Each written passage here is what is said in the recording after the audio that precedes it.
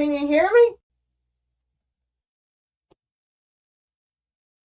What's up, guys?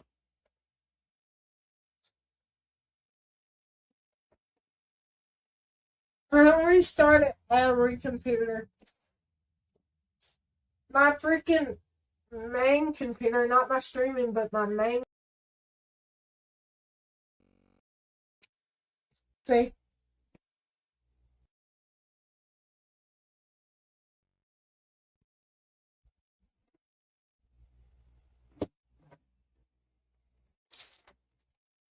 if you did not hear me, I'm moving shit around again.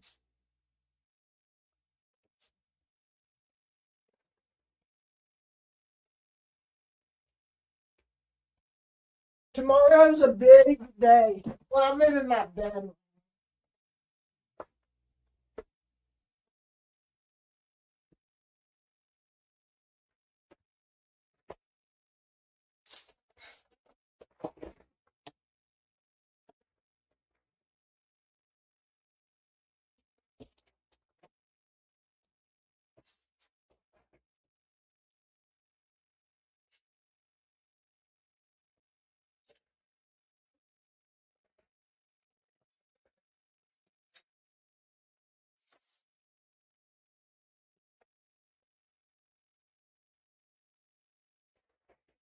Yeah. So what? Why it in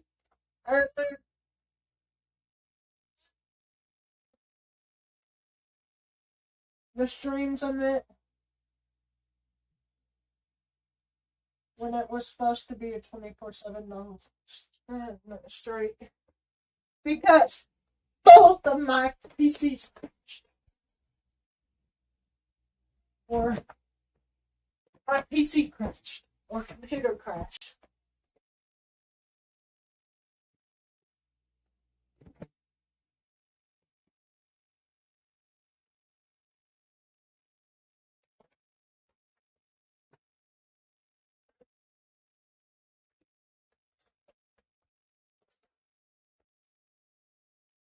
Right, here's the main plugin.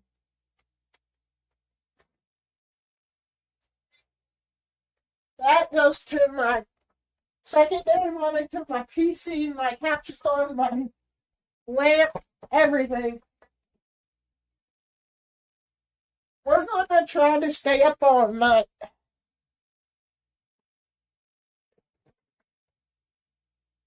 But yeah, guys, how are you doing? Let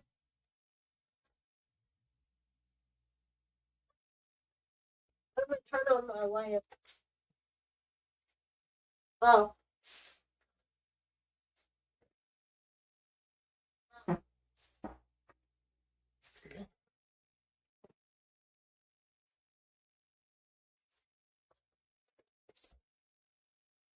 power to the gaming PC is now.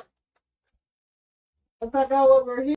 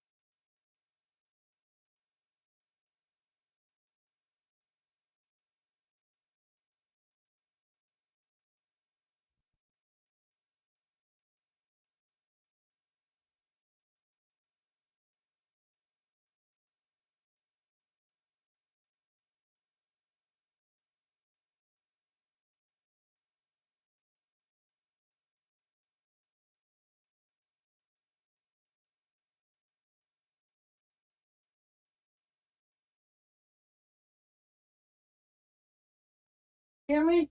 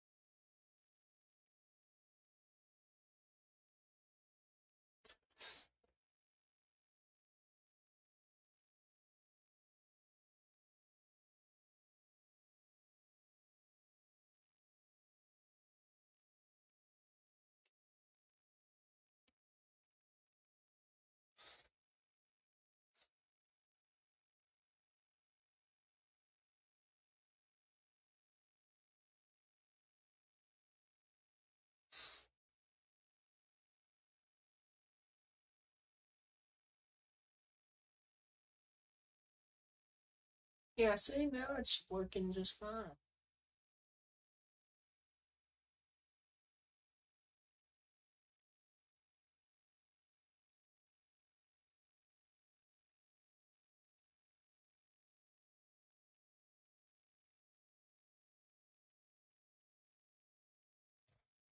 I might have to end stream.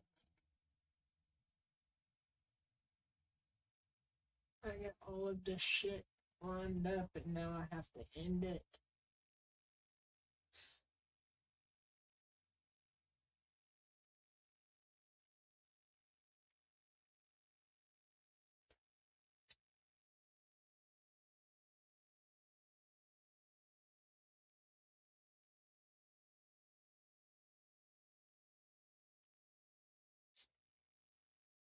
Yeah, hold on.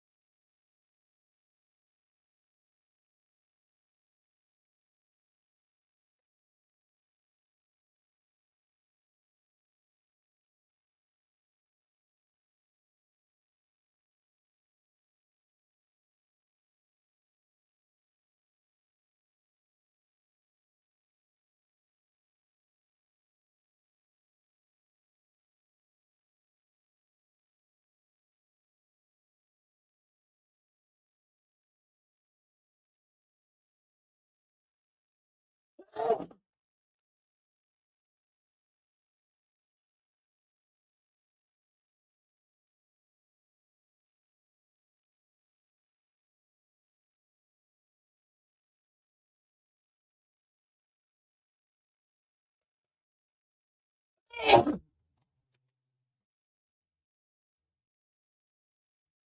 need to see why it's not.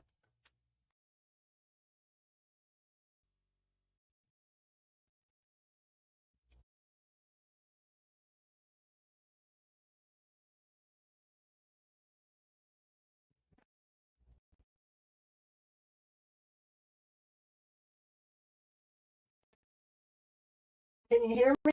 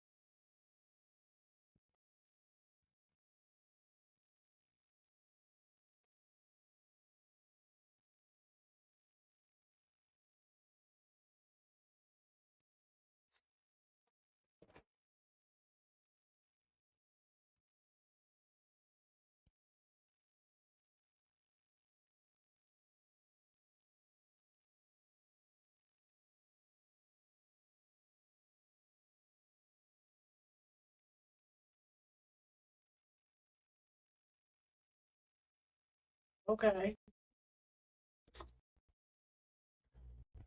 So what do I need to do? No.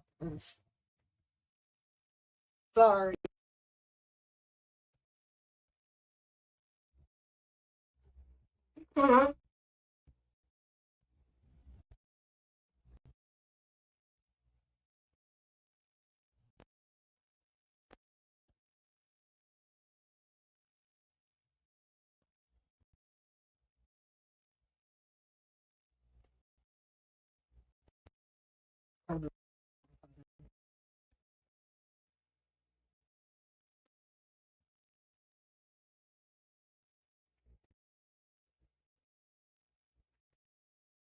But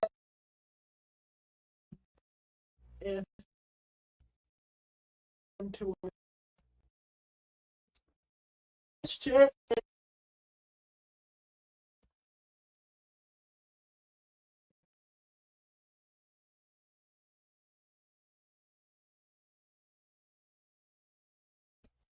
I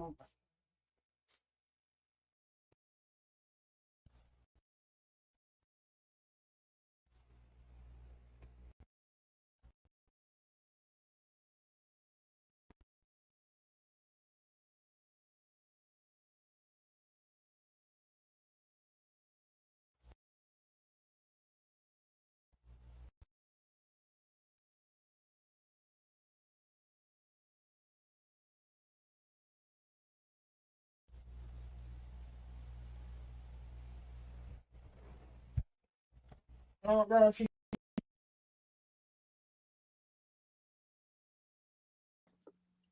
can you hear me?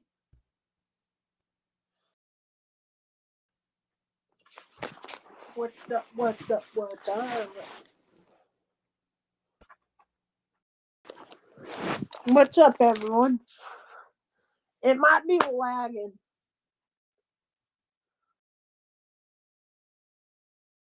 I might have to plug in my thing. Hold on.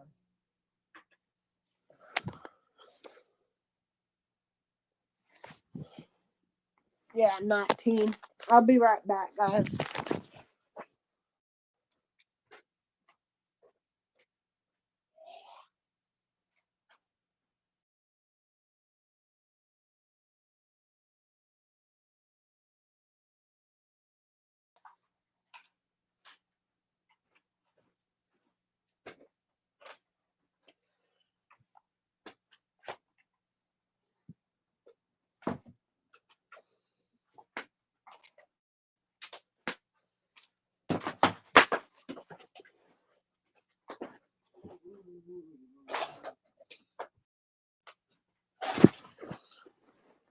Okay.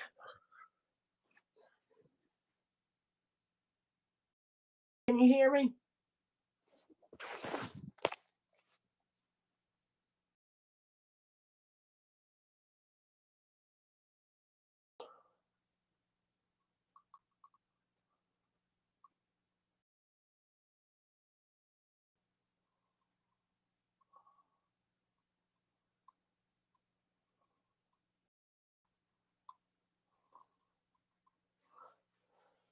Well, now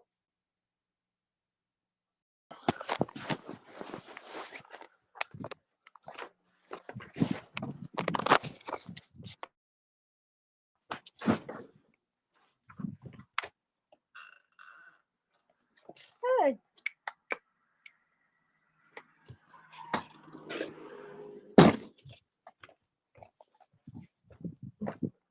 you didn't get to see that, but there you go.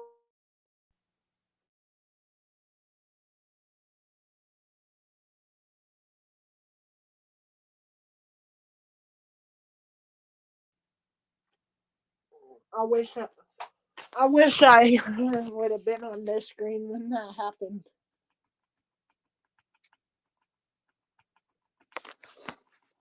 But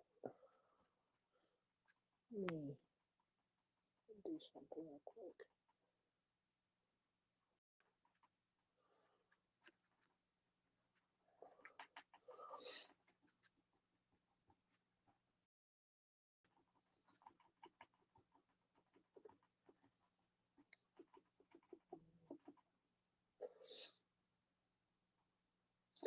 Okay, now I can go over here.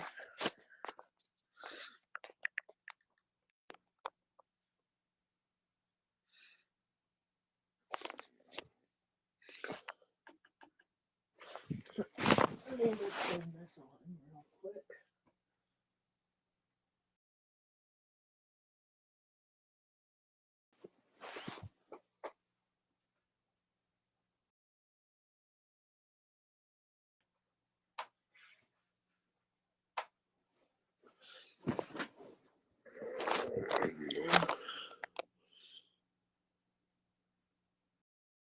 There we go.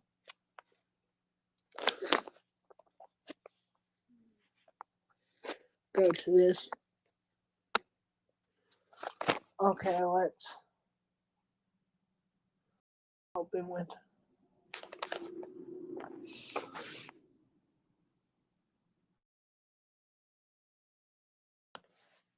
That took a fucking minute or two.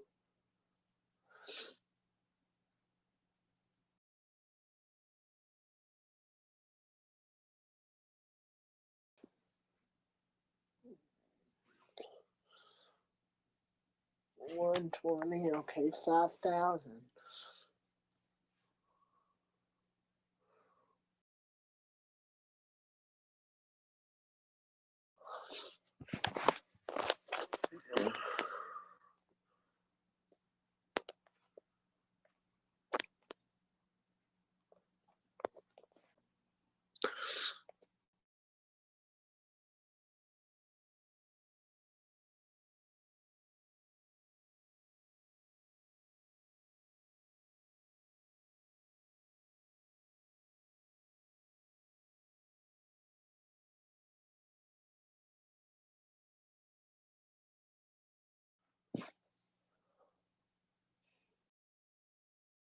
VMix.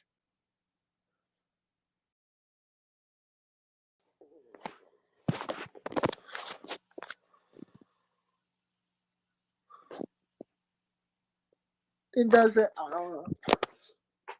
Okay. But I don't know fucking how.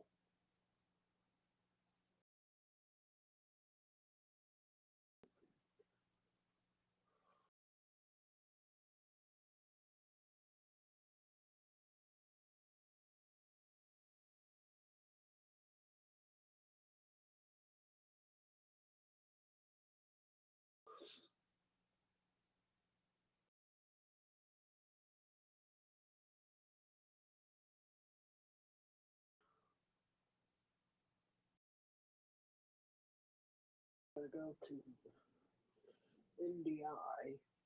Network.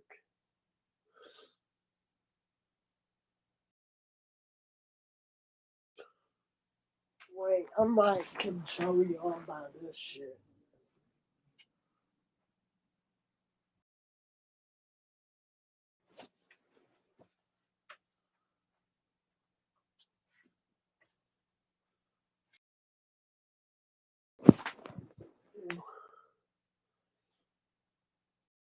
NDI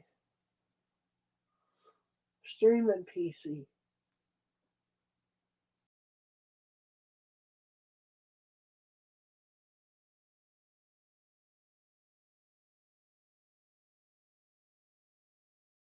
Oh, all that does is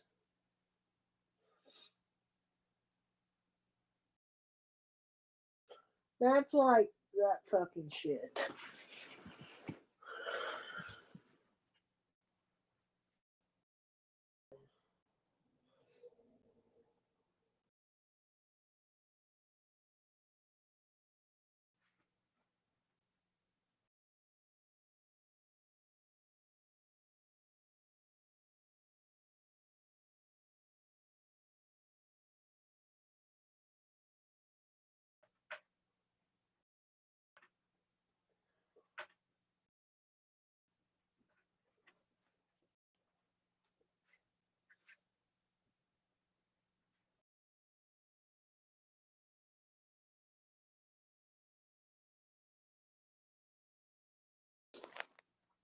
Now if we go back to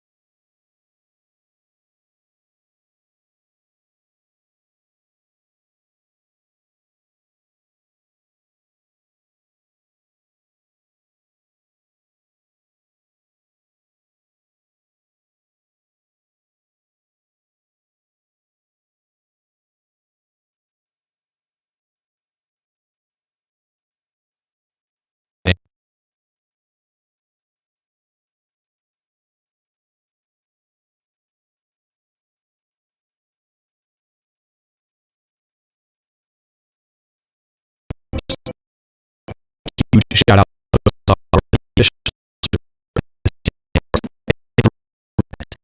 which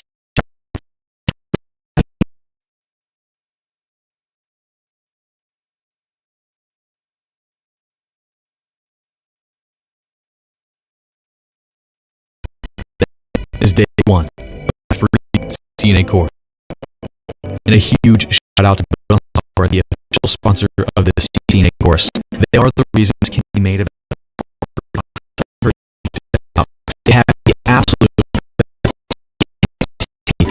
labs and practice exams. Day one, not wasting any time. To what is this? Twitch. Why is it amazing? What does a lab mean? Find out. We're using Cisco Packet Tracer to analyze frames and packets going across a network. And Cisco still like it.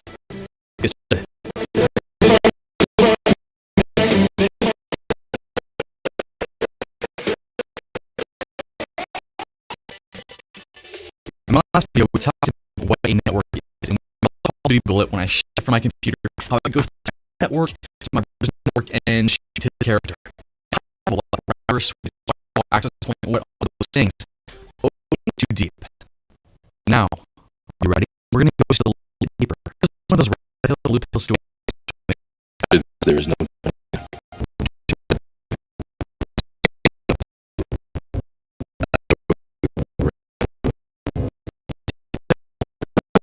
We're going networking red hill. We're gonna fall and never look back.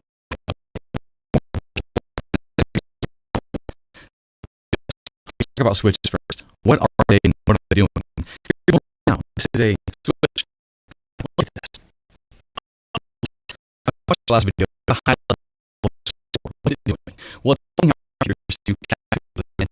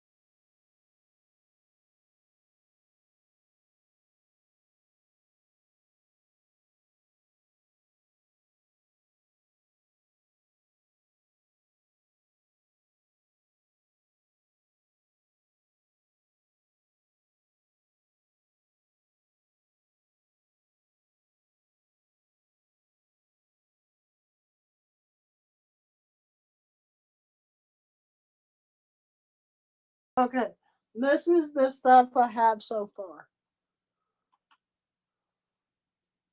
Well, one thing.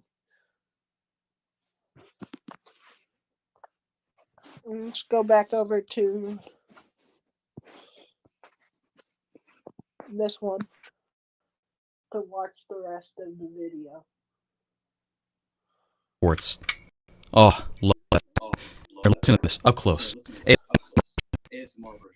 What sound? Next up here, we have here into the talking. They're having fun. Let's take a look. This can come in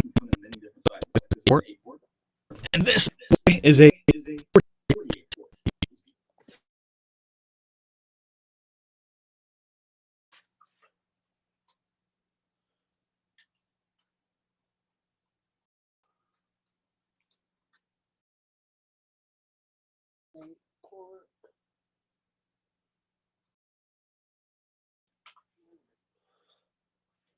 .48 port.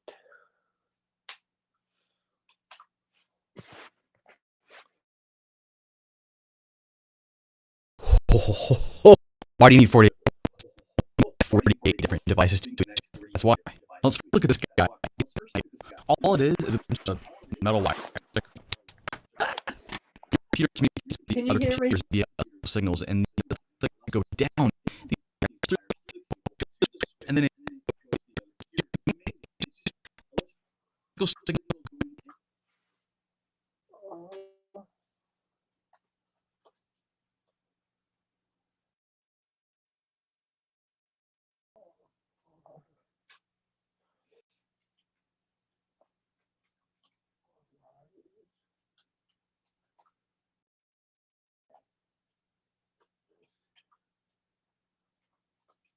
Electrical signals.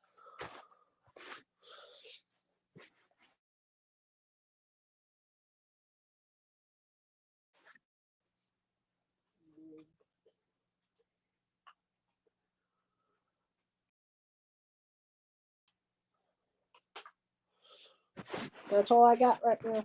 Let's continue. Isn't that cool? Now switches are amazing. To look at the one that came before them, the hub. He's disgusting. He's dumb. He doesn't have any smarts. Not. We had switches. Hubs are all we had, and here's what they did and why they're dumb. Now I want you to actually see how dumb this is.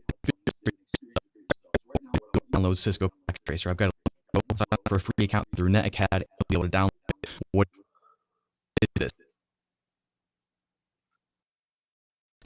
It's a tool that lets you build and it's so amazing. So go and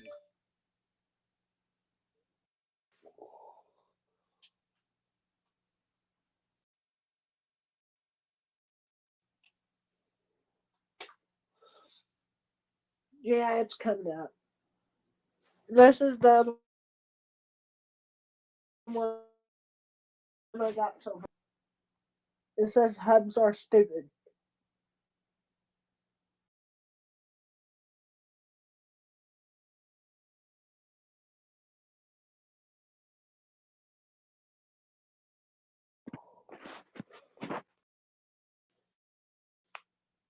This is Packet Tracer.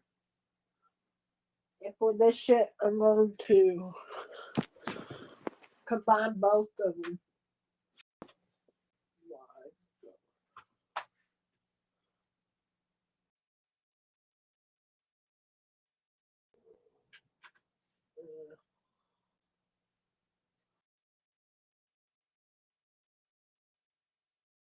See.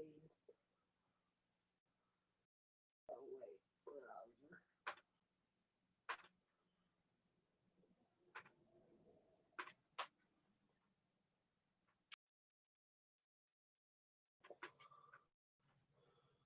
It's right here, guys.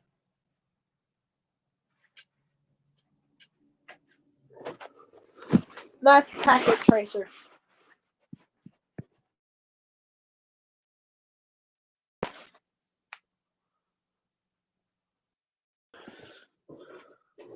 Whoa, whoa, whoa, whoa. Watch out, big bro. Not really.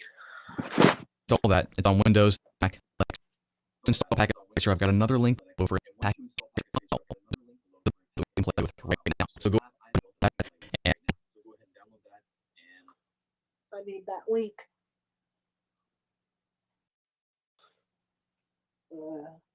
YouTube.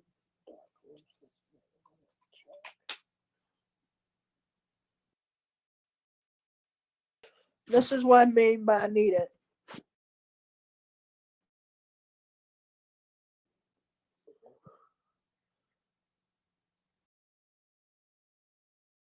Eventually, it's going to come up. There it goes.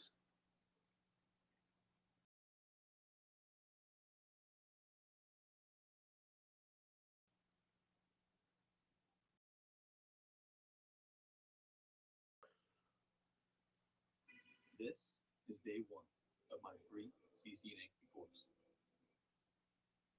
This is day one of my free CCNA course.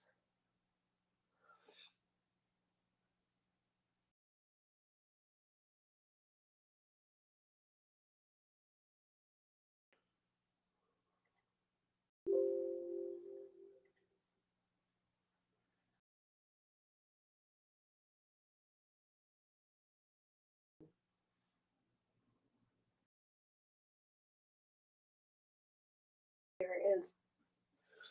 It's opening. Let me just refresh the thing so we can get it back to normal.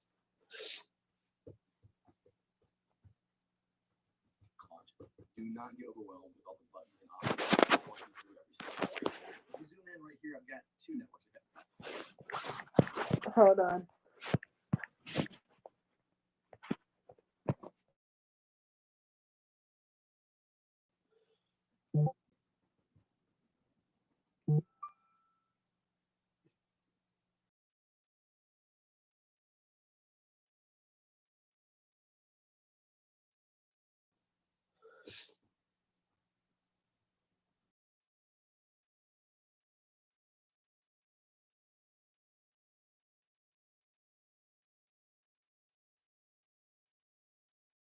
Here is a switch and my laptops. If I scroll over, I've got another network.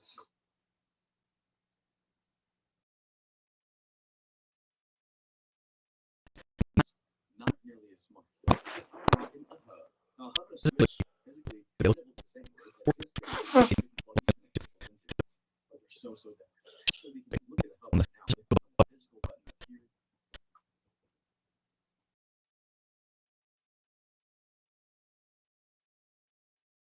That's not going to work, guys. I'll just drag them over when we need it.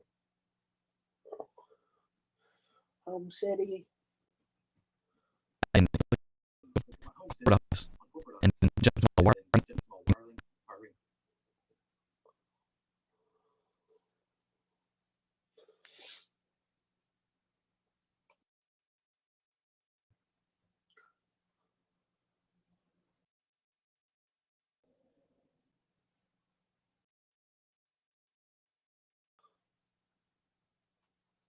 Closet, and there it is.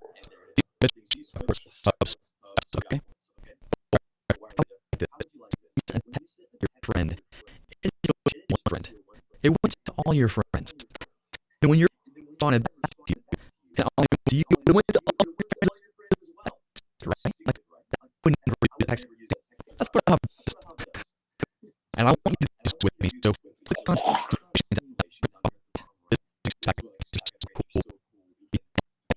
slowly as electrical wires. Don't touch that.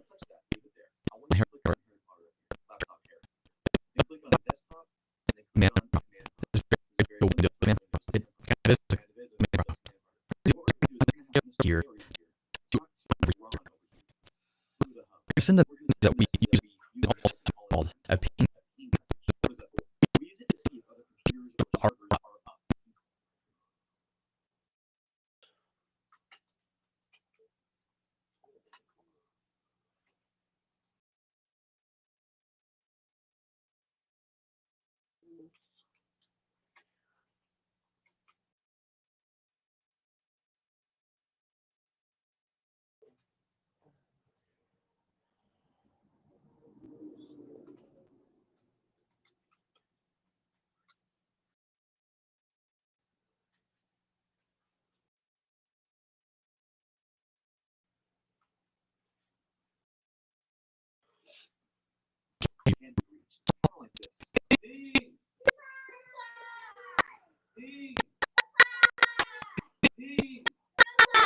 You may have noticed like a layer to address and readdress. Now, what's an address? You customize your address once you letter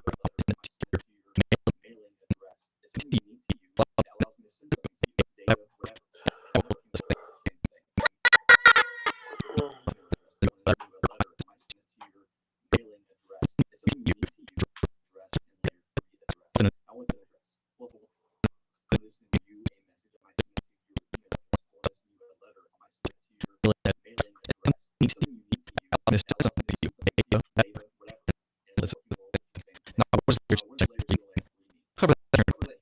Just know when I'm looking at his address, you're probably familiar with Ron. That's Robert's mailing address. You wrote his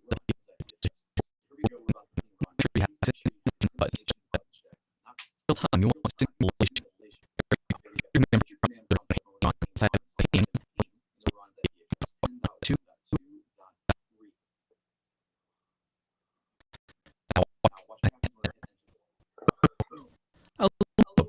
A little mess here event timeline where that pops up here, and we get go deeper and deeper into what happened,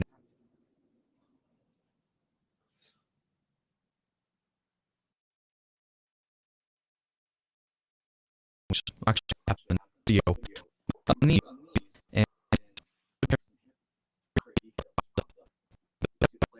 to get more advanced and go deeper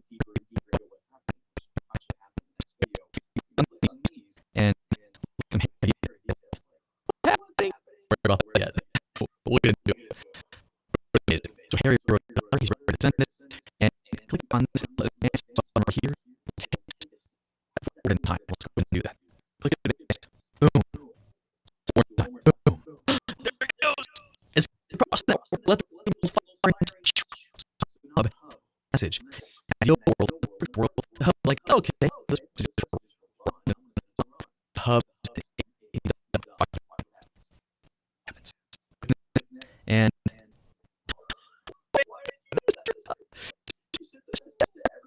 Harry's trying to talk to his buddy Ron, and now and it's bad right now. King situation. Harry's yes, watch this. Ron apply perfect.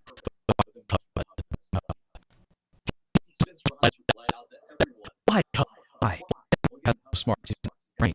His job is to repeat. We did for a long time. Notice that Harry Potter and check mark. Yes, yes, that's just me. Yes, yes. And then here I have this X, which means that most if a computer you know, that's a pretty good person. You're a hack.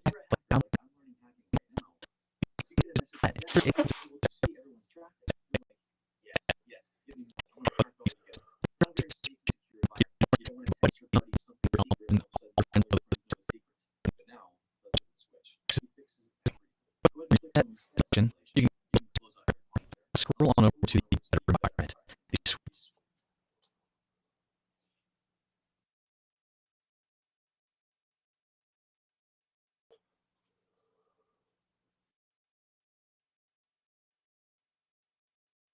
Which here's the statement. Leaders to get to the top same job. So here to the same situation. I'll explain how it happened. Click on the tab and then jump into command prompt.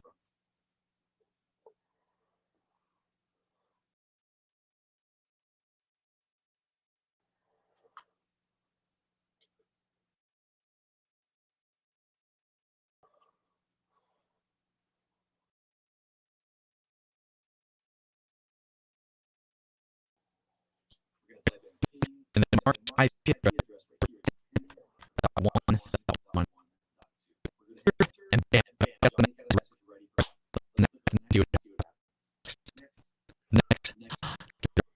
has what to do. Boom. So only more and one more response.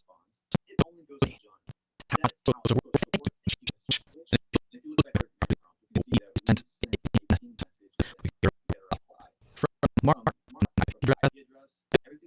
hey, yeah, here. From real time, it'll just completely get normal. Bam, bam, bam.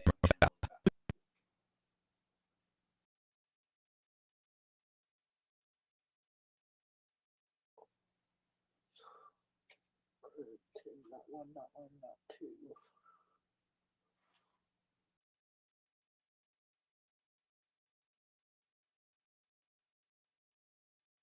Didn't see that.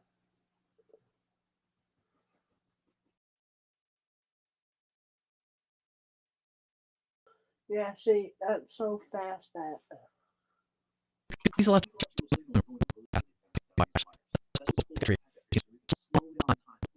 did happen. Hey, how this guy looks. Right? Do all this magic. Brain that can remember things like, hey, on my port FA02, that's where John lives. And my FA01, that's where Mark lives. And everything goes to and Lisa, someone else connects the switch, will remember where they are. So when you say where John is, you call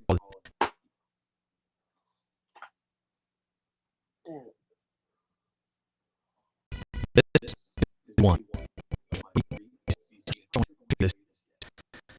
Okay.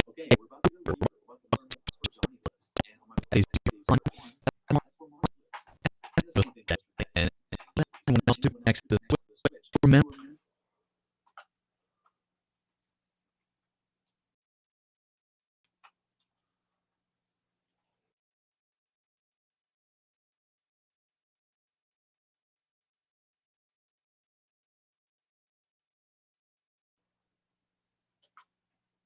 Where they are. So when you send the message, I know exactly it's called the CAM table, which is content addressable memory. More about right now. Now the switch doesn't know Johnny is Johnny. The switch Johnny as the 975 every 6. That's to address. That's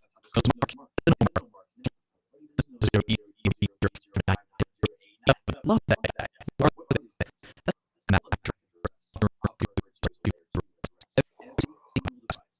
The internet had a MAC address. Like what on this phone here, I'll connect this right here. My address should never change. That's how your device is. So when I connect my phone to the switch, my phone tries to talk about it. Boom. My phone's saying 957803844A. So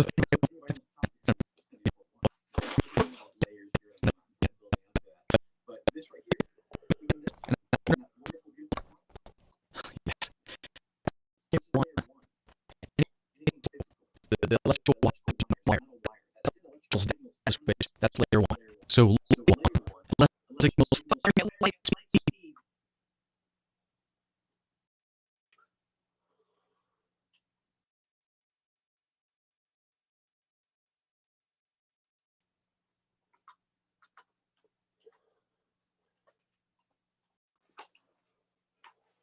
Hold on, guys.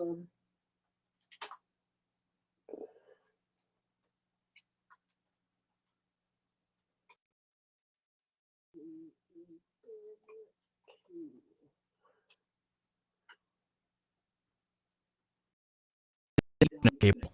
And then we get to our switch. Now we're thinking about layer 2. That's our comes in rest.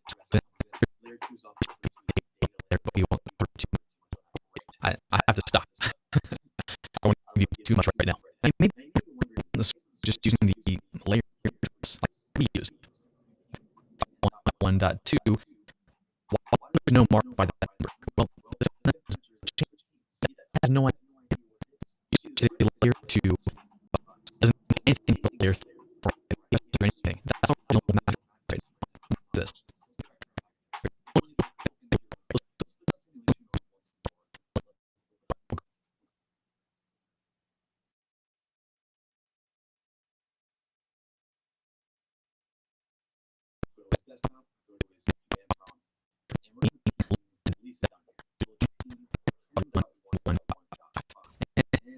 The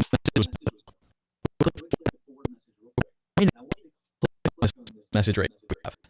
Look, as you can see, we have 7 we're going to be thinking about.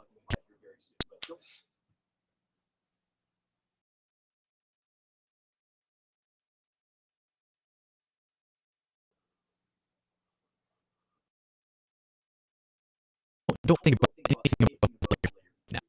Don't think about that. But notice this message sends a switch. Notice what's not there. Layer 3 is missing. It's just layer 2. That's how the switch understands. And also notice we have the which is the address of mark over here. And 2 is 2. This is my address here. Go ahead and step forward down. Receives it. Click on it again. Receives it. Send it because your members will release. And then click that button. It goes to I'm not sure this yet. Yeah, let's go ahead. Let's click the envelope right there. Just arrive to Lisa.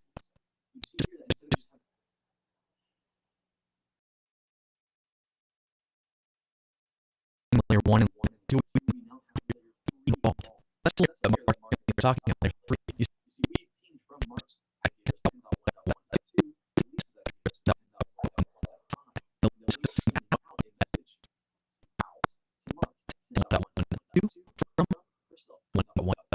we step forward more.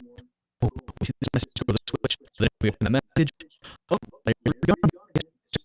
I'll switch here about layer 2. And that's where we full time the finish job. We're going to jump into the switches command line interface. And this might be your first kind of so we're going to do is look at we click on him and jump to the C tab. Yes, okay. Now hit then type, then enter, and hit enter. Now you should have a hash.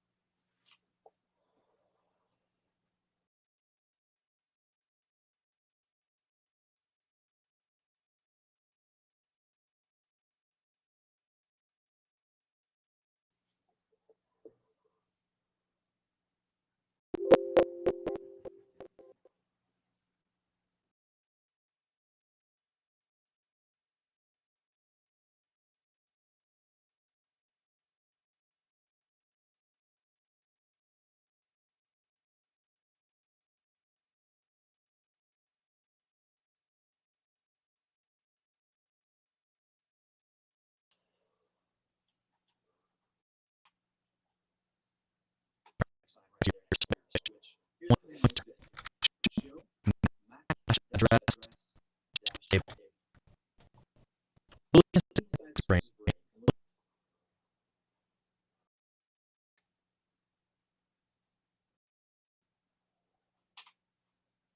Damn.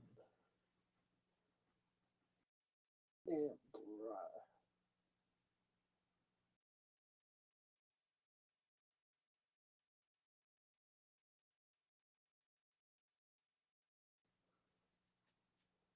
Did not end up 1.5.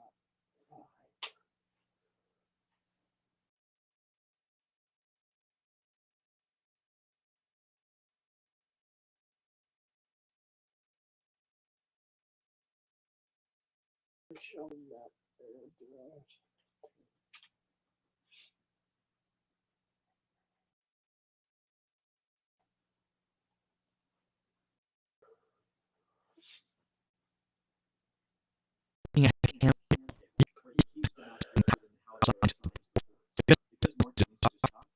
Switch knows that Mark, which is referred to as blah blah blah address, knows that FA01 and then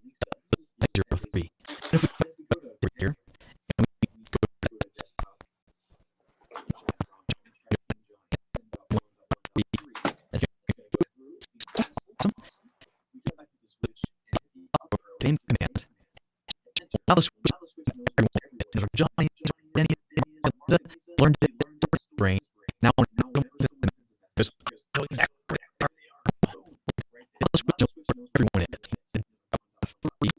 It's going to go through success.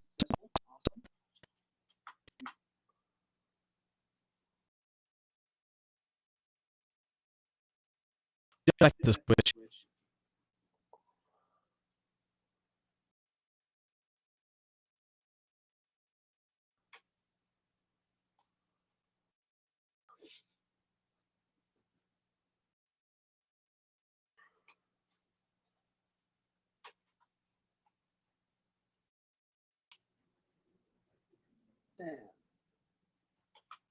Or interesting.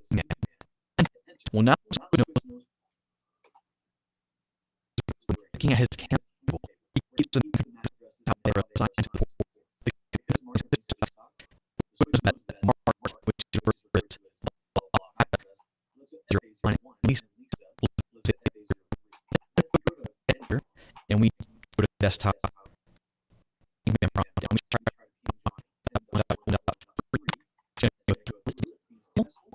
if we just look at the switch the other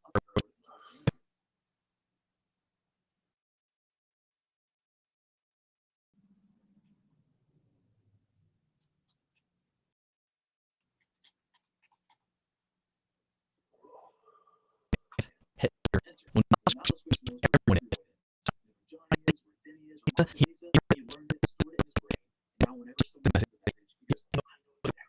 boom that's the job of the switch. He learns where everyone is so whenever he receives a message the messages and not anyone else.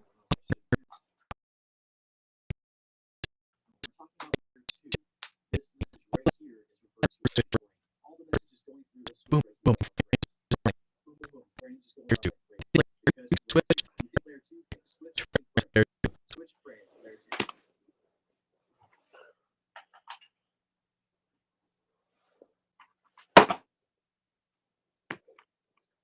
Which frames layer 2? Is it working? Is it going in there? Talking about IP addresses in layer now packet. Just so you know, network engineers start layer 2 message frame the packet. It's going across the network and people we often refer to it as packet. It's frames. Layer 2 frames switch. Layer 2 frames switch. Here's bigger Cisco one.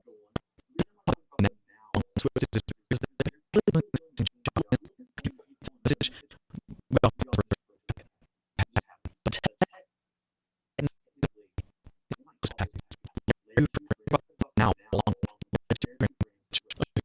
a little bit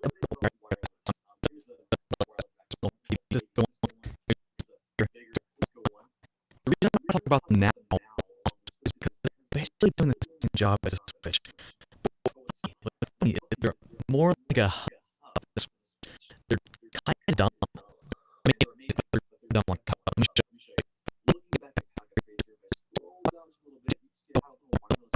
Yeah,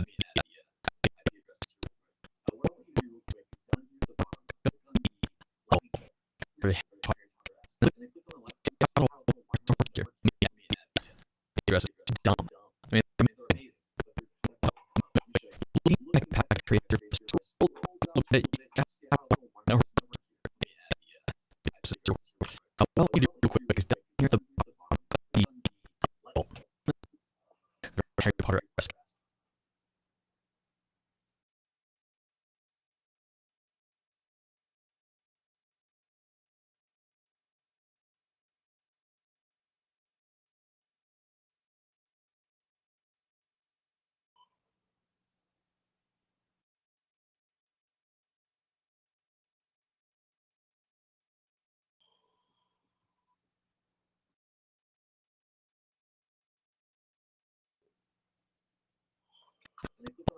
This is a connection. Plug it into the access here, and then plug it into our switch. A little bit about wireless in the first video was just an extension of Switch. So I guess this will connect all the wireless, which would be radio waves. Most devices like the phone.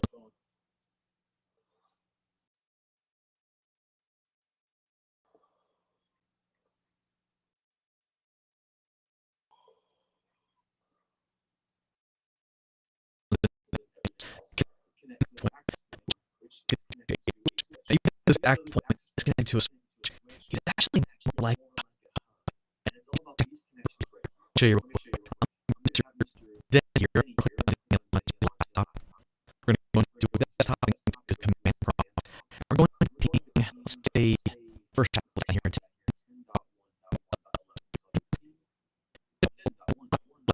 I got to go into the mode. So the mode down here. And see any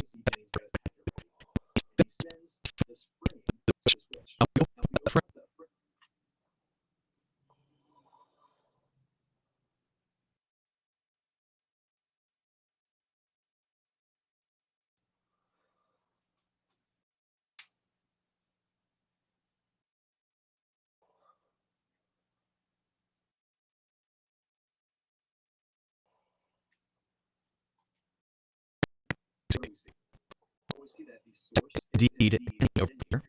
Based on his MAC address. The nation or the MAC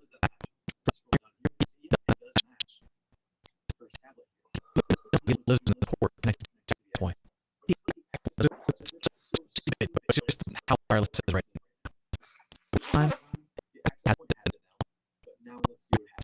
Click next. Boom. And boom.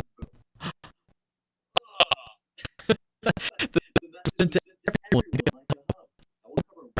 detail later.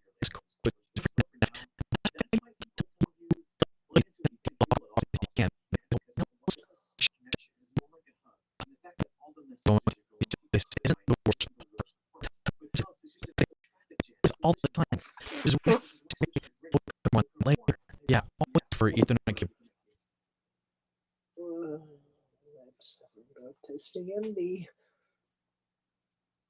Ping 10.0.0.103.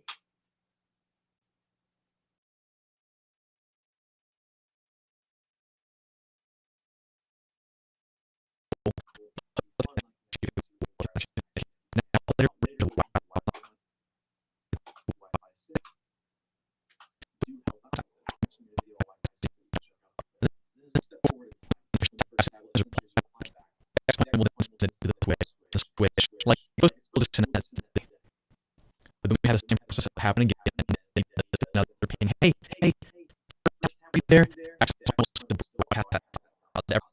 All right. Ready. Time for a quiz. Time to technology. Questions that ask you are not easy. A practice exam you can find. They are below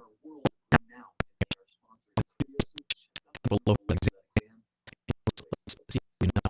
Number one, which will a switch use to populate the table? Select answer.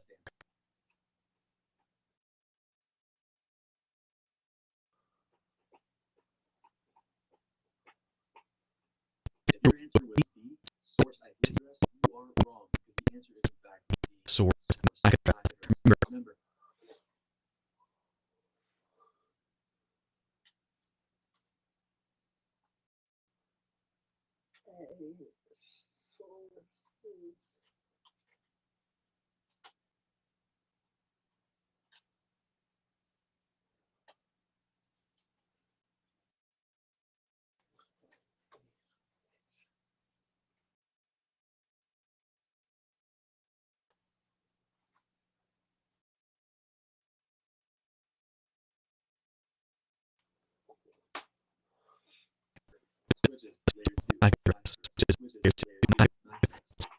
During the down cam table because I was talking about IP addresses. No, IP is not address, it's not destination.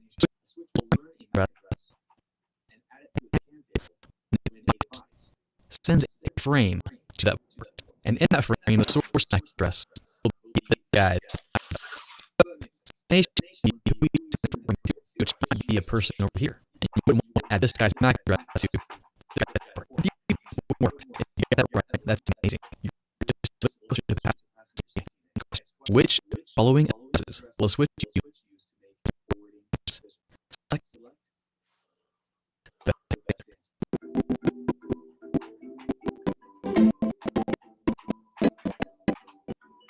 What do you think it is? I paused it. The reason it's lagging the microphone is it's not working on the webcam. So. Anyways, let's pause. if your answer was the destination MAC address, you sleep. Let's select the answer and see if A switch. right. Here is A switch. Where's the destination? Addresses to make forwarding decisions.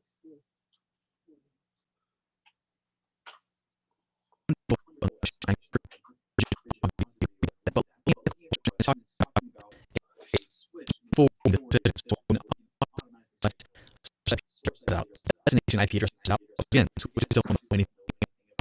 Now, this frame will have a source destination 0002. From this MAC address, he's trying to say to the destination MAC address.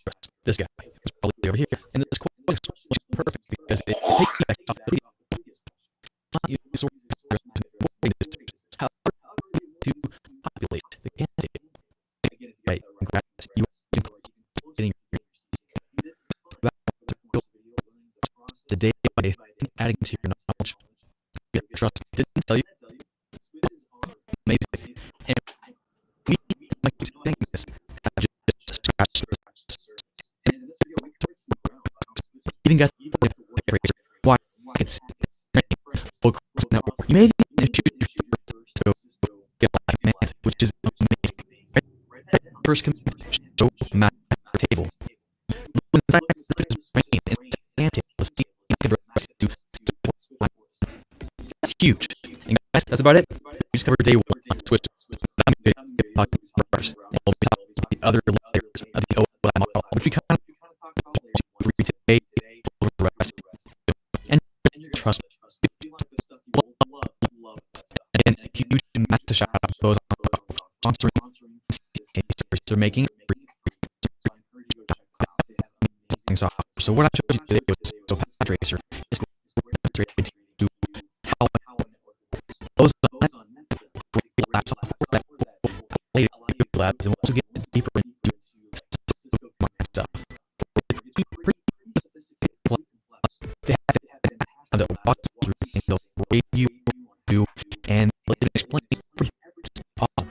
Of course, the practice question that's exam and ask around. And golden. If you can pass their exams, people say those on actually harder than for some. If you have a question, let me know. And if you like this video, hit that subscribe button and hit that notification.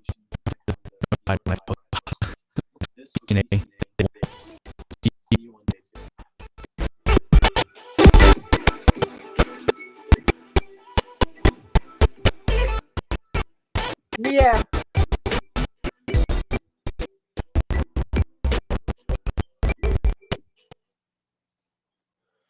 That was fun. Let me move that over there. And I'll just ping my. Yeah, if you wonder what I was trying to do, pinging this is my streaming thing. If I go over here, I'll show you.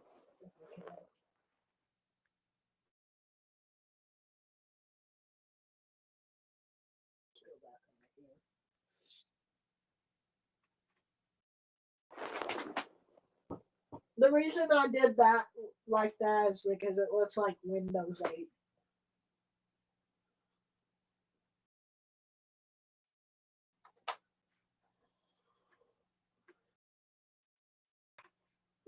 I'm gonna try to hit it at the same time.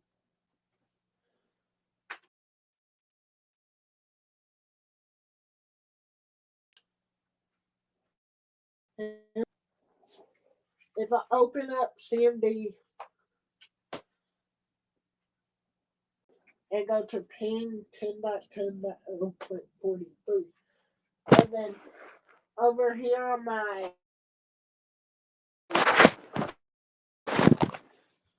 thing, if I go to ping 10.10.0.103, we're going to see what happens if I do both of them at the same time. So let me get my video capture device up.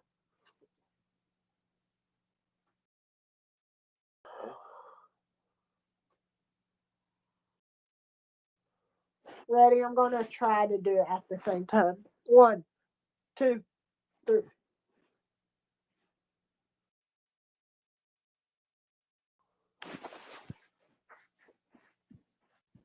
It timed out.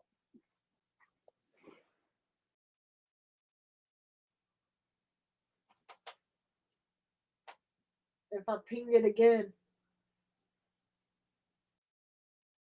I'm going to time out because I'm streaming. That's why I wanted to see. Okay,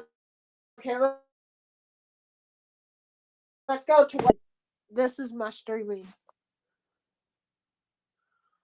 Anyways, what is a router? This is episode 2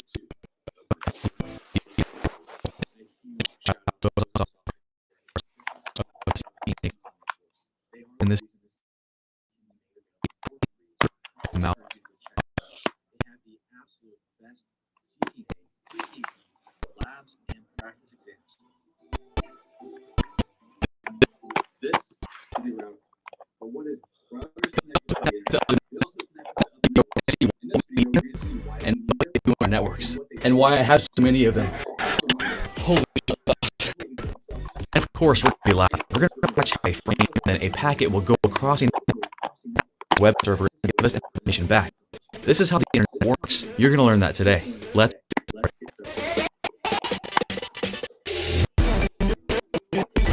Oh my. Oh, by the way, I'm giving you some today on this video. Don't know what NetSim is? What's the best CCNA and CCNP allowing software? Business of joining your CCNA or CCNP. Anything doing Cisco is what you want. Giving away 5 copies of any. those products. Link below to enter the contest. Hurry up. Soon. Johnny wants coffee, and I'll help him get it. In our last video, we talked about this right here, a switch. The computers to him, and they can talk. And that's exactly what's happening here. Johnny, Mark, Vinny, and Lisa are all on the same network. Switch allows them to talk to each other. And in our The video, we reason explored I how did this though actually because helps them to transparency. what goes on inside this thing. And It this is looks like pretty cool. But see now, Johnny, this is a mixture of he's a Windows Raspberry 7 Pi. and Windows Johnny 8. doesn't want to just talk to here on a completely different network, and Johnny's over here. Not good, right?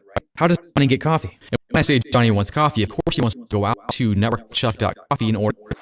The website lives. Networkchuck.coffee is on a different network. It's from somebody else. He needs this guy here. Oh, this guy. This is a Cisco 2911 router, one of my favorites. Oh. Now routers come in all sizes. This is just one a ubiquitous. It's simply your home routers. The perfect solution for this is to connect networks. Let's put one on there.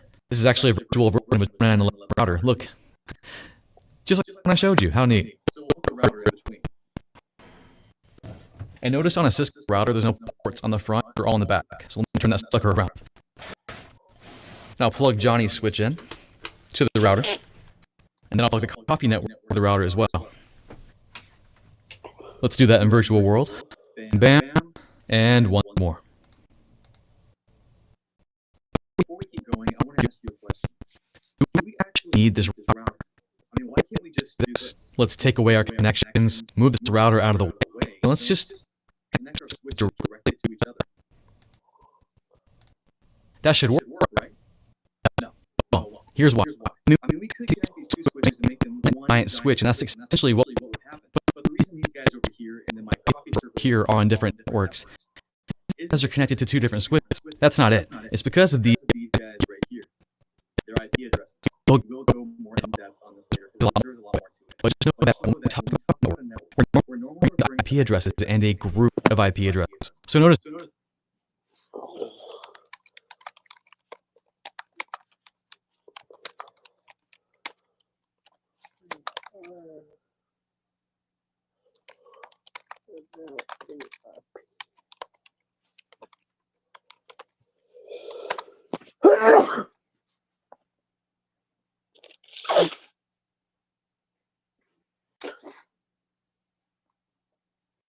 I have two groups of IP addresses here. dot one dot 1.1.0 0 to 10.1.1. You know what? I'm fixing to download Mouse Without Borders. So I can show y'all stuff on that streaming PC too. Mouse Without Borders, Windows. Not 11, but.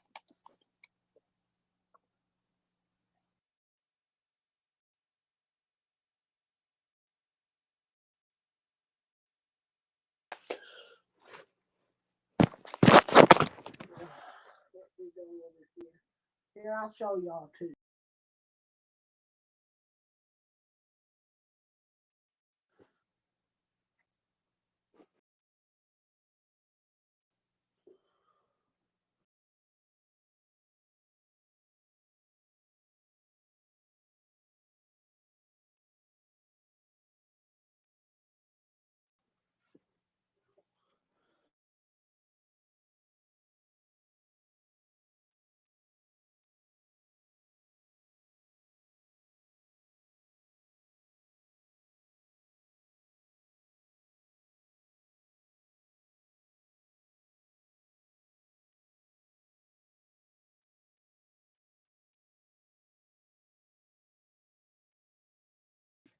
Yeah, because I opened up Edge and I have three cords powering this whole setup.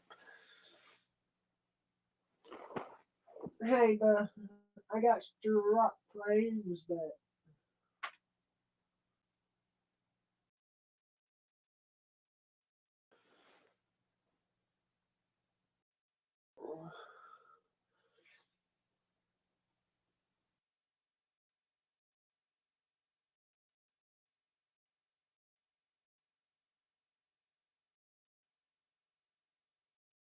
okay, let's open it.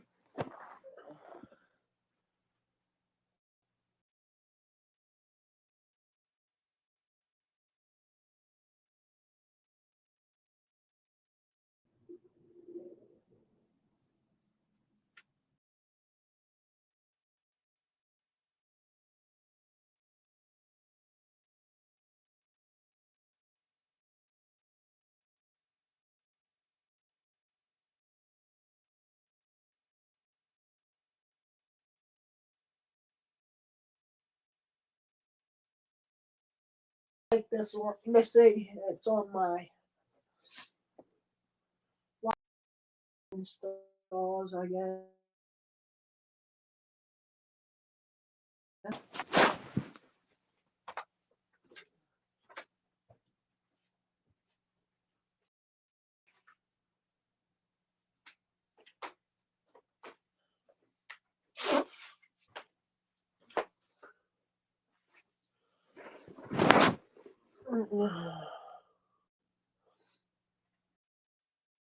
Okay.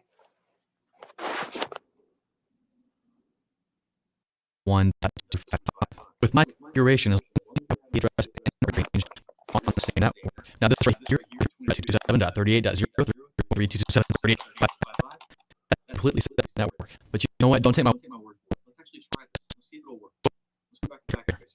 quick 30-second refresh which works. We'll have Johnny try to ping Mark over here, and he'll have try to ping my coffee server over here and see what happens. So I'll click on Johnny, wake him up. Come on, Johnny. Let me get this stuff out of the way. We'll go to his desktop. We'll go to his command prompt.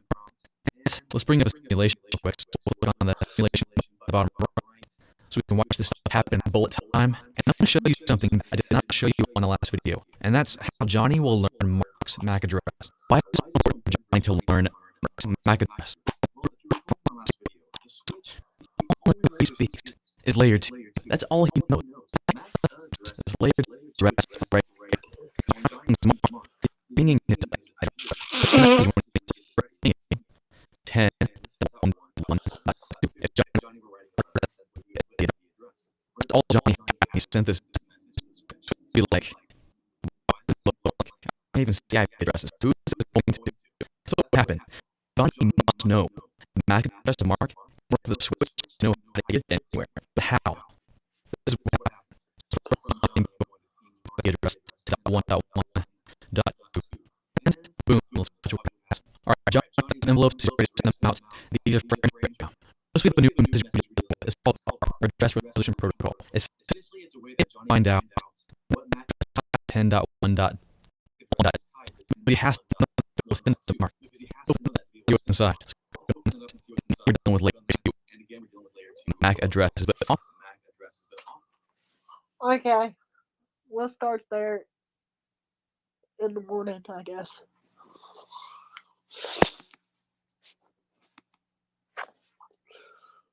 What I want to show you is what message I just got a few minutes ago. If I know where my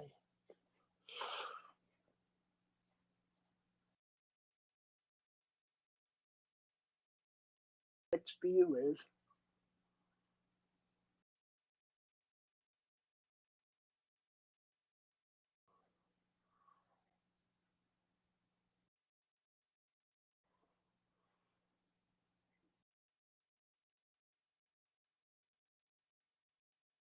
It's right there on my taskbar now.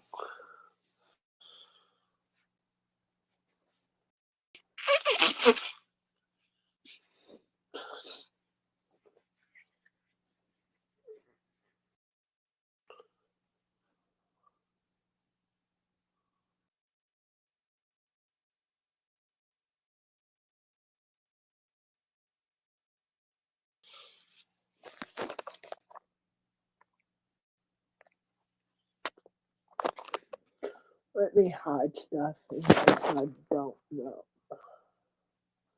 Let's hide it real quick.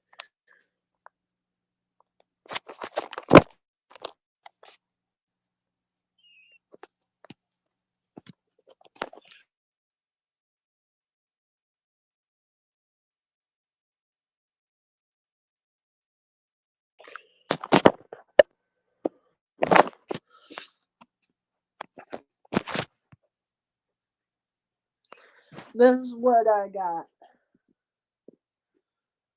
Hold on. That's what I got. I need that too.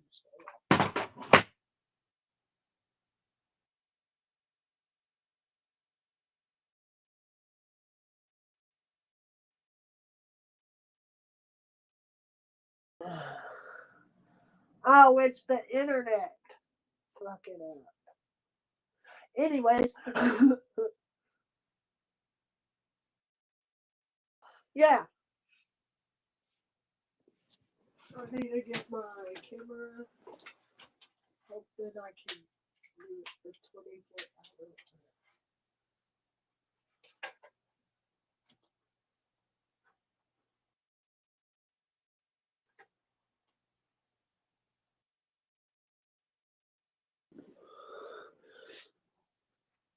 Right now, I'm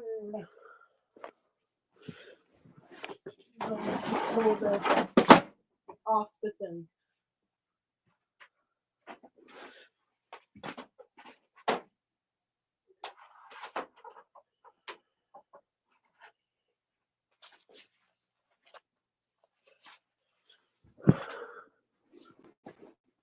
Yeah, that's what I got, guys. So the baby's here.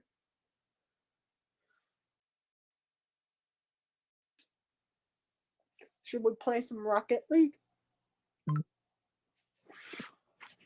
My friend just snapped me.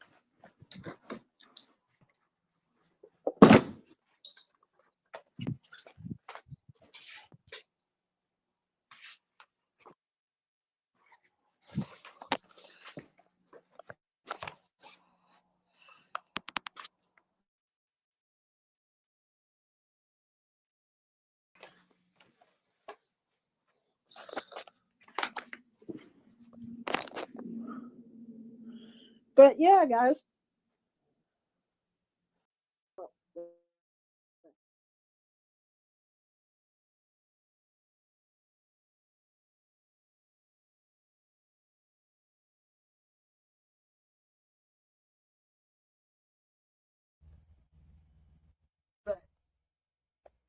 I'm an uncle to a new baby girl.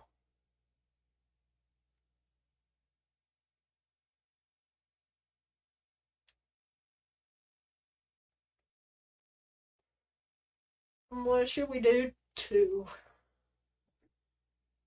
I'll try to download some games. I can't see chat, guys.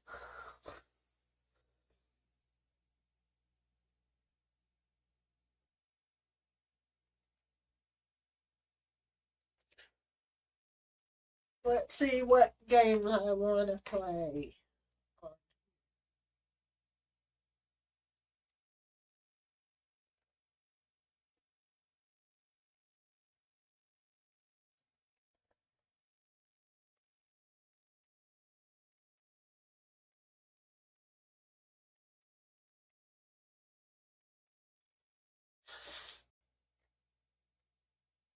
Should we play some Minecraft? I don't even know if I have Minecraft.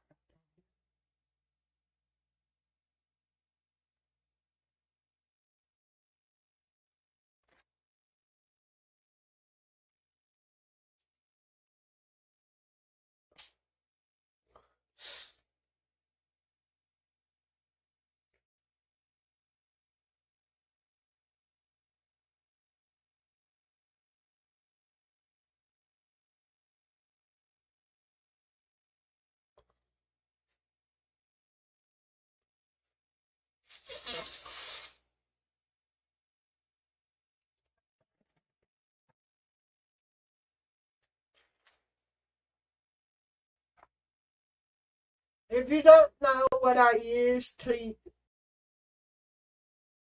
do my live streams, I do my Minecraft XP launcher. I actually have a Minecraft server.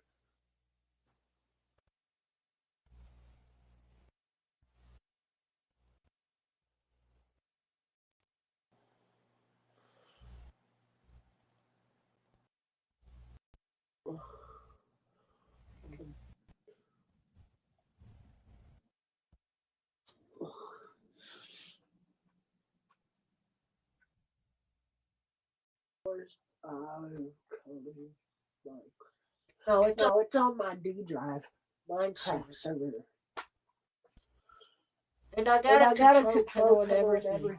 I just need, what was that?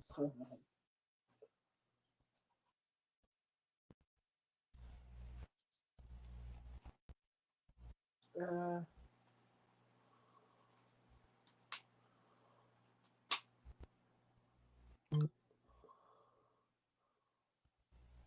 forgot. I have to write it like this. Okay.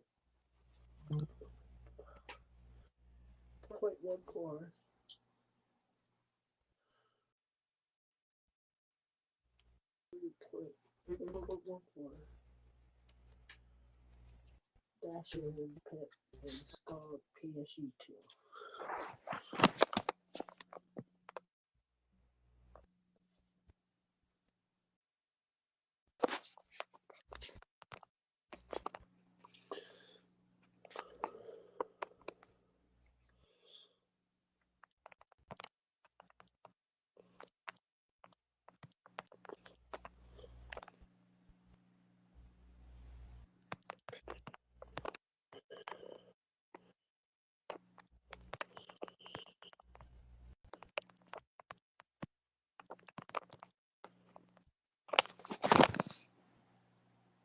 Okay, complete.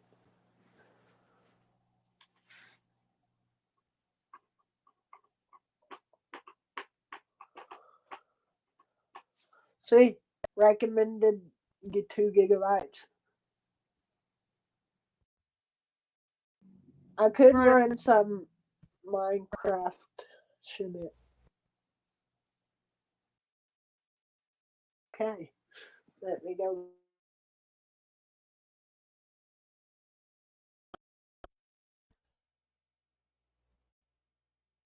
Actually, I know it's going to make you restart.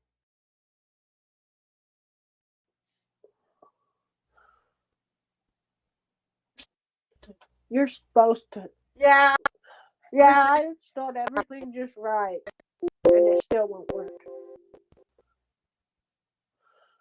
And I know I have a hypervisor on this.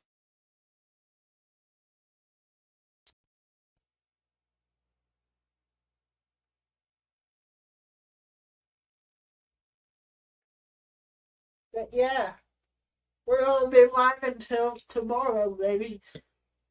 What's up? I'm not sleeping tonight. If I have to, I'll drink some coffee.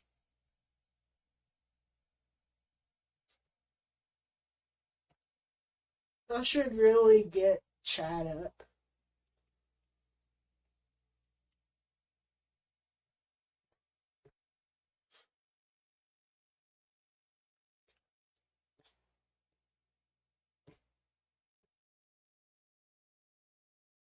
There's one viewer on Kick.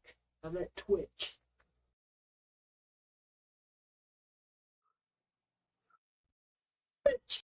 There's one viewer on Twitch.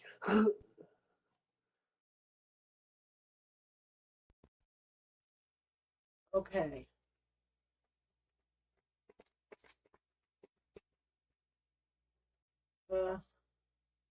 Let's see how many viewers are on Kick. I think I'm on Kick. Yeah. Oh.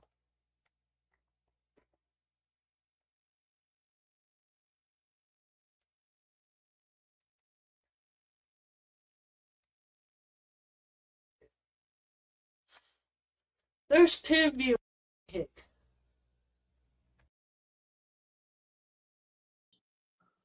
Two viewers. Hold on, let me time out someone.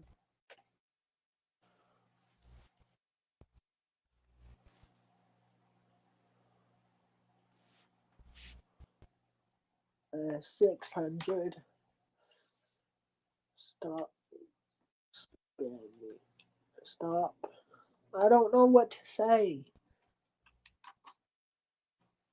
Stop promoting scams in chat. 10 hours. Good. Consider streaming a Kick create to have it.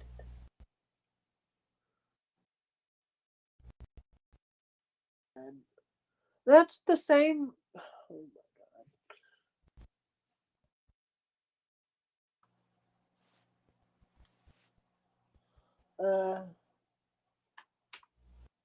Stop promoting in chat.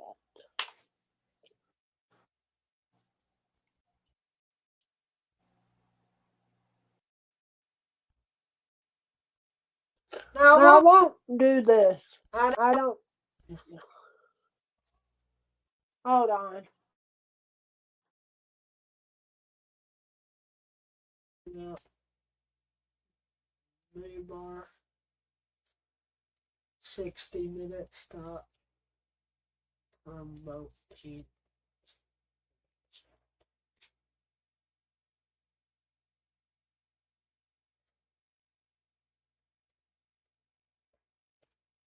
I'll bring up YouTube chat too.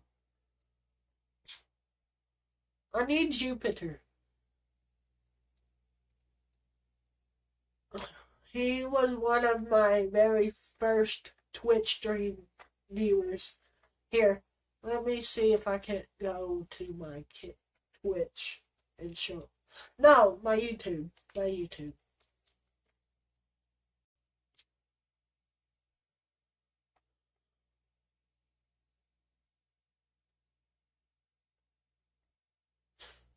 He was one of my first actual. It was like maybe 3 years ago. I didn't realize I had so many live streams. 100 in just a month, I think. No, in just 3 months. That's because I'm not a real streamer. If you're wondering why I'm looking over here, I have a third monitor.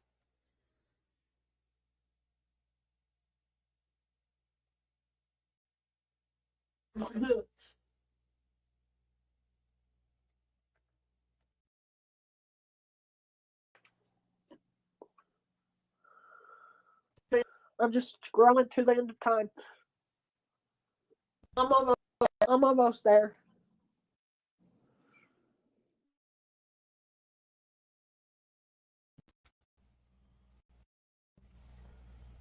Yeah, eventually I want to.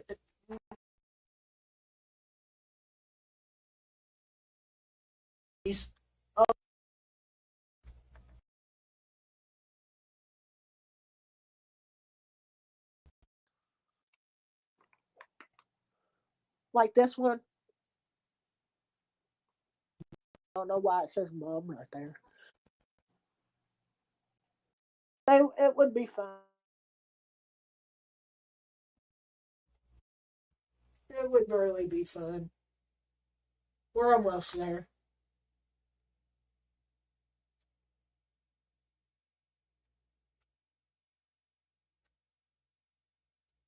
Oh, my foot.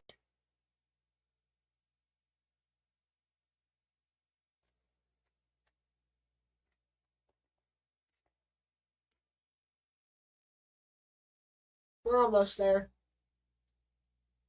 I think. Yeah, right here. I need to find one where I was just making liveries on Windows 10, I think.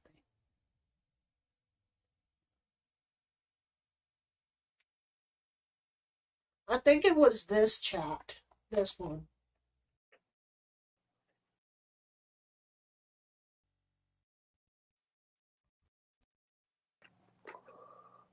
Yeah, close.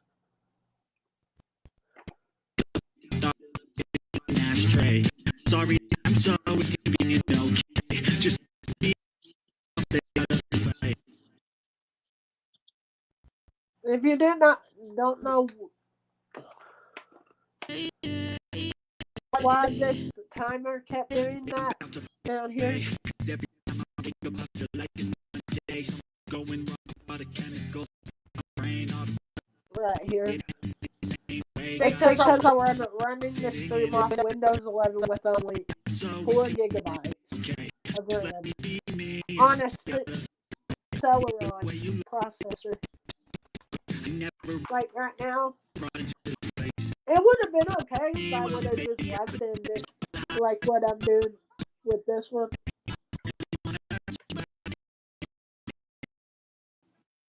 Well, while that opens on my streaming PC computer.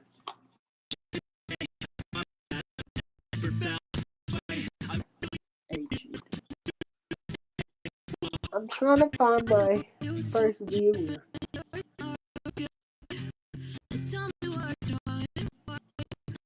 Yeah, and this was on Windows 10.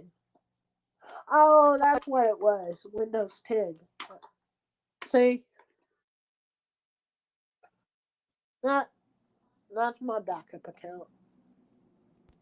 I had 2 monitors. Was it in my Twitch chat or was it in YouTube chat? I swear it was in fucking Twitch chat. My secondary monitor right here.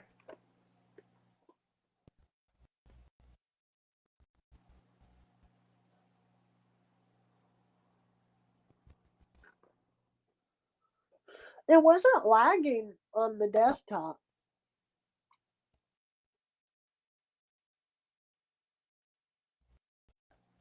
And that's a fucking lie. It could not work. After I changed to Windows 11, I streamed like maybe 5 different times and then it wouldn't boot no more.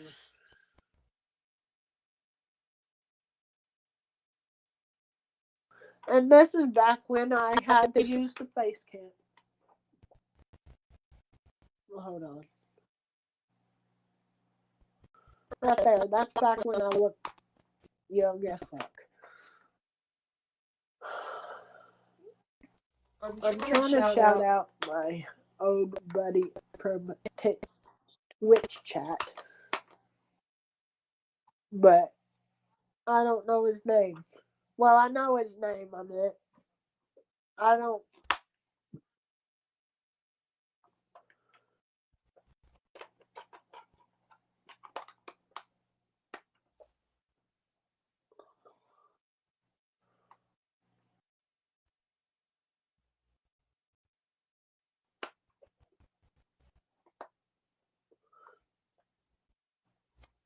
My bit rate's good. Like right now, OBS open and Task Manager. My 100. Oh wait. This one.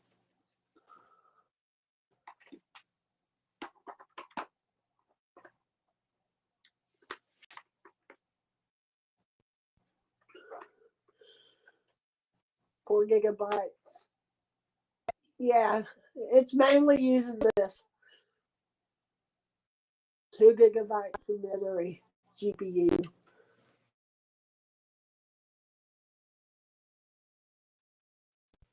Should I restart before I launch it?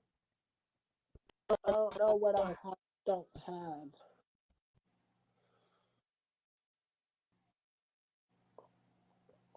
I'm going to. I can just.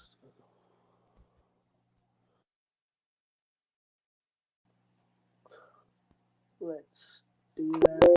Yes, save any changes.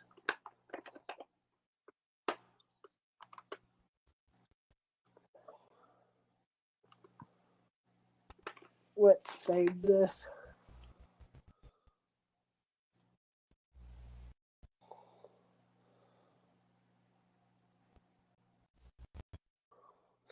Oh yeah, and down here I can change anything. Start open acrylic.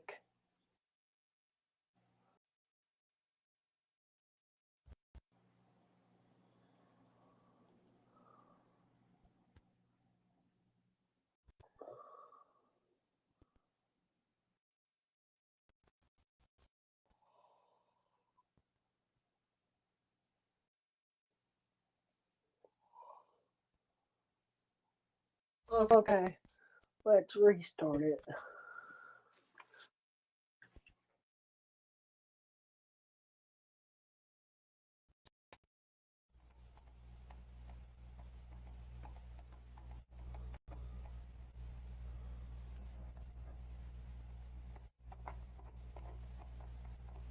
I might have to take a bathroom break and to go make me some more food.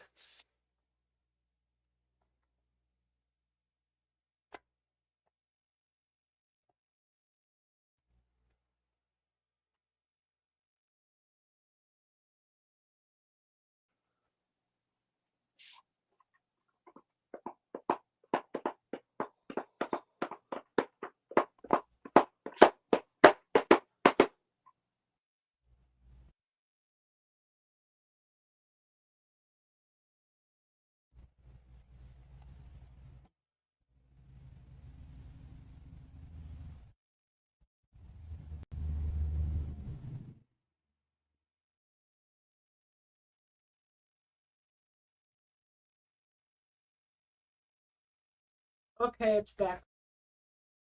Logging right now.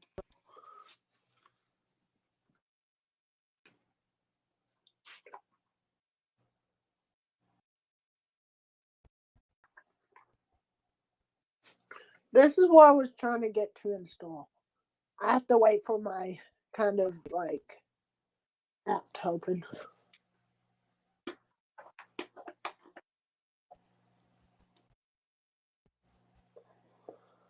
Okay, I'll be right back. I'm taking. Yeah, I'll go to the thing where there's that camera and mine.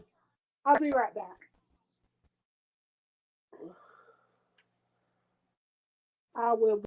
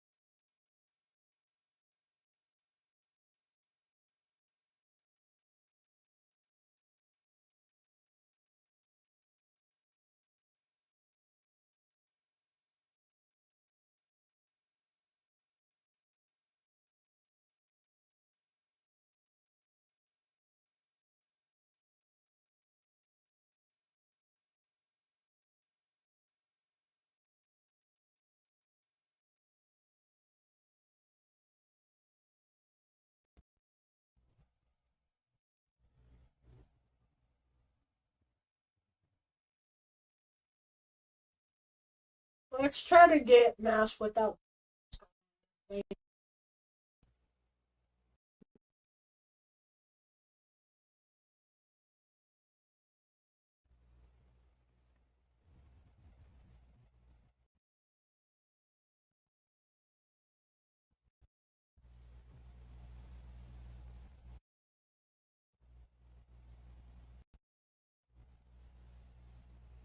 Oh, now it wants.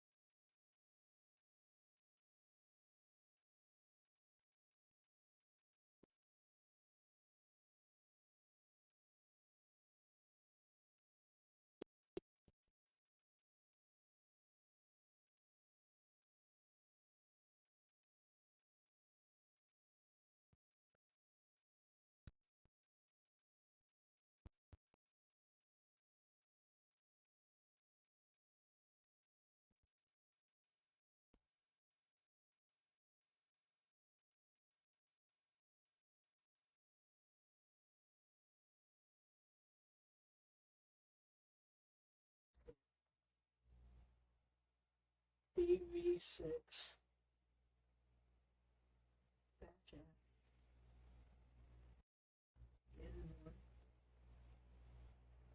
GY6 dash.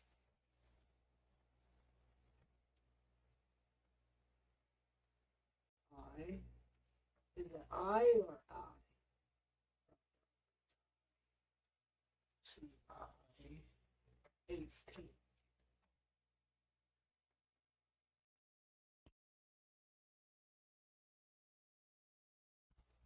There it goes.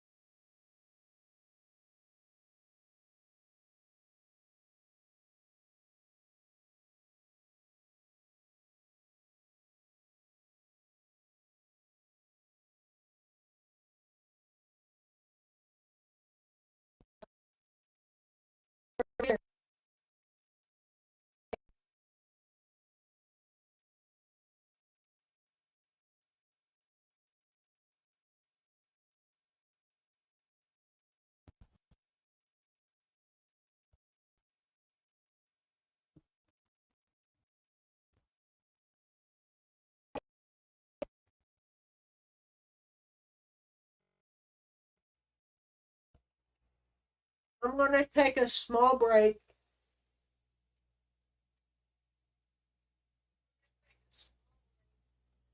Let me get some music pulled up here.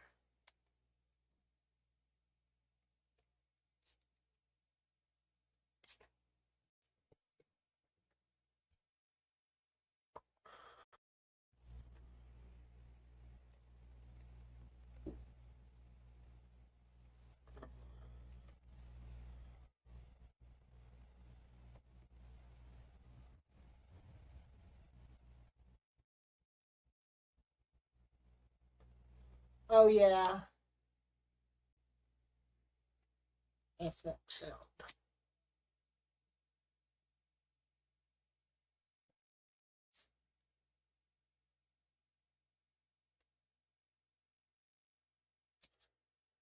I forgot I have to turn my thing off and turn it back on for it to work.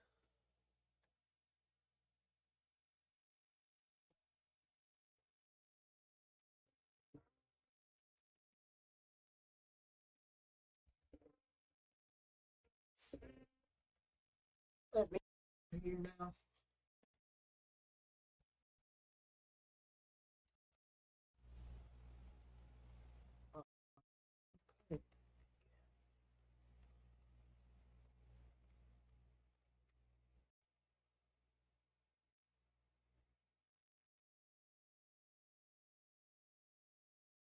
Reset that.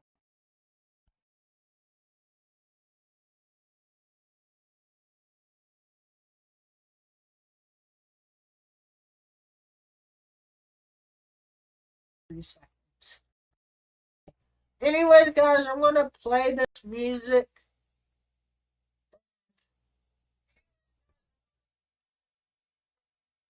And I'll be back in, I don't know, 15 minutes.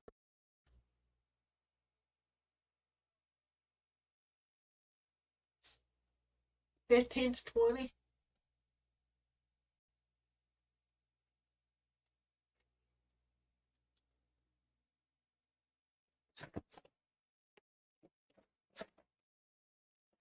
No, we're done.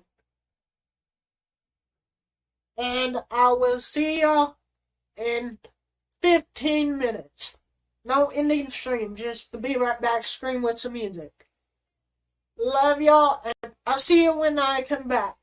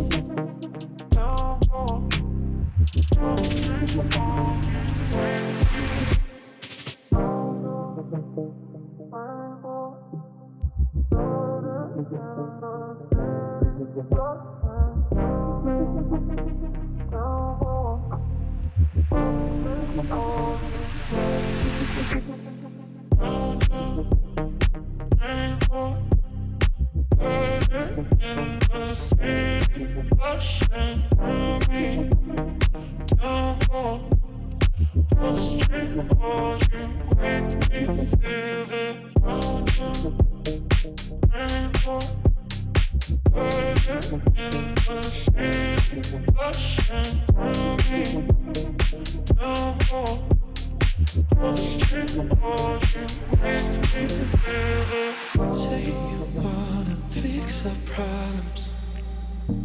How long should I be waiting?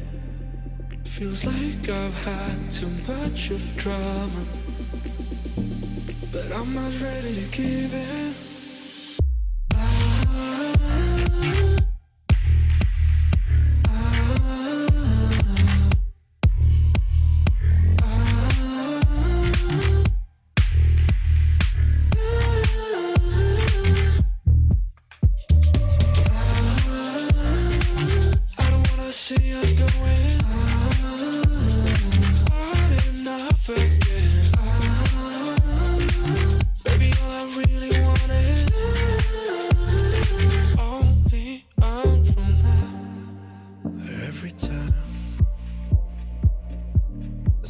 Of your good side, I start wondering how I could make it last a little longer.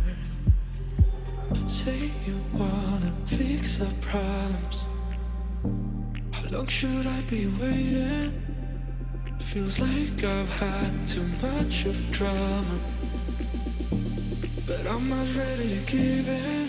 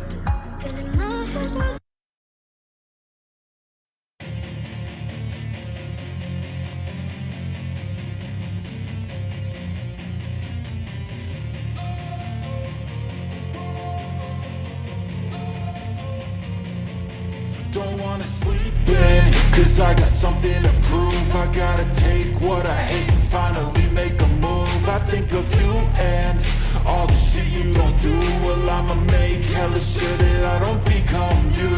I have no regrets, yeah, I'll tie up my chest. I'll never forget what it's like to be in debt. Been stabbed in the back bed, I'll show you what happens. Pass me the mic and I'll show you with action. I feel this pain, you already know. Turn that to gains, let my money show. I've got these things that I can't let go. Watch me turn this life into something that you could never own. I feel this pain, you already know. Turn that to gains, let my money show. I've got these things that I can't let go. Watch me turn this life into something that you could never own. So fight and die for the things you know you love. Do what you think is right and see life do what you want. So fight and die for the things you know you love. Do what you think is right and see life do what you want. So give me all the scars, I'm a human being. Cover them with tattoos so you can't see. Knew it from the start, you had problems with me and the things I could be, I just wish I had seen. I feel this pain, you already know. Turn that to gains, let my money show. I've got these things that I can't let go. Watch me turn this life into something that you can never own. I feel this pain, you already know. Turn that to gains, let my money show. I've got these things that I can't let go. Watch me turn this life into something that you can never own. So fight and die for the things you know you love.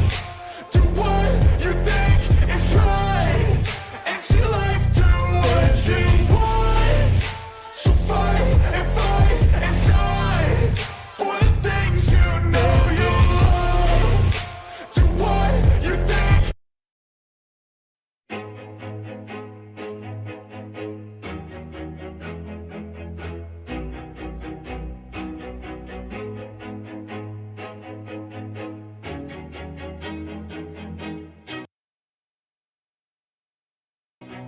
Always do it on my own, so I gotta get through it. And the only thing I know is to love what I'm doing. Never give up, never slow, till I finally prove it. Never listen to the no's, I just wanna keep moving. Keep my head up when I act, head up, that's a fact. Never looking back, I'ma keep myself on track. Keep my head up, staying strong, always moving on. Feel I don't belong, tell my thoughts to move along. But it's too late now. I remember you and me.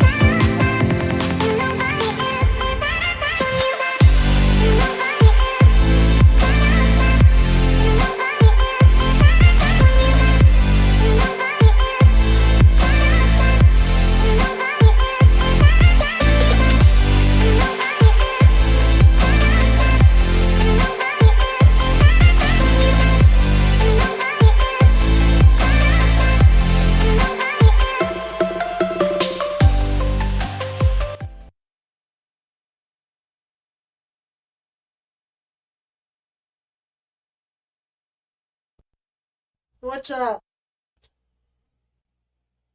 Almost just got this computer.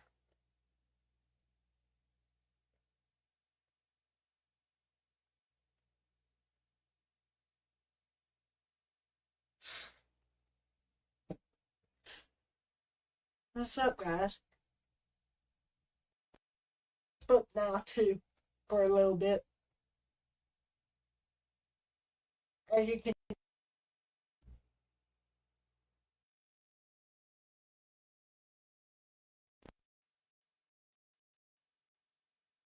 that's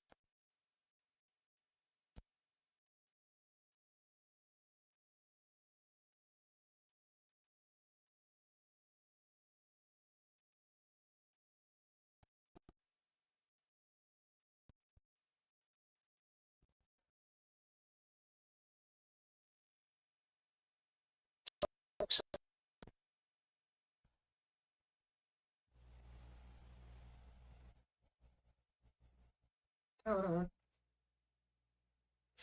I gotta open up the. So really, I have 3 monitors, with one monitor being its own computer. Which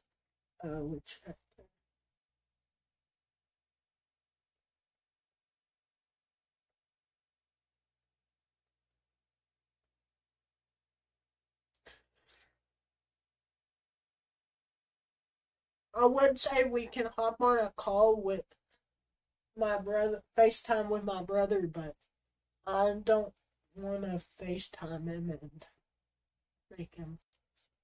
But if you don't know, they, yeah, that's good.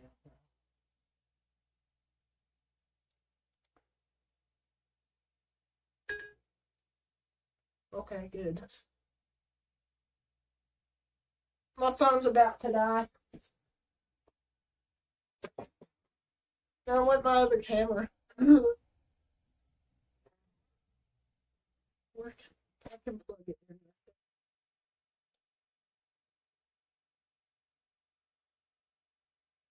I'm trying so freaking fast. I don't want to let my phone die and then they call FaceTime me and I miss it.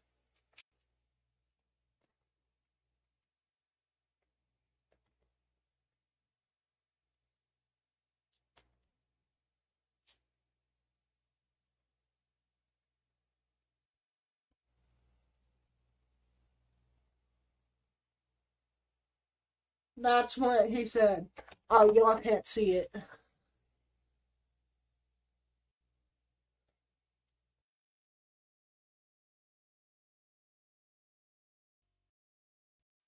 This is what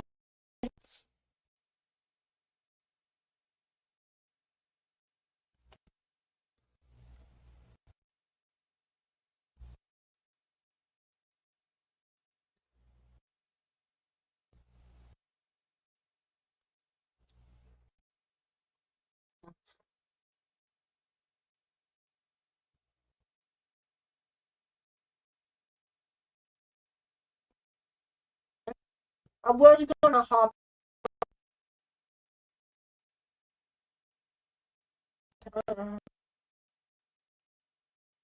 Have a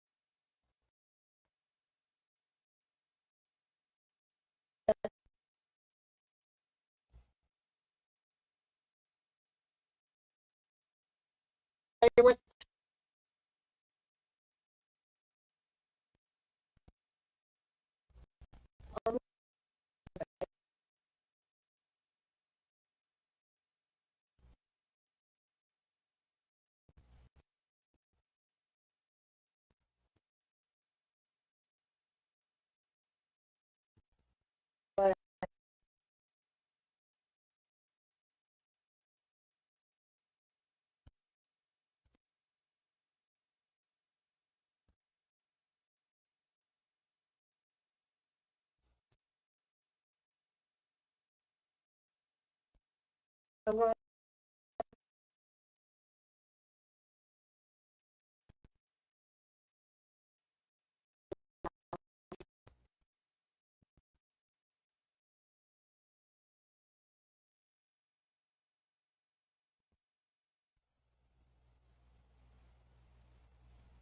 I need people to come in my stream. I'm on Twitch too. Kick.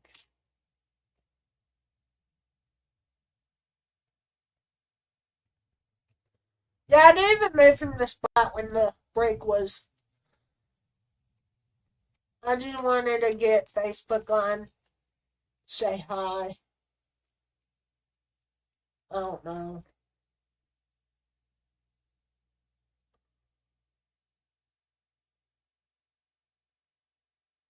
I can gift one sub to myself.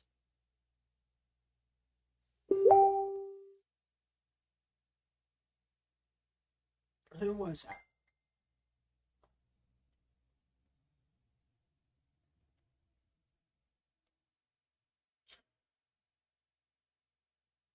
Yeah, I guess. Oops. Let me bring up Let's View. Let me switch the scenes.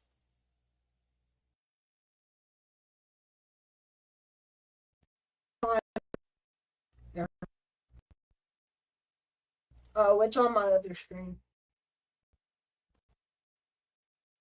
On my live.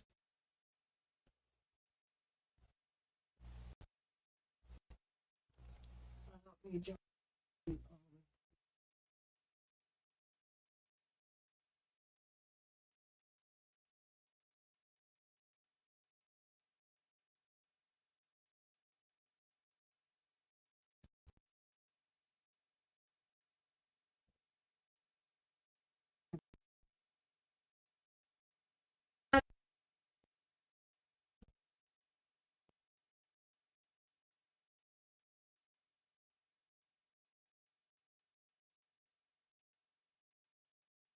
Wait.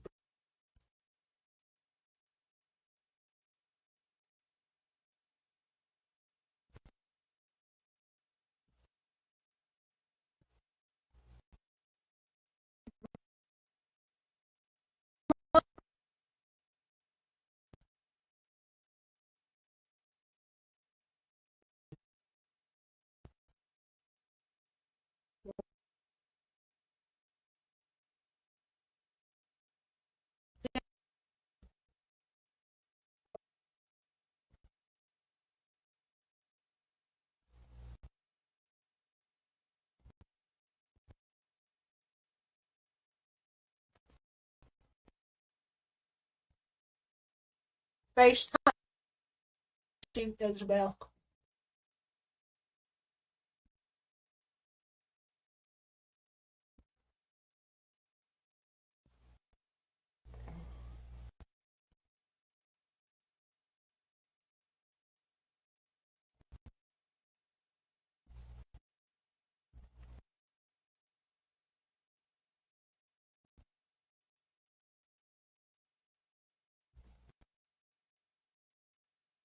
Because I know her.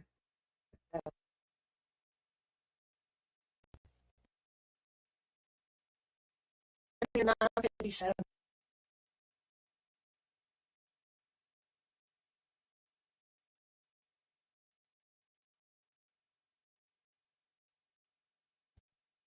But he captured that.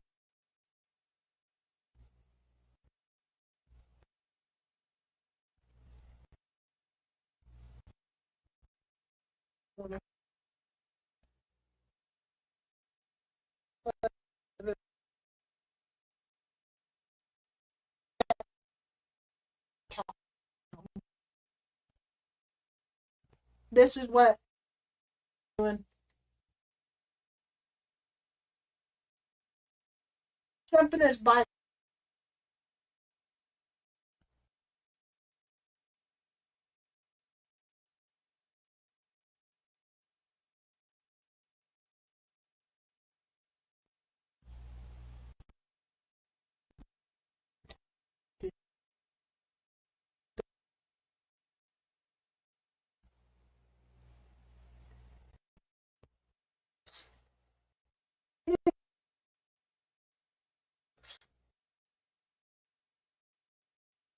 there on the side.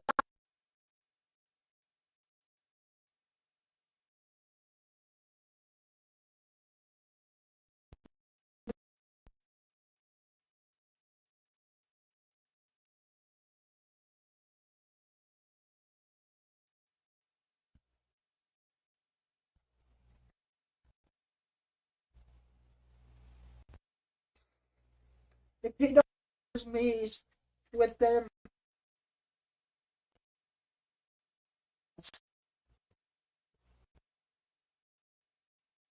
house without.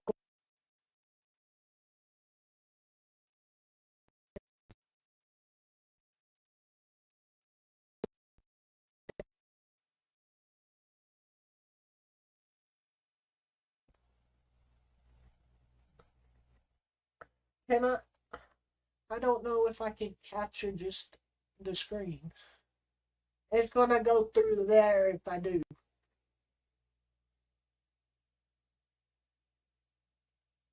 I can screen record it. Not that that matters. It's probably not gonna work.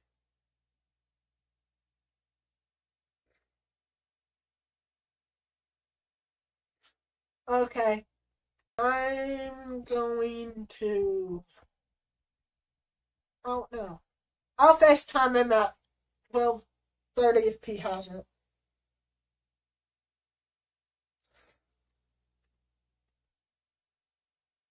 Yes. What kind of text was that? Yes. I'm getting ready to press it.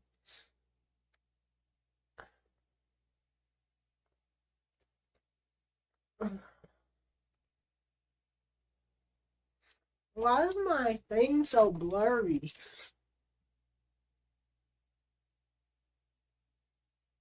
Uh,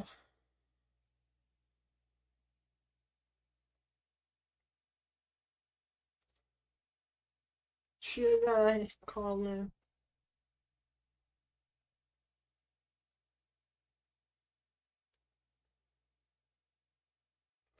I'm going to be right back. Screen. I'm gonna call him and screen record it, so I'll be right back.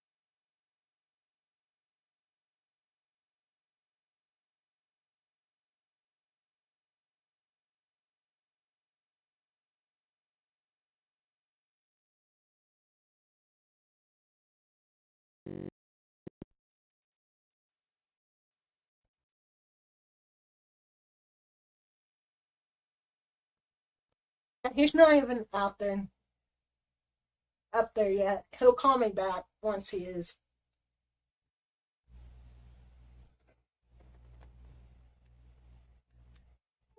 So,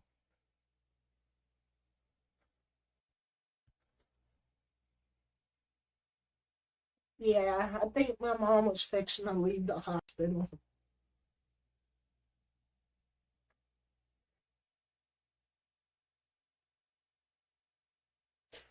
I'm not. I wish my phone camera NDI would work. Do I have the NDI source? Yeah. Hold on, I'm gonna try something. I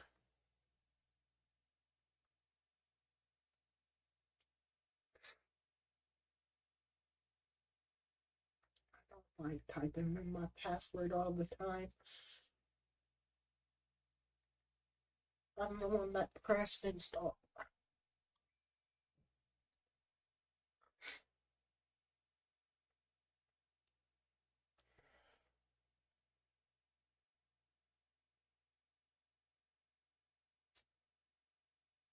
Hopefully this works. Yeah, local.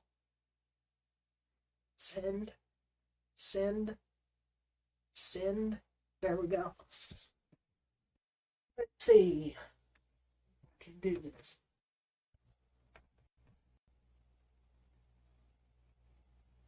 Okay, let's see if OBS can crash. That crashed. There it goes. Source name.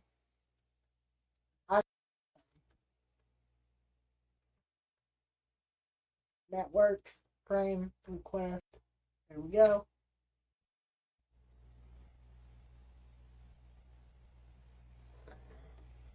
The HX. It should be working right now. I don't know.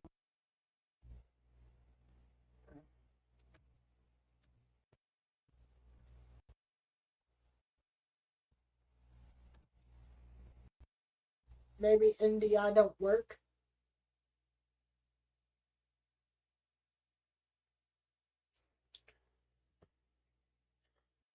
I'm trying.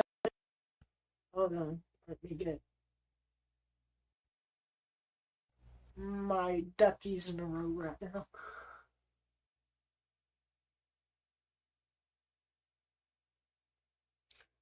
Not USB.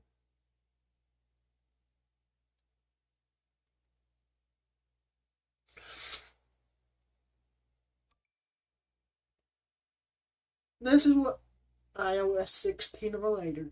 Here, let's just use what I know it to be a good one.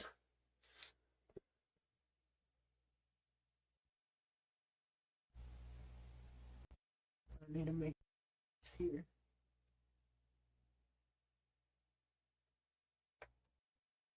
Okay, now it should. Oh my god. I don't care about this stuff. How do I. Oh. That camera.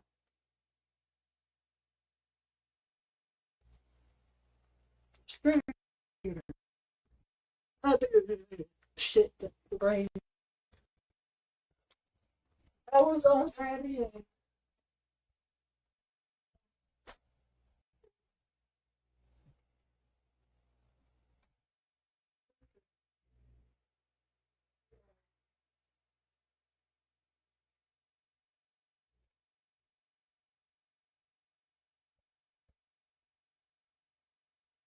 I hope you've seen that, because I don't know if it's working or not. I'm about to go back through my YouTube live and see if it worked.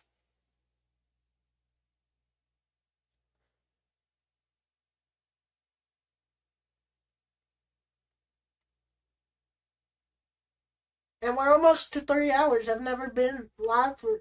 Okay. I've never been actually productive live for 3 hours.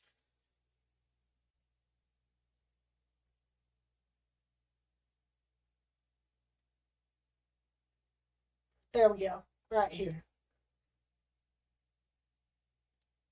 It stopped working. As soon as I leave this room, it stops. Let's see if I got another thing. Or if this one works. Where's that camera?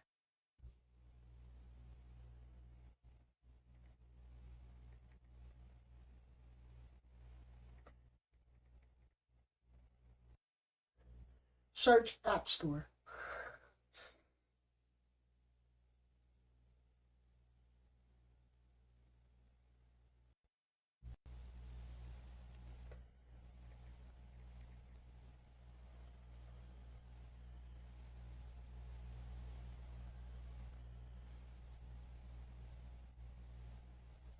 Oh, that's right.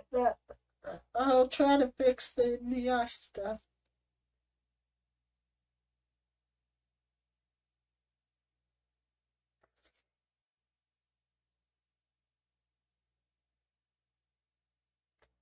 I hope this don't work.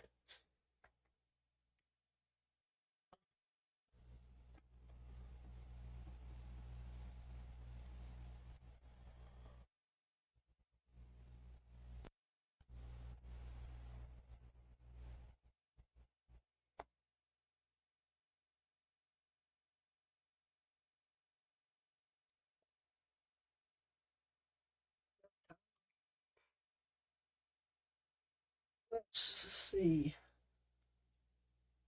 Send. Let me see if it's just the capture stuff.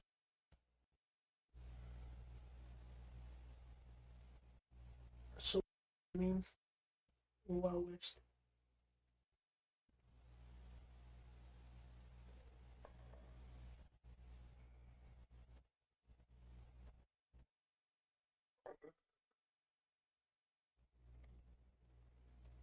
See if this one works then. Continue.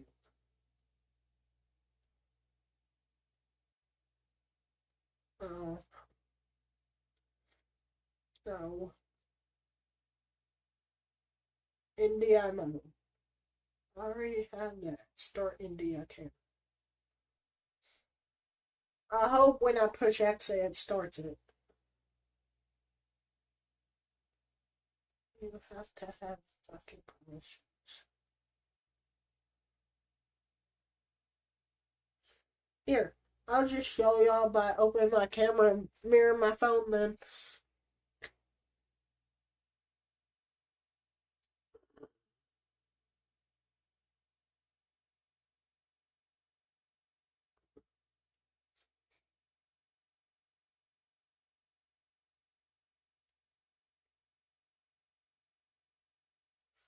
It's going to be a little.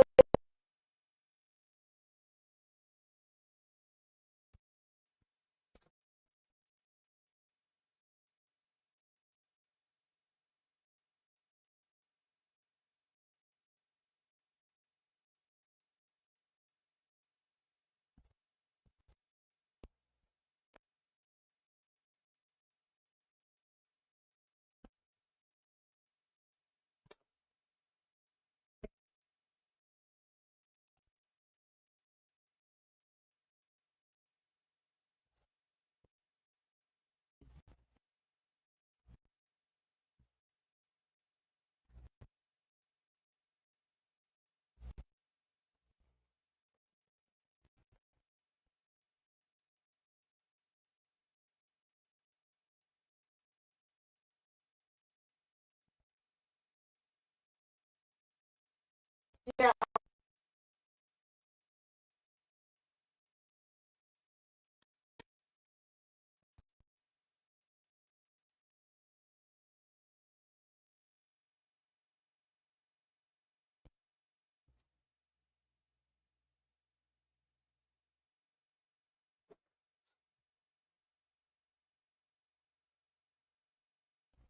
This is why I hate this blanket. I don't like nobody peeking in my room at night.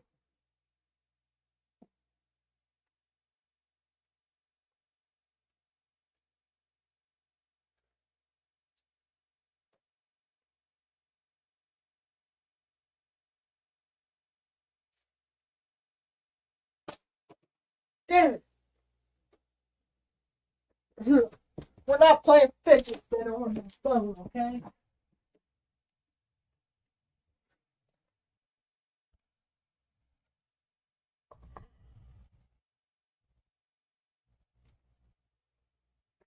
Well, I should do some jumping jacks.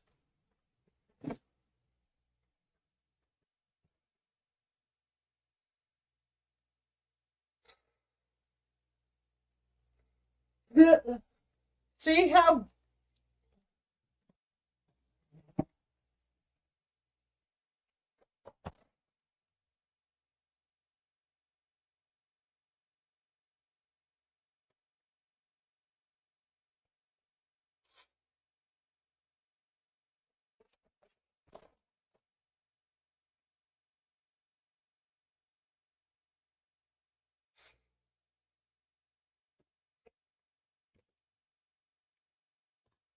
This is my camera up here.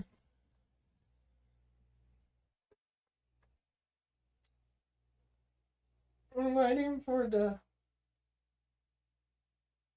thing.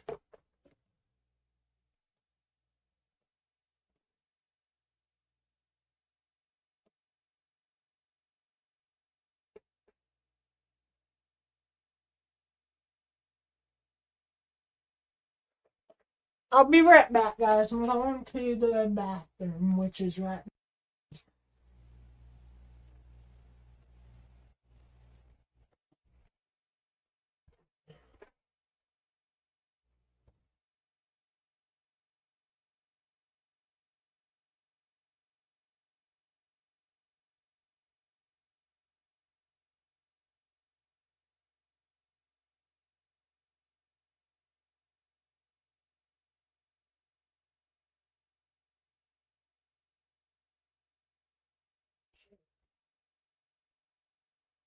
I'll be right back, guys.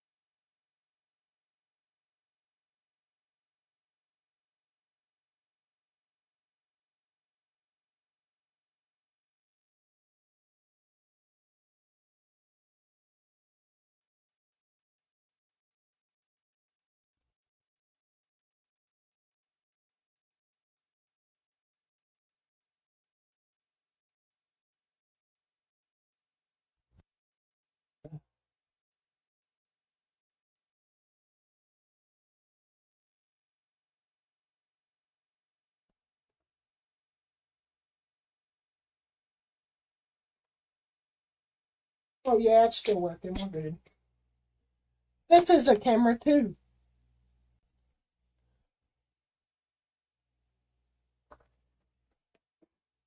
I need like an extension cord.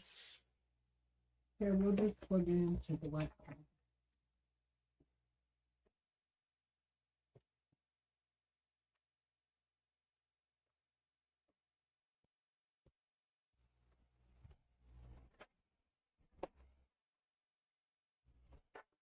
It doesn't need enough. Oh, it can go pretty far.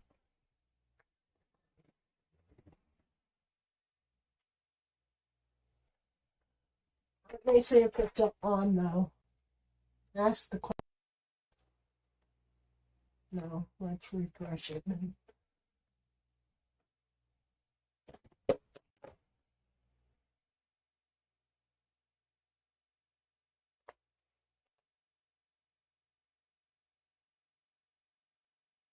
Camera unavailable.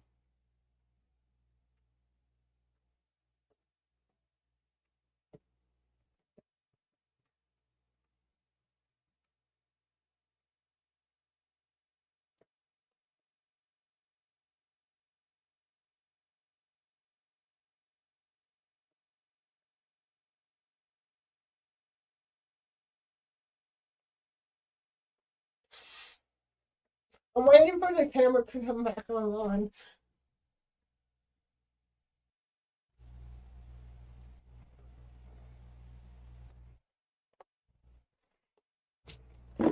I'm running literally right there to go get something to drink.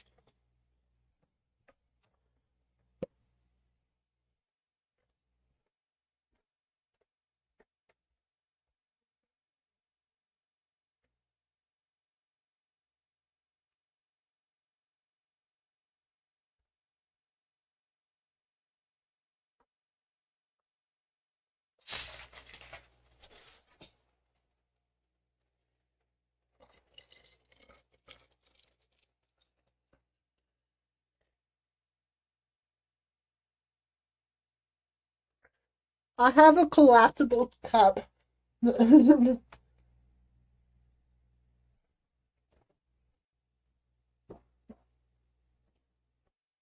you still hear me? Hello? Yeah, you can.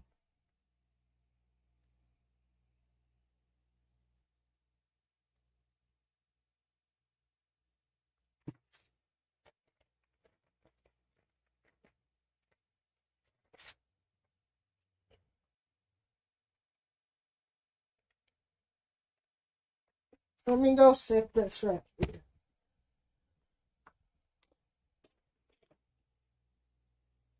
See, collapsible. Let me go right here. Okay, maybe not right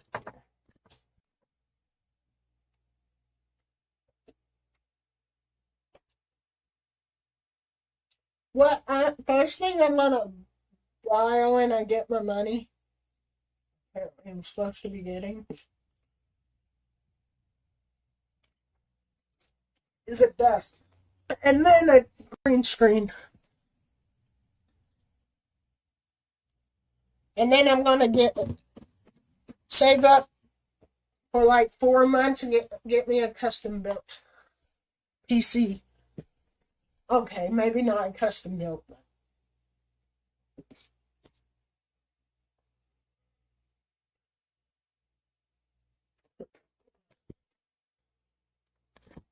don't get me wrong. This computer I have right here, it does the job. Like, I've been coding. I got I think 256 gigabyte, 298 gigabyte hard drive in it. Hold on, I'll show you all.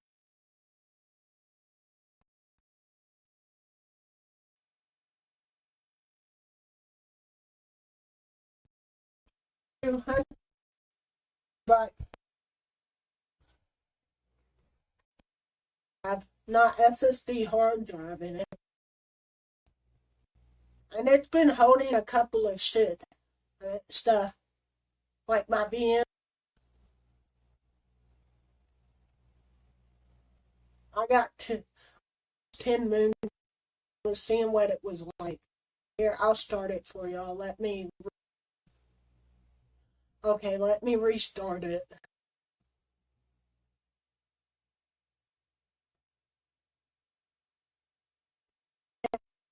But, you know,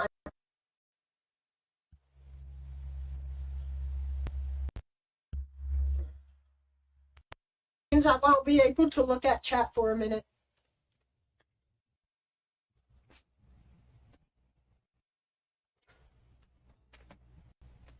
I lost my phone. I can't wait. No.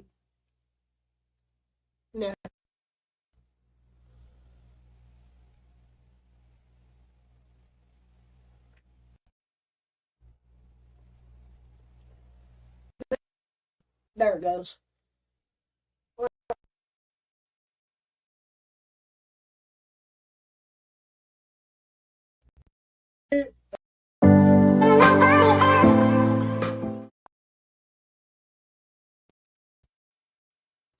Like the cat, it just now showed up on the TV. It boots fast from a reboot.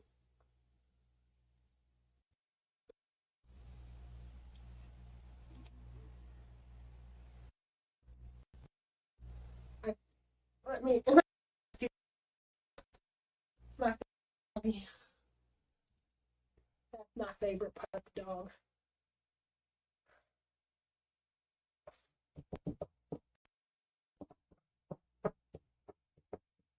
Like Windows 11 runs too. Like me. I want to update to Windows 11, but there's just so much with Windows 11 on.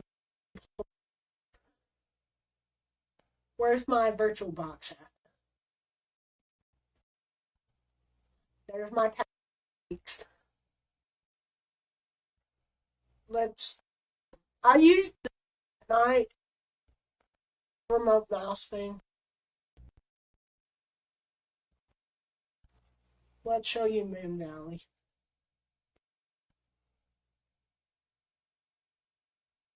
And this is not NDI or not. Just plain old card. Like I have a capture card in here somewhere.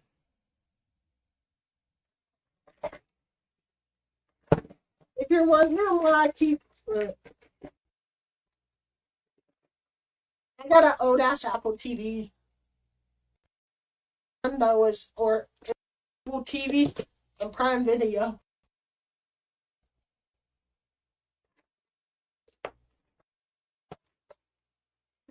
Looking for my other capture card. That's why I'm getting to a new capture card.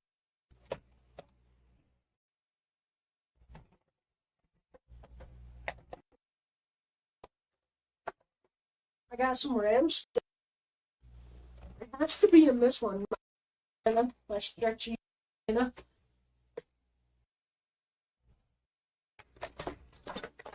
All my tangled up cord standard stream.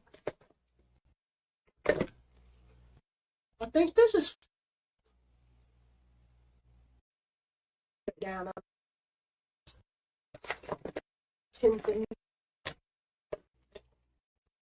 Here it is. And this. Now where's the cord for it?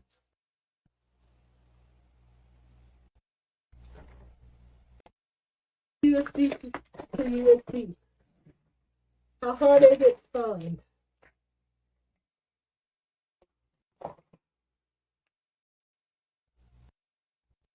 We're gonna run it raw.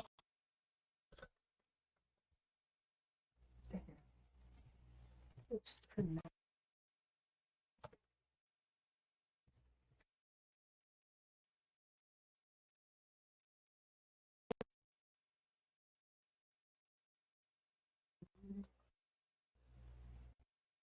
Hey, it finally lost.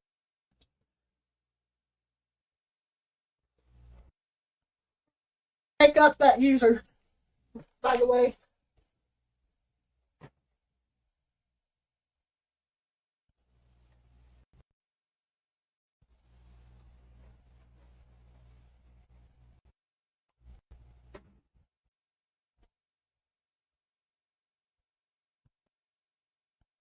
So record. It's not because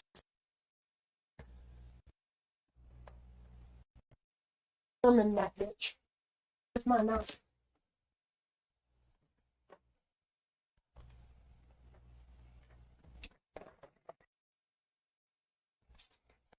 Never good when Isaac gets a knife. Watching OBS window on the streaming PC for a cat as it gets a knife.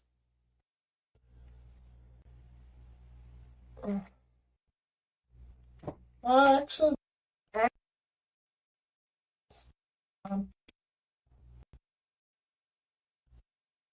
oh my time. Okay, now.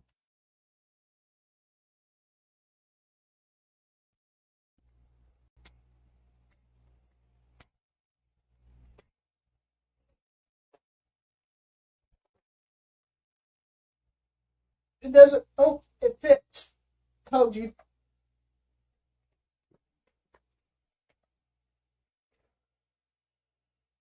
Trimming. I'm still waiting on that call, Bryson. I want to meet her. And as her, I met my niece. One of these days, something's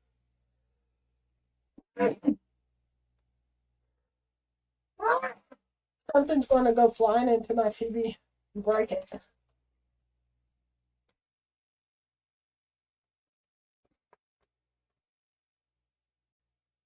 Perfect. Hopefully it's still turned on.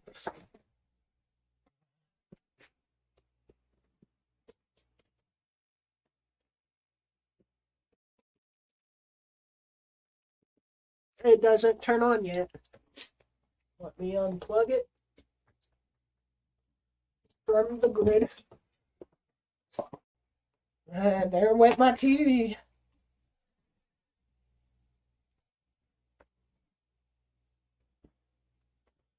Oh, that went everything.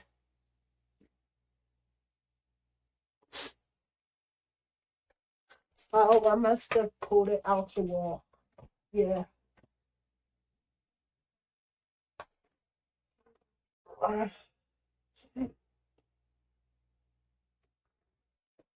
It's never good when Isaac gets up. I'm just gonna say.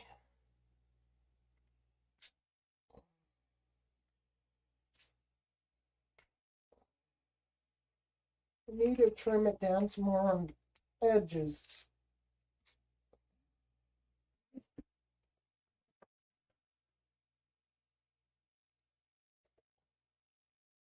Now it's a universal cord. I hope it still works. I'm plugging it under here.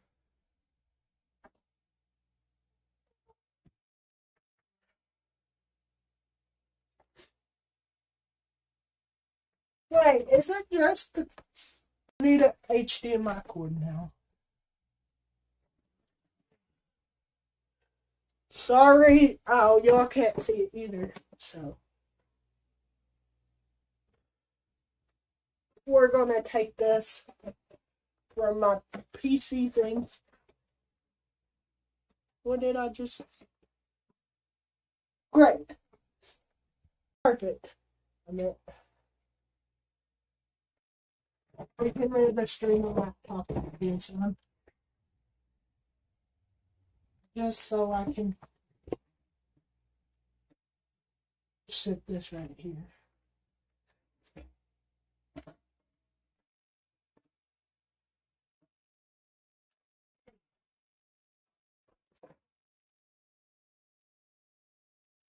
Will it still work? Let's find out.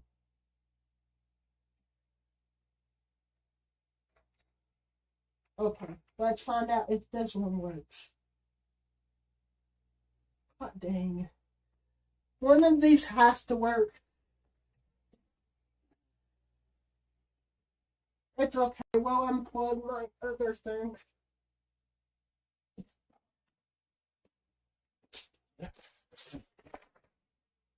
The last cord that worked for it somewhere. Is this it? Nope. That's a laptop cord.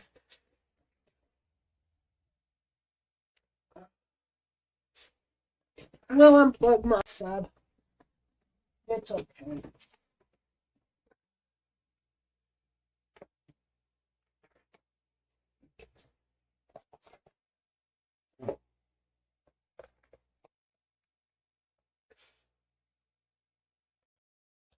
That doesn't mean it's not working.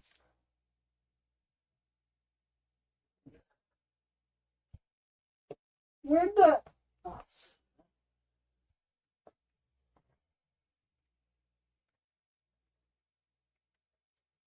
Which side is it? Where's that case at?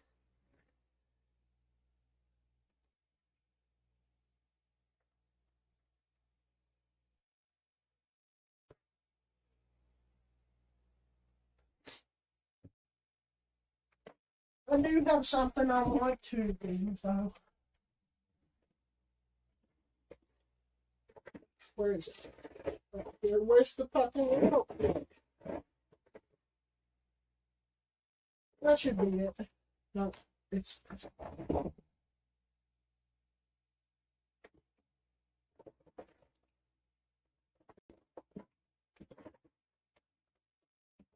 Where's that tool?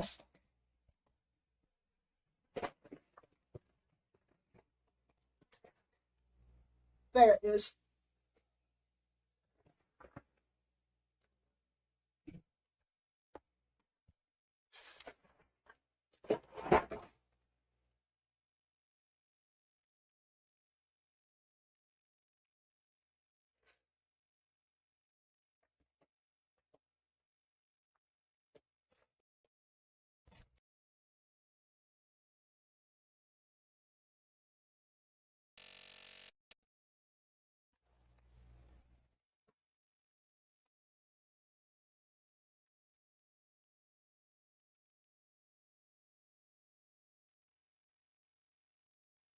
So what? This fucking don't work no more?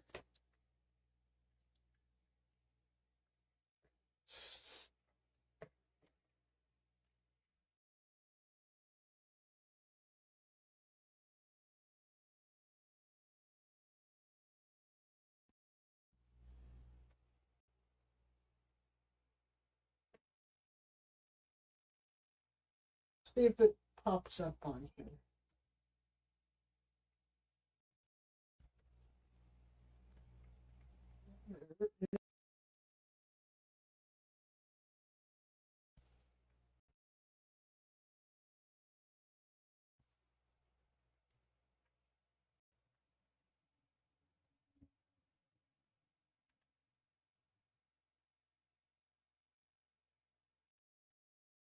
So I need another one of these, because that's not going to work.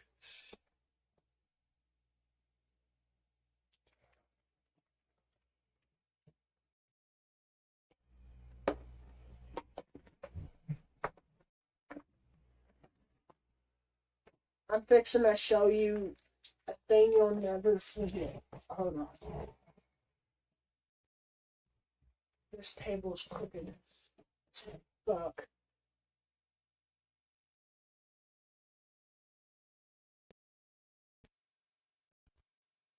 Fucking Roku is doing that.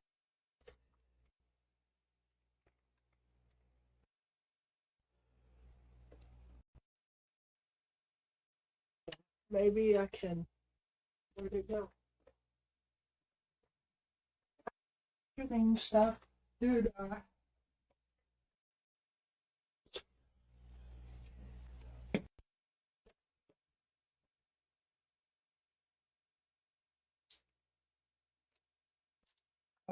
right here. Stupid.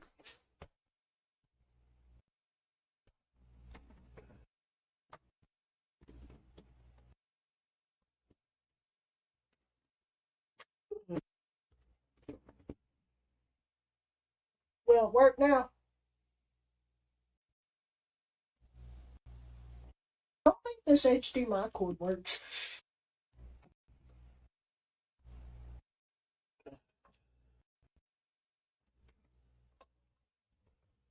So I didn't have to do that. I could have just did that. Are you fucking serious?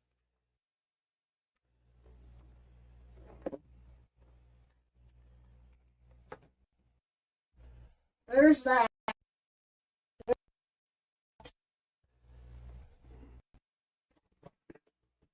I want to see if this one works.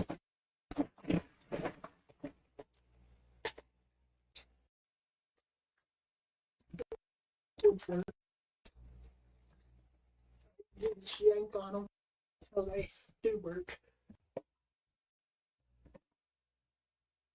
It's, that almost went bad.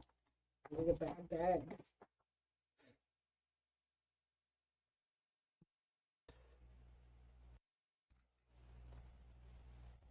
So this fucking shit does work.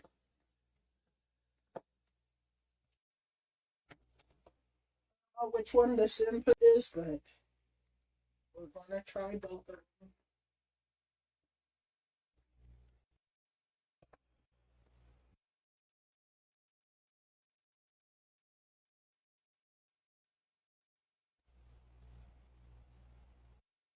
There we go.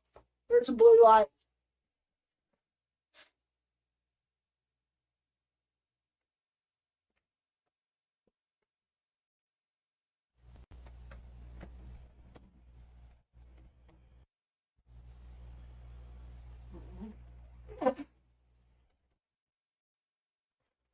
No,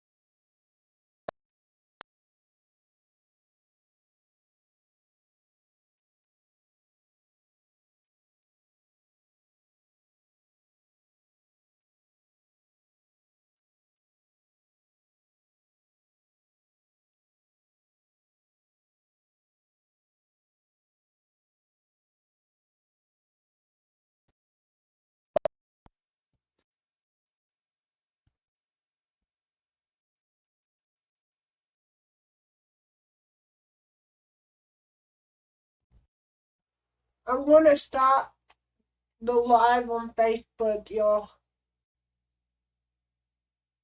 Anyway, if you wanna see some more of me, go over to either twitch.tv/Collier Studios or kick.com/Collier Studios, or search YouTube for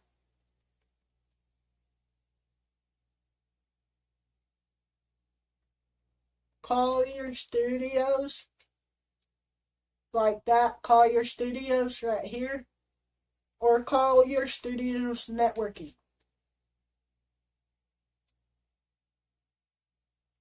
And trust me, that's not the icon for it.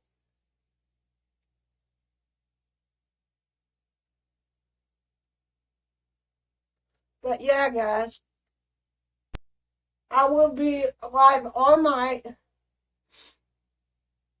or until my brother calls me. But anyways, I love you on Facebook. Hit Twitch and both YouTube. Stick around. I'm not really ending it. I'm just going to the ending screen to end the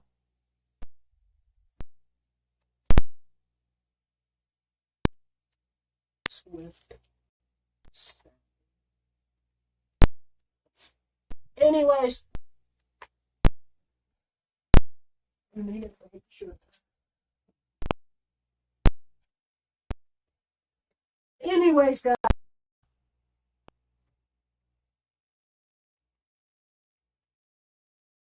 I'm not ending it. I'm just ending Facebook. Don't forget.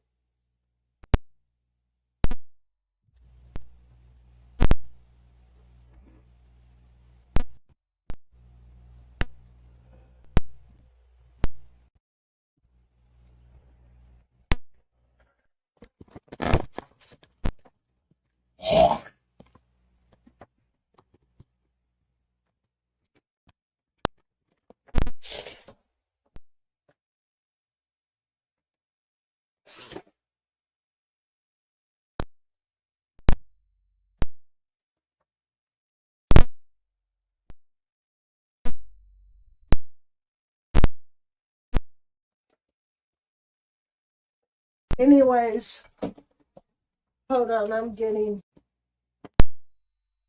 this out of the way. Okay, I'm both wrong.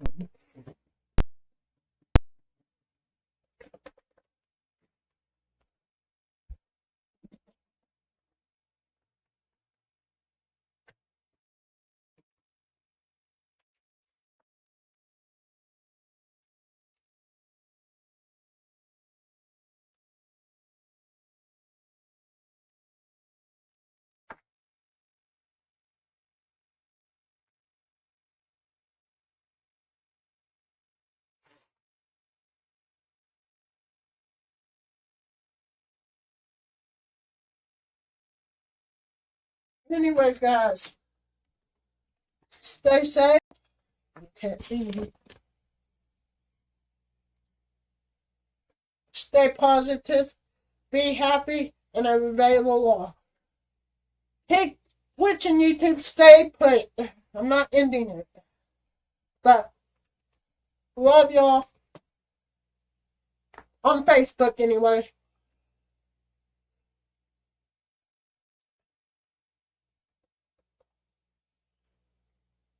Hit Twitch, YouTube, stay where you at.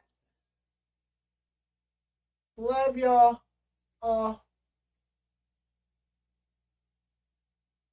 And peace. I think FX sound I need again.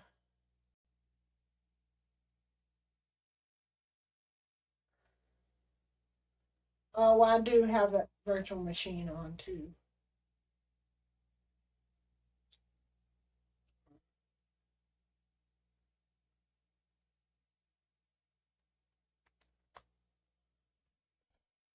I hate this shit.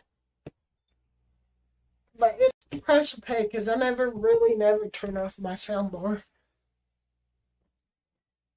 Love y'all on Facebook, Twitch, and YouTube. Remember, Subwoofer not found. stay here. I do need to plug that in.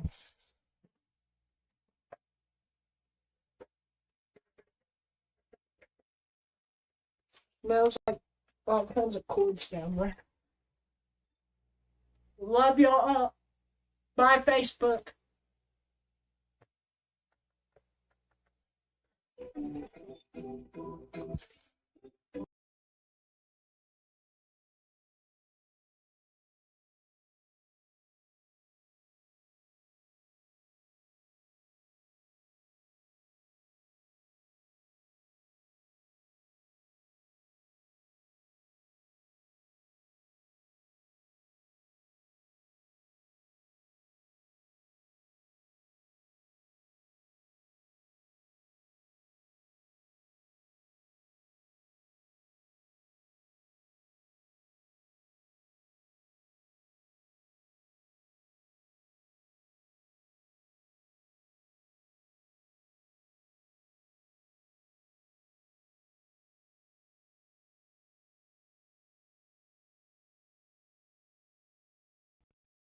What did I say? Stay here. Now we can try to fix little cameras.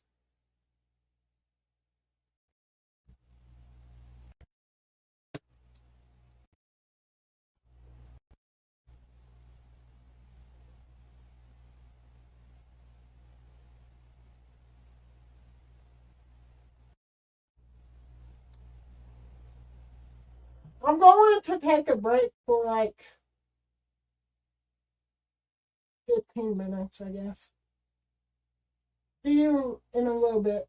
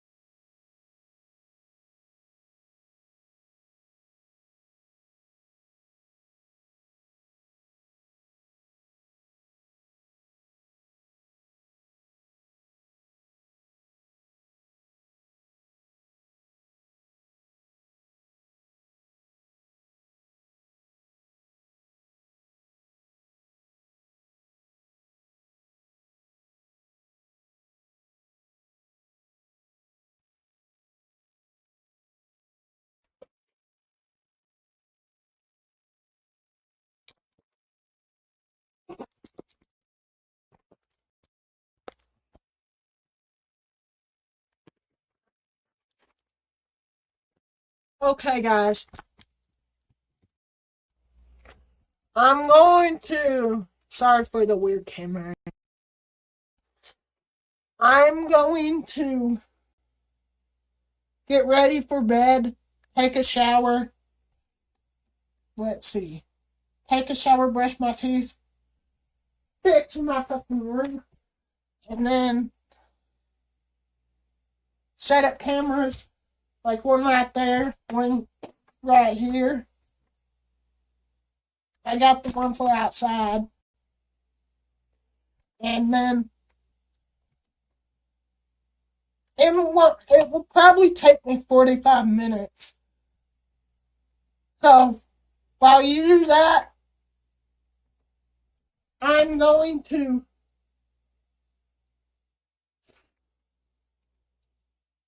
I don't know. I'm gonna keep the stream up though.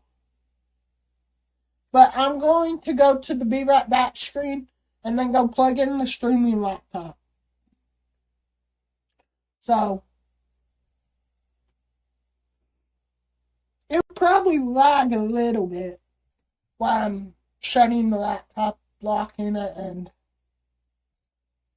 gonna put it on charge. But for sure, I'm gonna keep the timer up either way. I gotta fix the timer. I just closed OBS, but then I just did just OBS. I'm gonna put it for 45 minutes.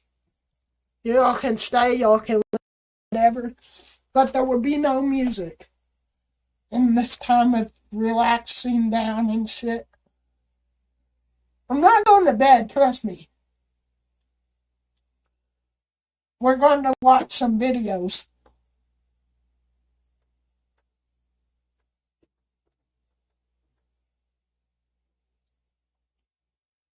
But give me 45 minutes. It might be less, but I'll see you in a little bit.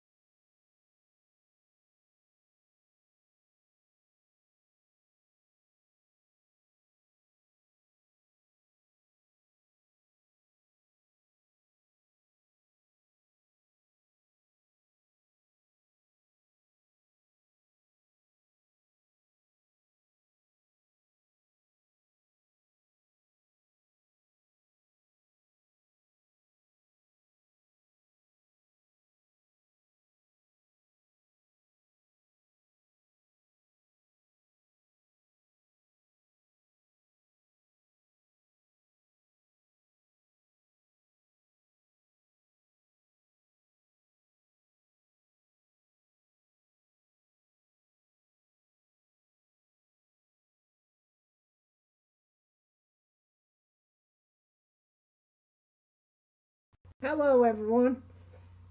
Different room with my janky top-down cam. This is my top-down camera. It's taped to a cylinder. I can move it to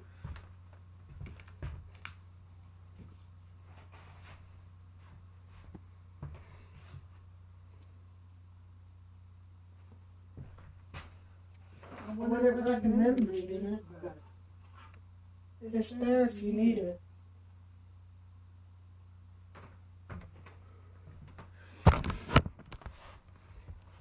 So what are we doing? Well, first, I have to fix the camera.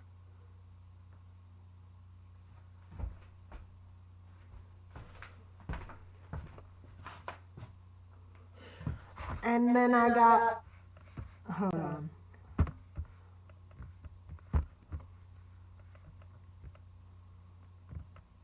Cut.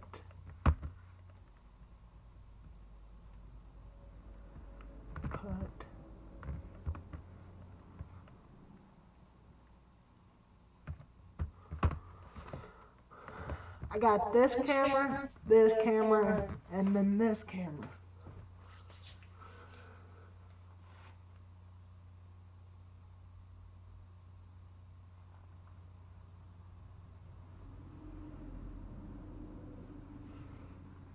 So, let's start cleaning.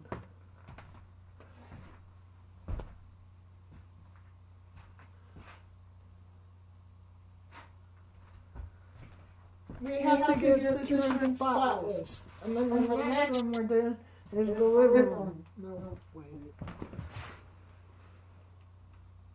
Yeah, the next room we're doing is the living room.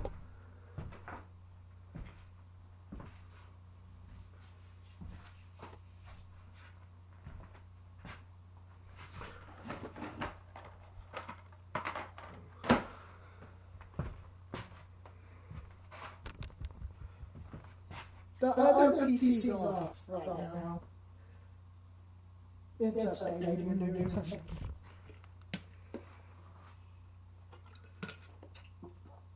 I'm gonna grab some more light bulbs.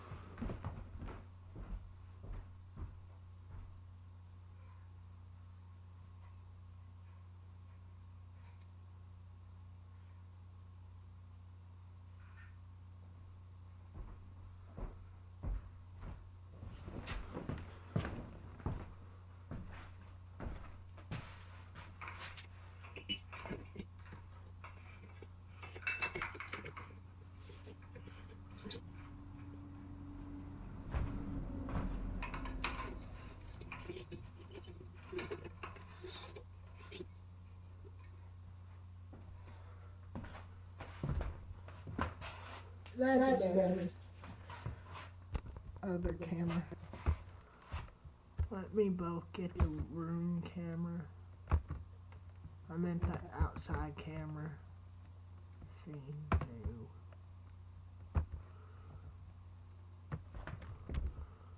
new. Hold on. View. Oh, nope. Open multi-view new window.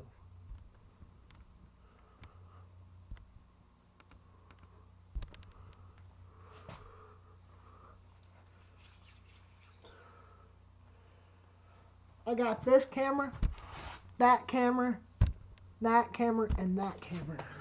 Oh, wait. And then start. Oh, wait.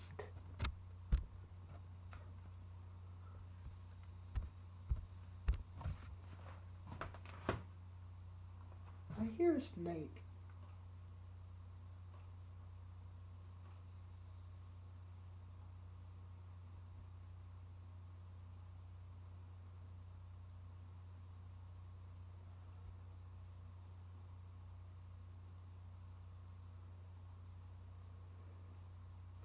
Anyways, this camera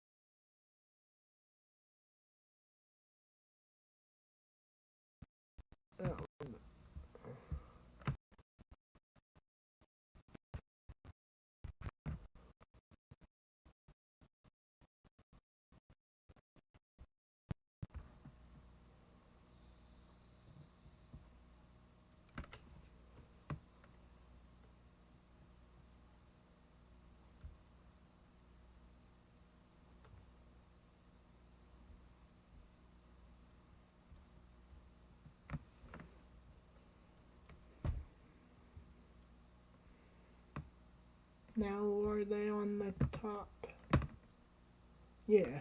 I got that camera, this camera,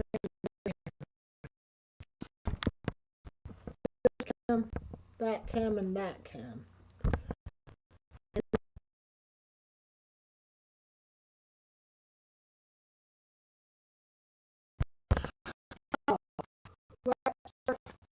With cleaning on it and pushing this chair over.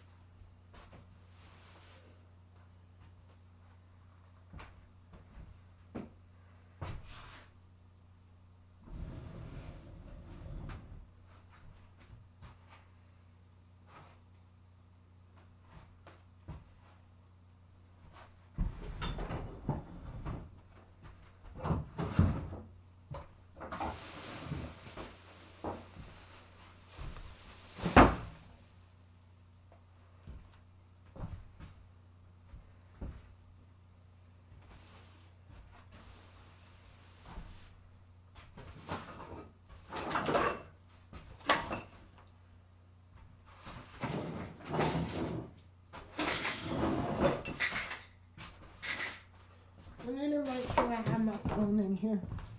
Here, look at this cam.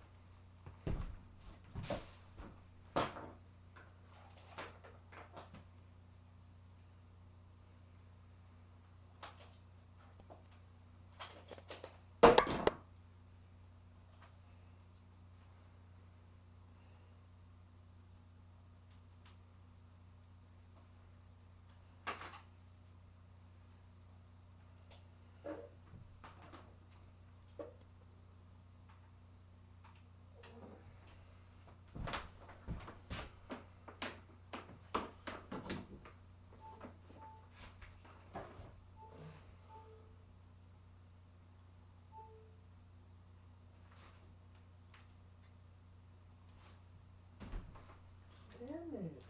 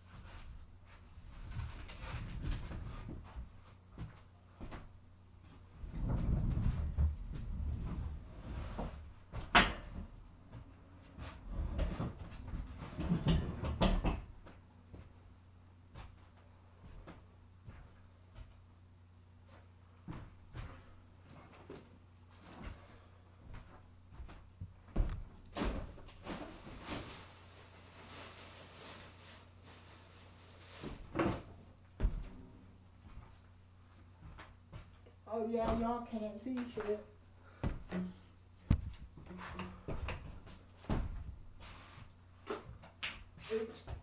No, I just spit in the fucking floor.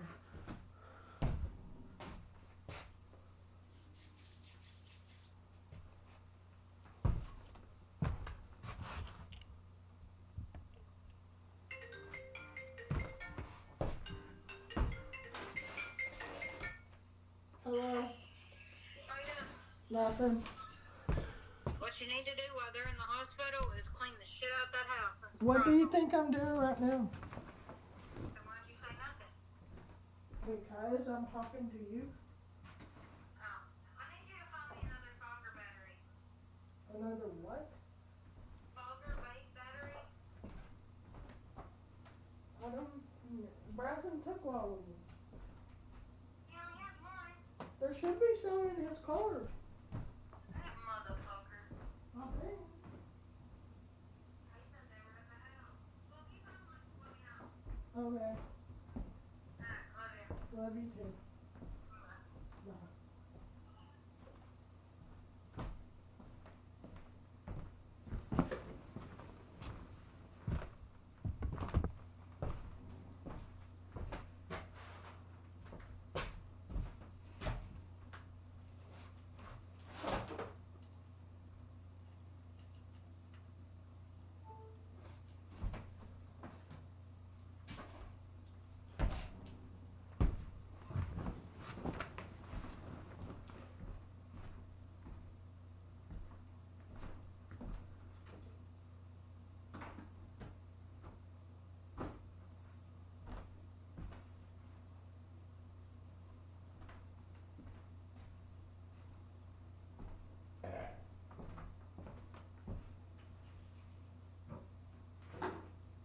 I found a fogger, not a fogger.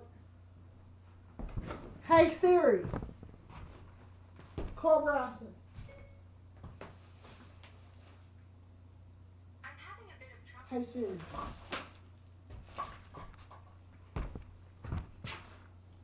I'll be right back, guys. Sorry for the inconvenience.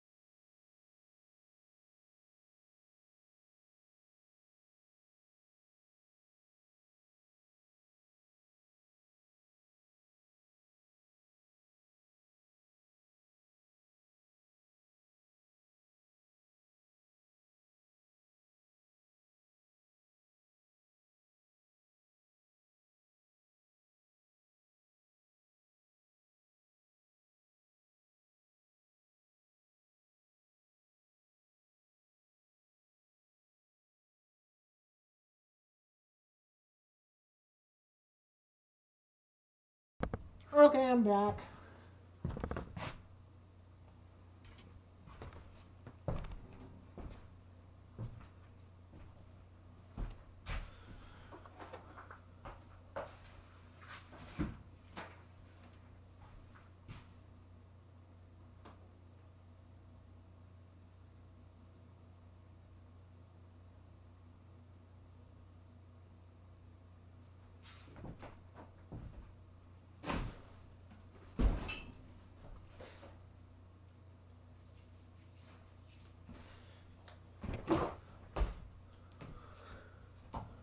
since there's a top-down cam right here.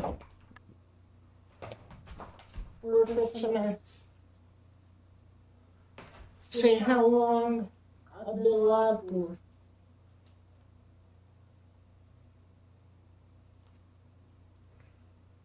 Five hours. That's a new record.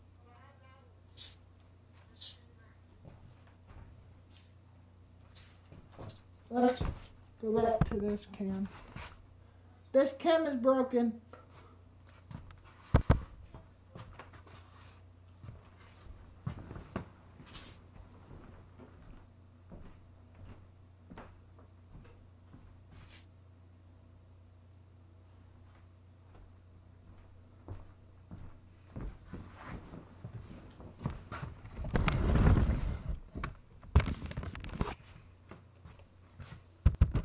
Yeah.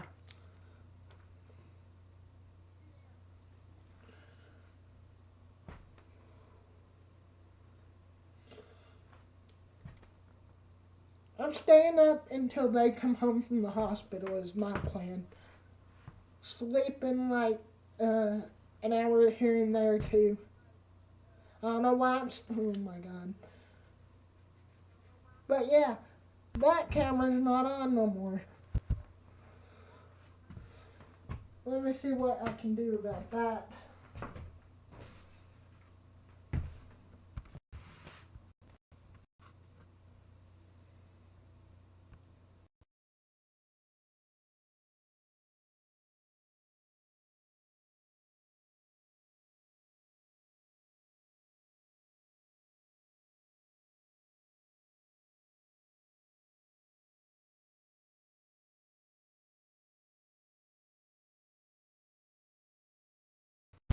It's back.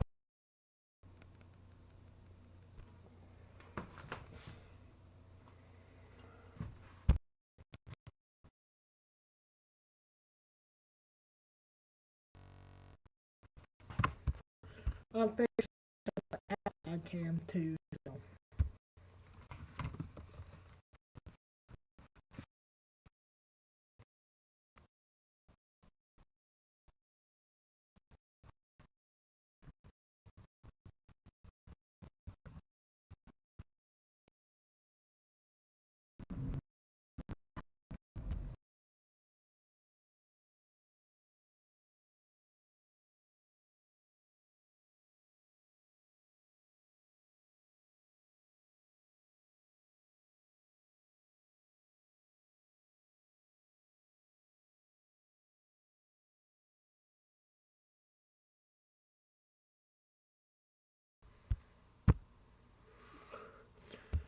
Okay, now we got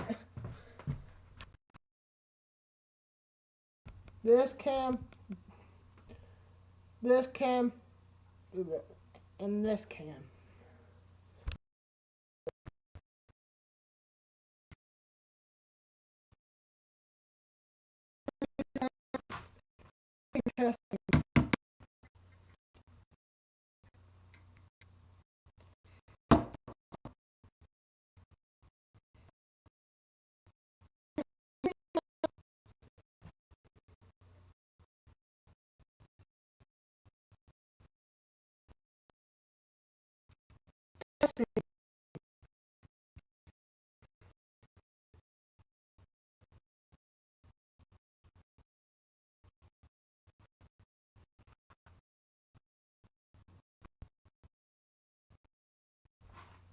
Let's see what's going on outside.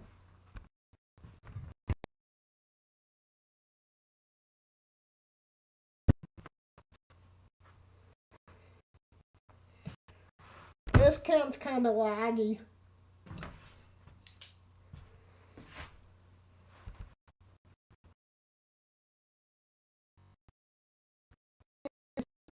Let's get back to cleaning. This side now. Whoa.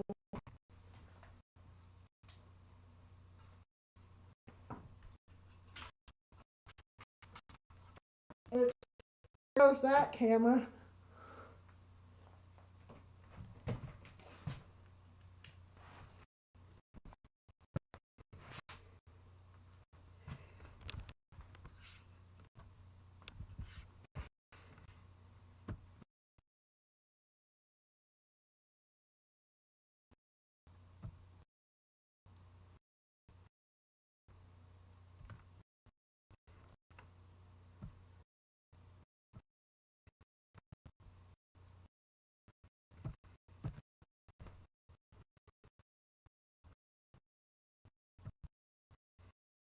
Okay, it's back on now.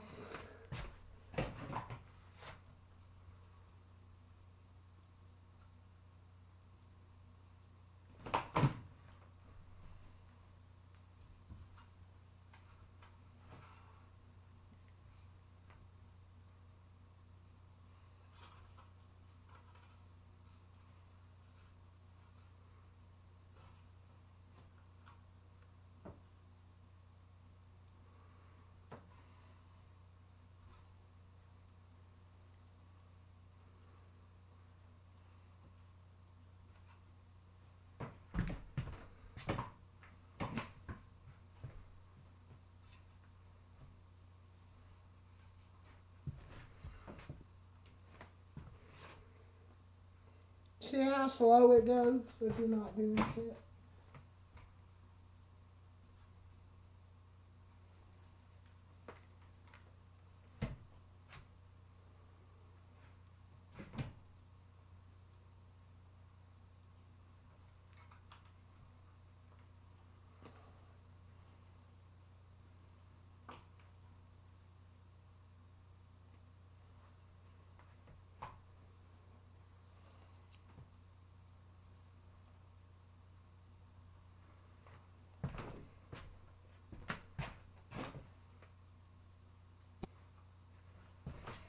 There we go. That corner's the last thing while in the pile.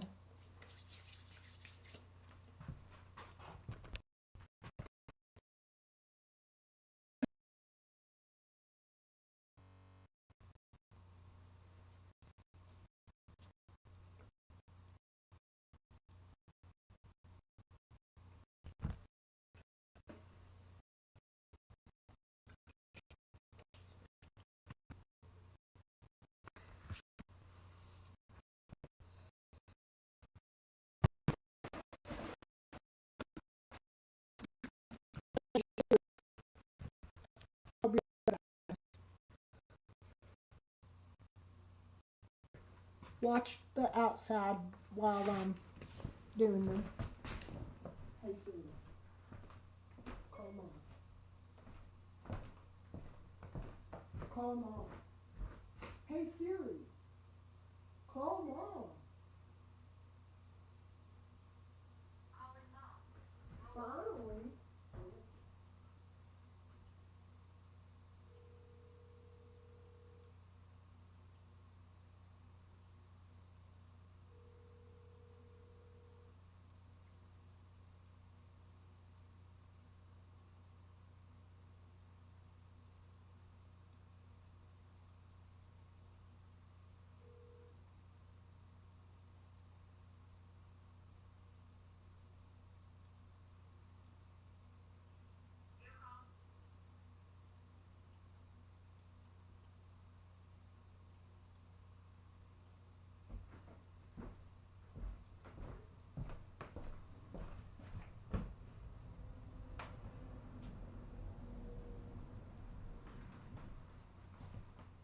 When did she call me?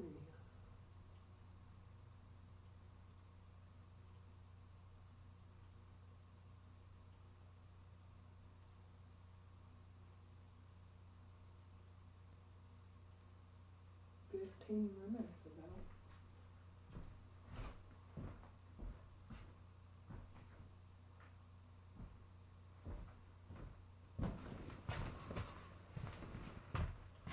Okay, I'm back.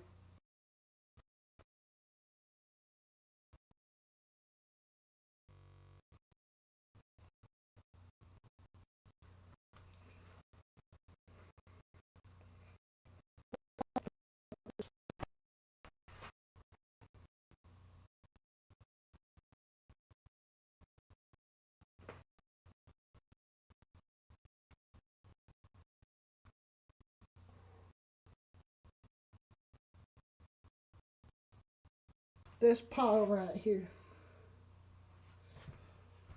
Look at the trash bags in the way, but look at the where I put it. It's almost clean. And there's outside.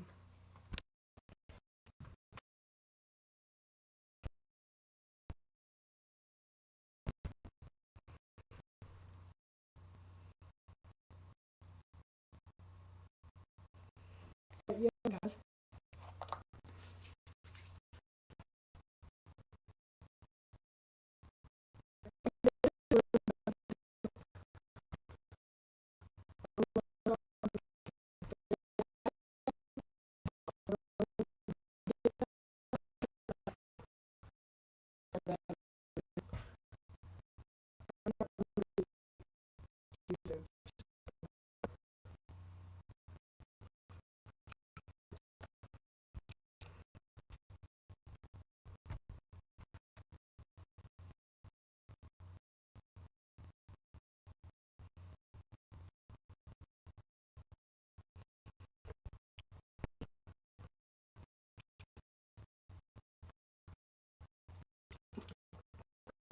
This too.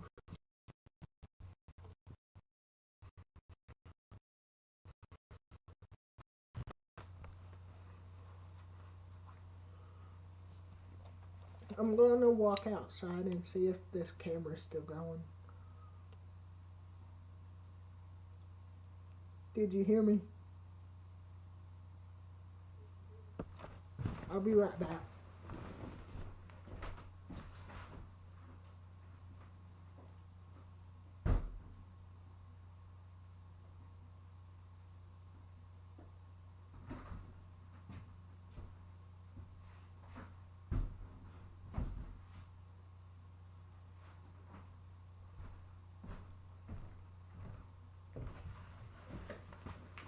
We good.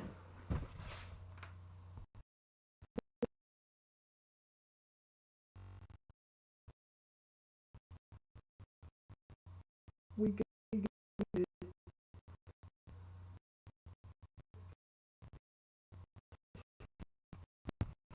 Is it working on this screen?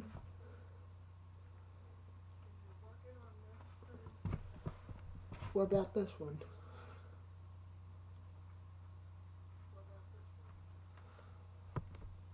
And lastly, this one.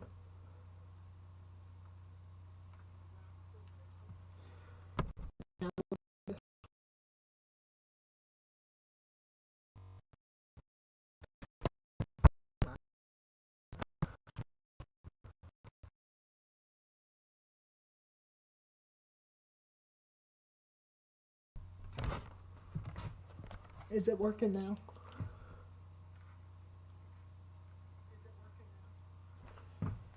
So, 1, 2, 3, 4.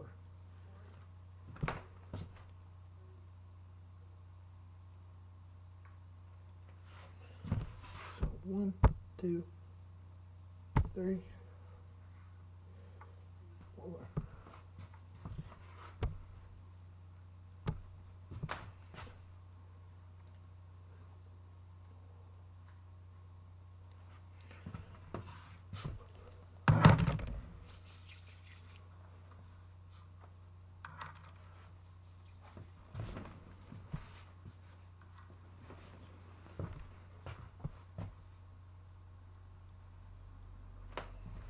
Car driving by.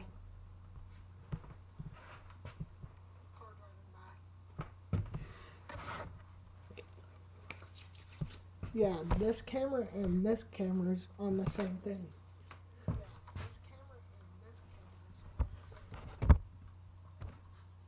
This camera, this camera. Let me just go to cut so it's easier. This one, this one, this one, and this one.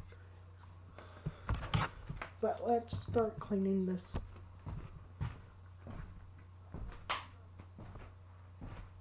Can you hear me?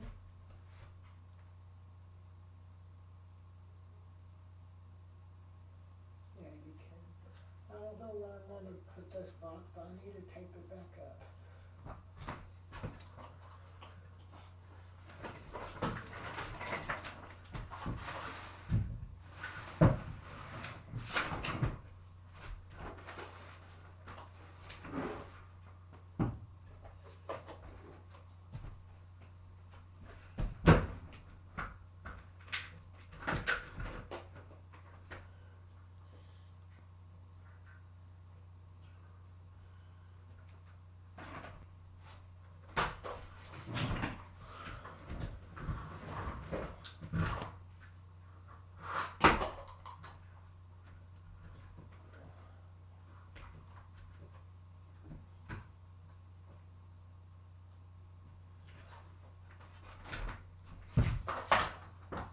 honestly, we're gonna take my fucking thing.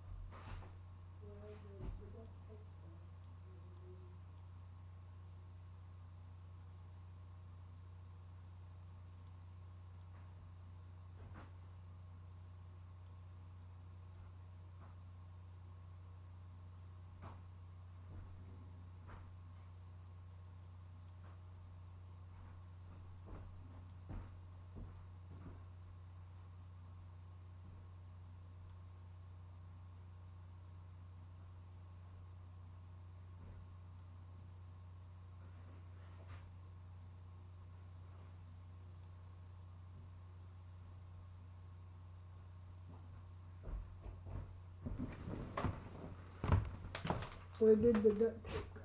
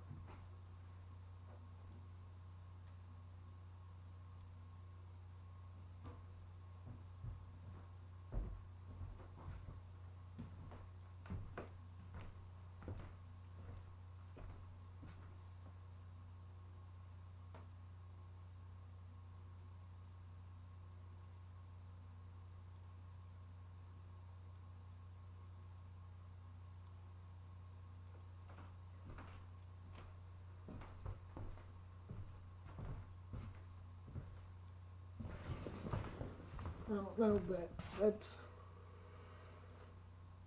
car driving by.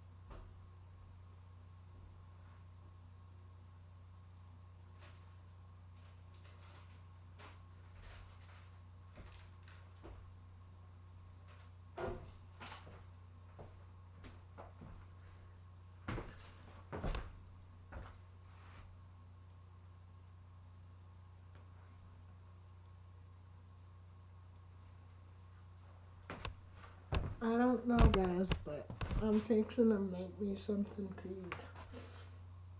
So, keep on watching outside, I guess.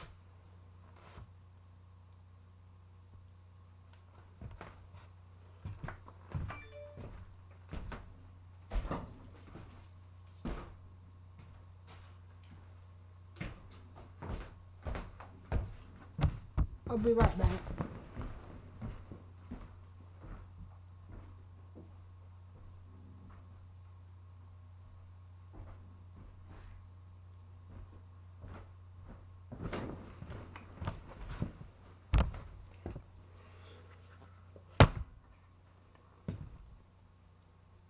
We're getting this room done tonight. I just have to put this in the freezer and make me something, start to make me something to eat, so.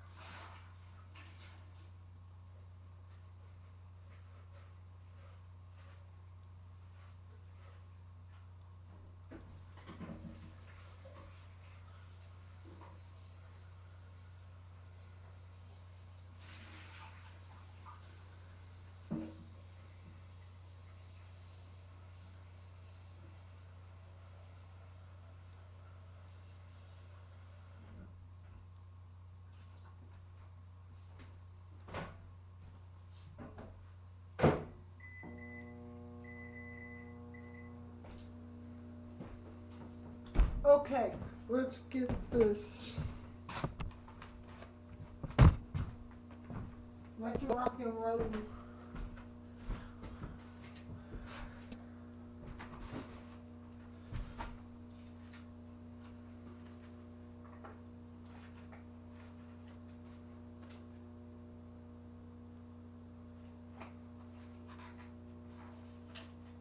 Aw.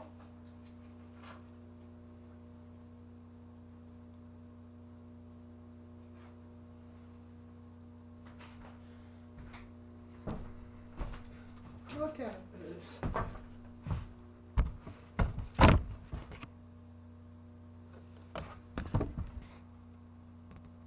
That's me as a kid. And then this one is my brother. Kind of ripped right there.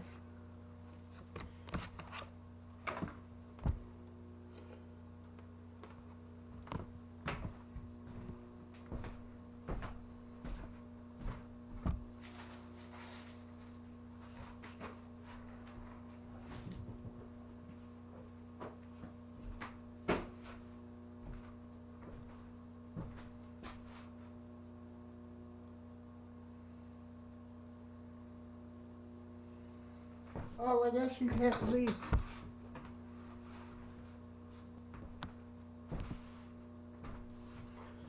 This is still saving me. With a lot of fucking duct tape.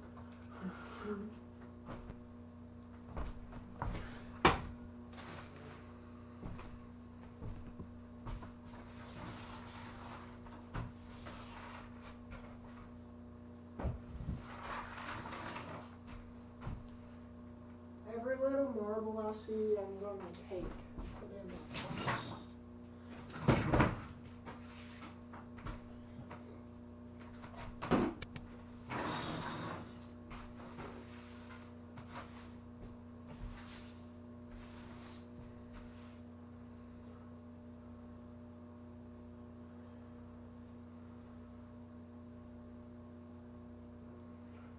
I would turn on this, but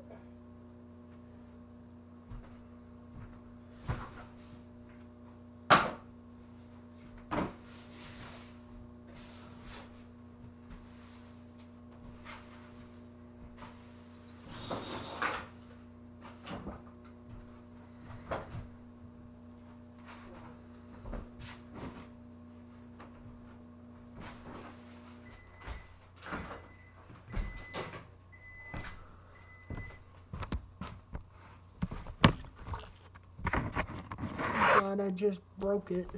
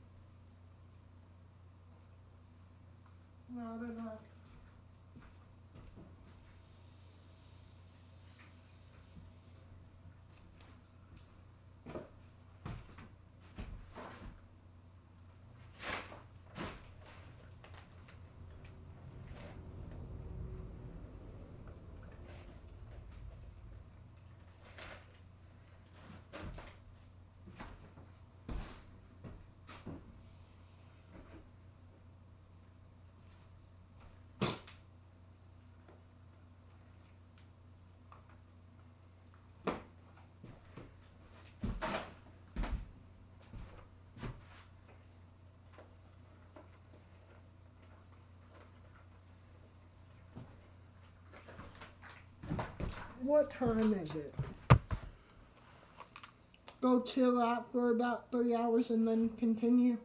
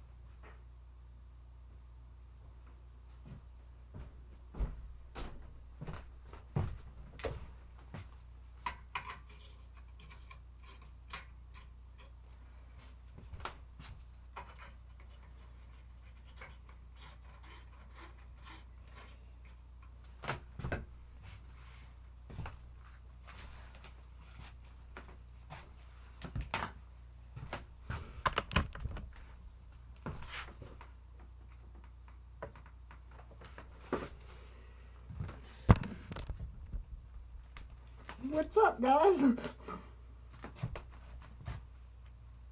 We're fixing to watch some YouTube for about 3 hours.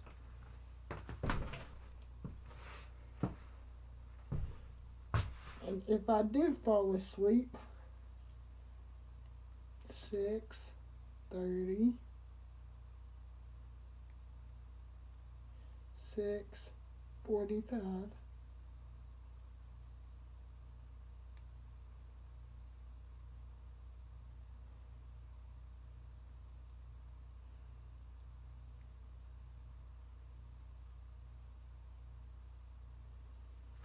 I'm doing them every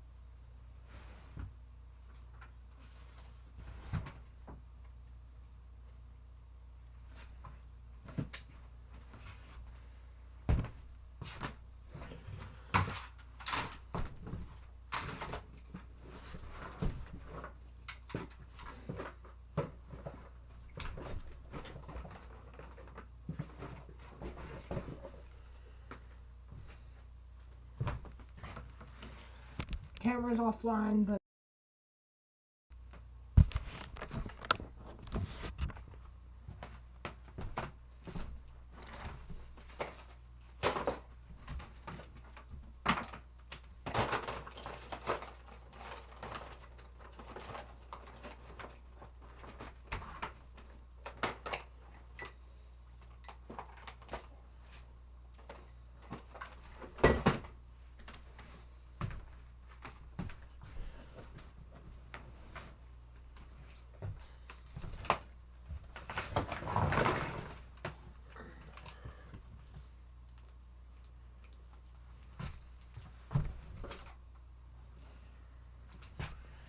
I just want something to fucking drink.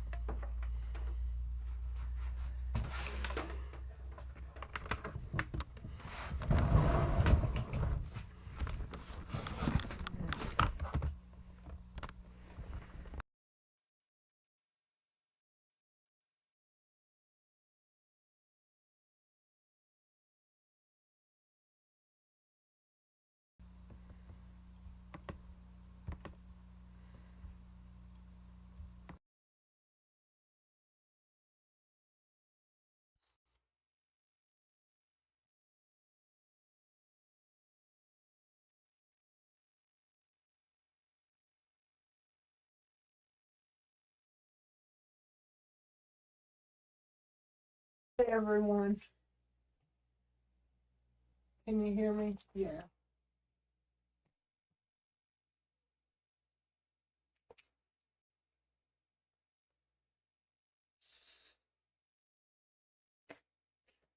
Let me go.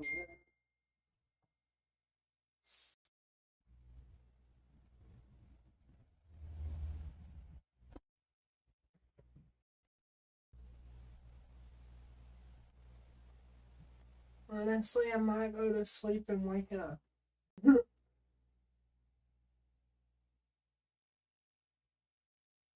Oh yeah, that's well.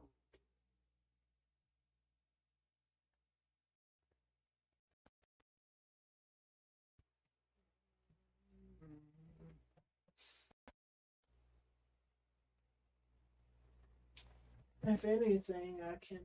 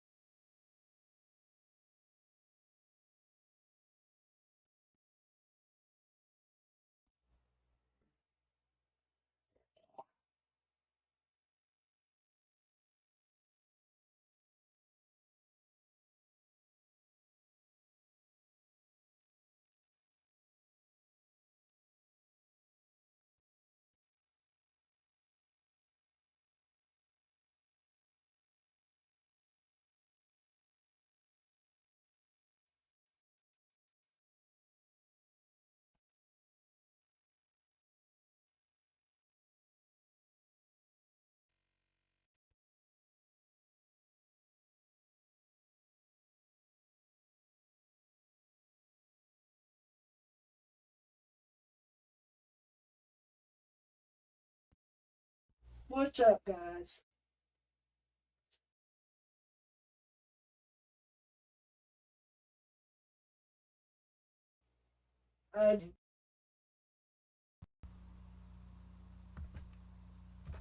There we go.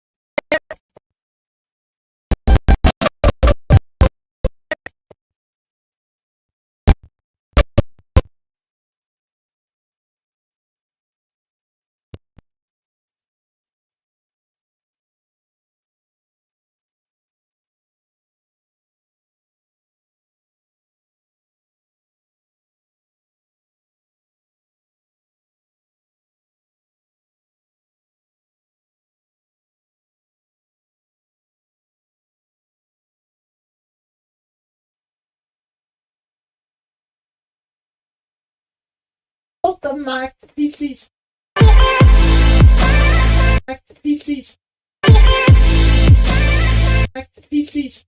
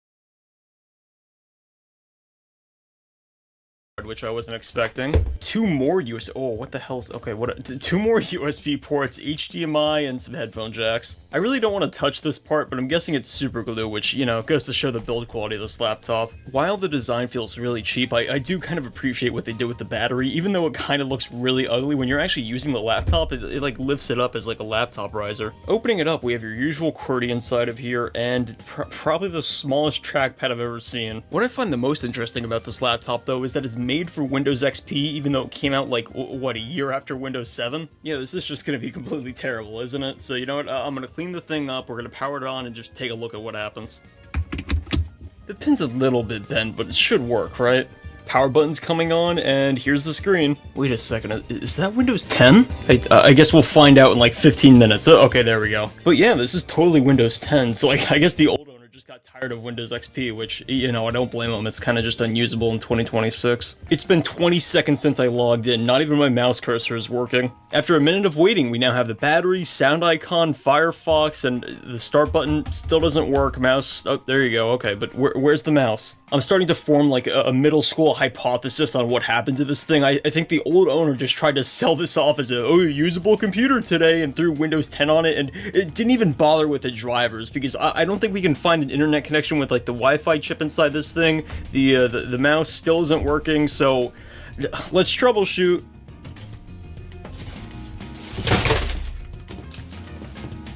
Alright, we got our super high-speed Cat 5 Ethernet cable, and we've got a super tiny, hilarious mouse to go with our netbook.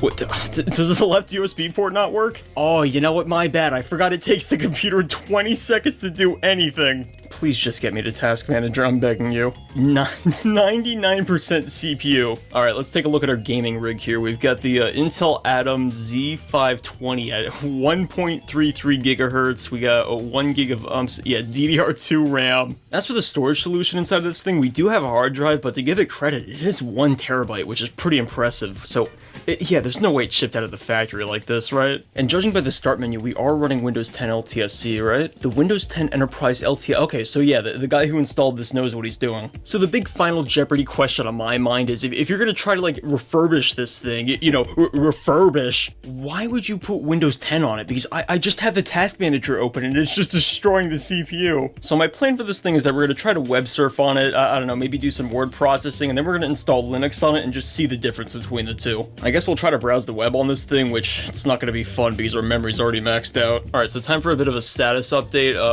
Like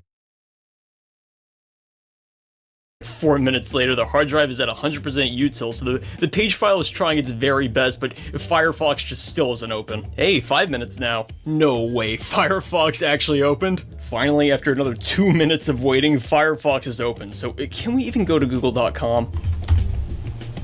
Okay, new question. Will it recognize my keystrokes? Alright, the page is loading. And to actually give this computer a bit of credit, loading up google.com, not bad, only took like 15 seconds. Dell Netbook PP19S drivers.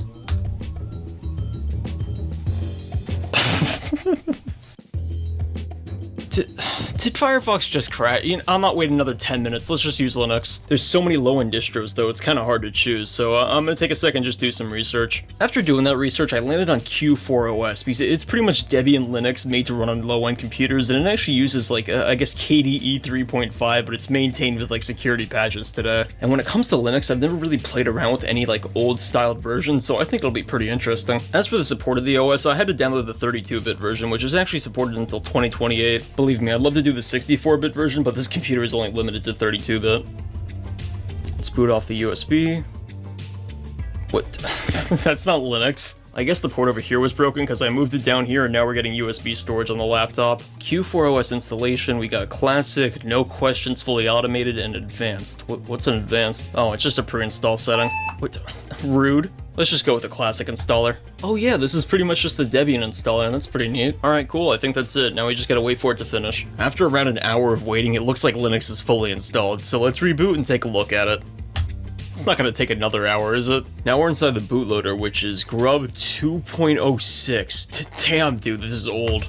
With a mouse cursor. And finally, after the installation, now we're at a login page, so I guess we'll just log in with our user account. Now the setup's asking us to choose a desktop profile for this computer, and yeah, we're probably just gonna go with the simplest one. Oh, you know, can we install any other desktop environments, or? Please do not use this option unless you are absolutely sure what you're doing. Not really. XFCE also runs amazing on low-end hardware, but I really do want to take a look at Trinity, so I hope it doesn't overwrite it. Yeah, see, we got both selected here. Should be fine. Now we just do some more waiting. This looks like the login page for XFCE, and I mean, as cool as it is, I really do want to play with KDE 3.5 first, so let's just switch to that. We're waiting for it to load up, but I'm just taking a look at the icons right here, and it looks like macOS 10. And here we are, KDE 3.5 on Q4OS, or Debian, or whatever you want to call it. Now, I can't tell if they turned this on for optimization, or if KDE 3.5 is so old that it doesn't even have animations for when you're dragging a window. And it seems like we're given a bunch of tweaking shortcuts here, so I guess we'll just install applications. The App Store here actually isn't that bad. We got LibreOffice, Chromium, Firefox, VLC. There's actually a lot of stuff here. You've got Kdenlive, you've got GIMP. This is going to be so much fun. Yeah, the first thing I want to do here is definitely check out a web browser with Chromium. I think it's mainly because of the desktop environment we've got on here, but Linux is so much more performant than Windows. It's insane. I mean, take a look at the start menu. It just immediately pops up compared to Windows. You gotta wait like 10 seconds. Speaking of which, how much RAM are we using? Oh wow, only around 300 megs to keep the system running. That's way better. And now that Chromium's installed, we're gonna launch the web browser and just watch the system resources peak. I've gotta say, I'm really digging KDE 3.5 though. It just looks so cool. Okay, honestly, not that bad to launch Chromium. I was waiting for around 45 seconds. Especially compared to Firefox, which took like 6 minutes. But how are we doing on memory? How is it not using, like, all the system memory right now? Dude, I assumed as soon as I launched Chromium, we'd spike to, like, max RAM and we'd have to use a bunch of swap it. No, it's only using, like, 30 megs. Okay, I can tell this thing wants a challenge, so you know what? Let's head to YouTube. And Chromium here only takes, like, 10 seconds to load the search results. Again, really surprising performance from this thing. But can we play a YouTube video? It's not gonna happen. There's no way. Make Chromium okay, you know, I'm not even gonna read that. We're turning that on. And after 45 seconds of waiting, the homepage actually loads, so we may be able to actually play a video on this. Experiencing interruptions? Find out why. I know why. Oh my god, it works. It actually works. It defaulted to 360p, so I think we can squeeze out just a bit more performance if we do 144. Oh no, dude, it's struggling. Come on, just... Alright, I changed the resolution. Now let's go back to the start of the video. And at 144p, the video is actually watchable here. I mean, don't get me wrong, it's terrible, dude. It's 144p. You got like the terrible speakers inside this thing, but it is working. I'm honestly impressed with this whole thing because we're only using, how much RAM? 500! 500 out of a gig of DDR2. What about browsing like social media pages? Let's try out the old reliable old.reddit.com. 8 seconds to load, really good. I mean, at this point, the bottleneck in our netbook is really just the CPU because the RAM is honestly no problem on Linux, so I guess we'll just try out our next app. Look at that closing animation. Let's see if we can do some word processing or maybe a PowerPoint or two with LibreOffice. And after a minute and a half of waiting, we're inside our fully featured web processor. Now inside LibreOffice, you think the major issue here would be like the lag it takes to recognize your keystrokes, but no, it's actually pretty instantaneous here. And with the laptop's battery acting as a riser for the keyboard, I'm gonna be honest, it's not that bad of an experience. And inside this app, we're only using around 300 megs of RAM, so what if we try to make a PowerPoint instead? Or I'm sorry, we're gonna make a LibreOffice Impress file. Does anybody actually call the LibreOffice apps by their official names? Click to add title.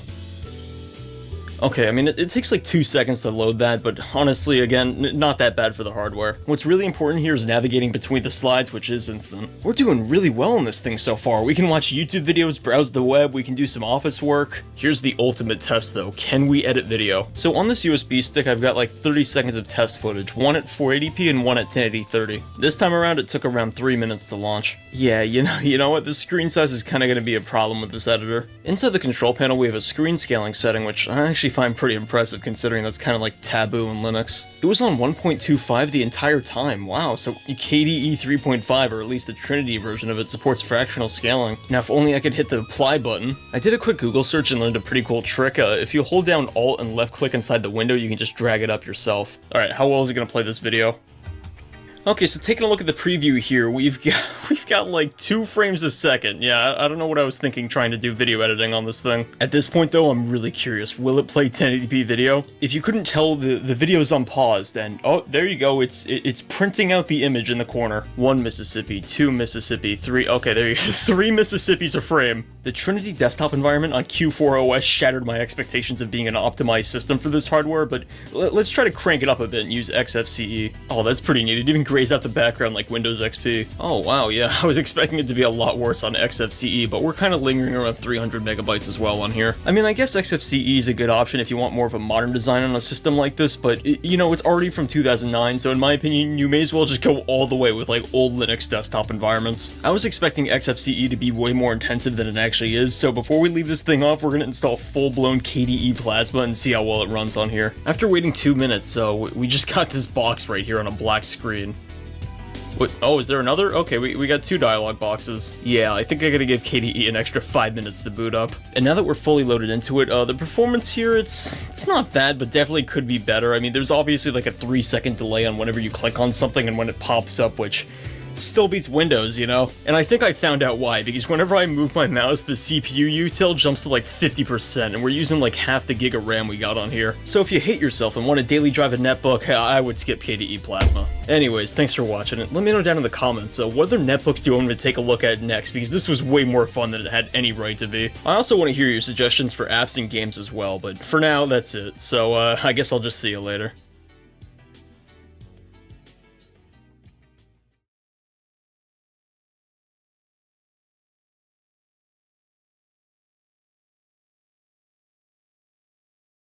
You know, I have to say, getting to make YouTube videos about stupid computers and modifying game consoles, it's a pretty good life. I get to work for myself, ain't got no boss. Well, actually, that's not entirely true. I do have one boss. The iBoss. What is the iBoss? Well, it's a 1U rack-mountable something.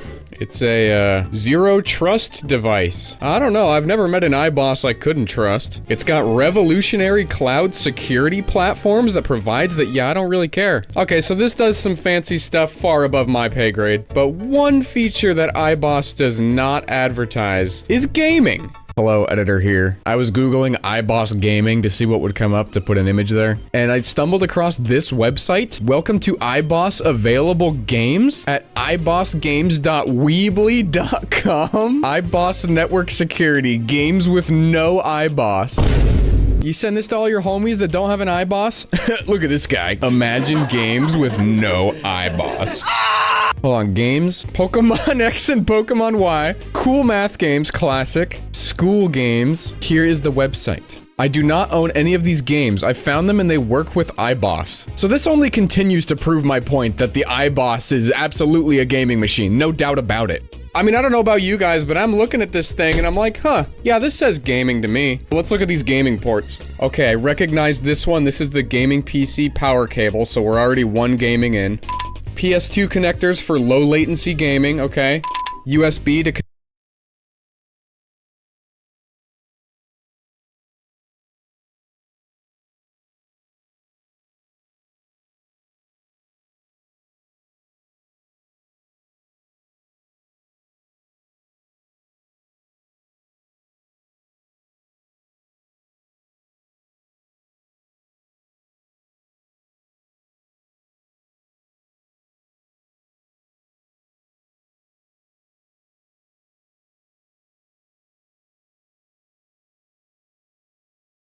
connect all your gaming peripherals.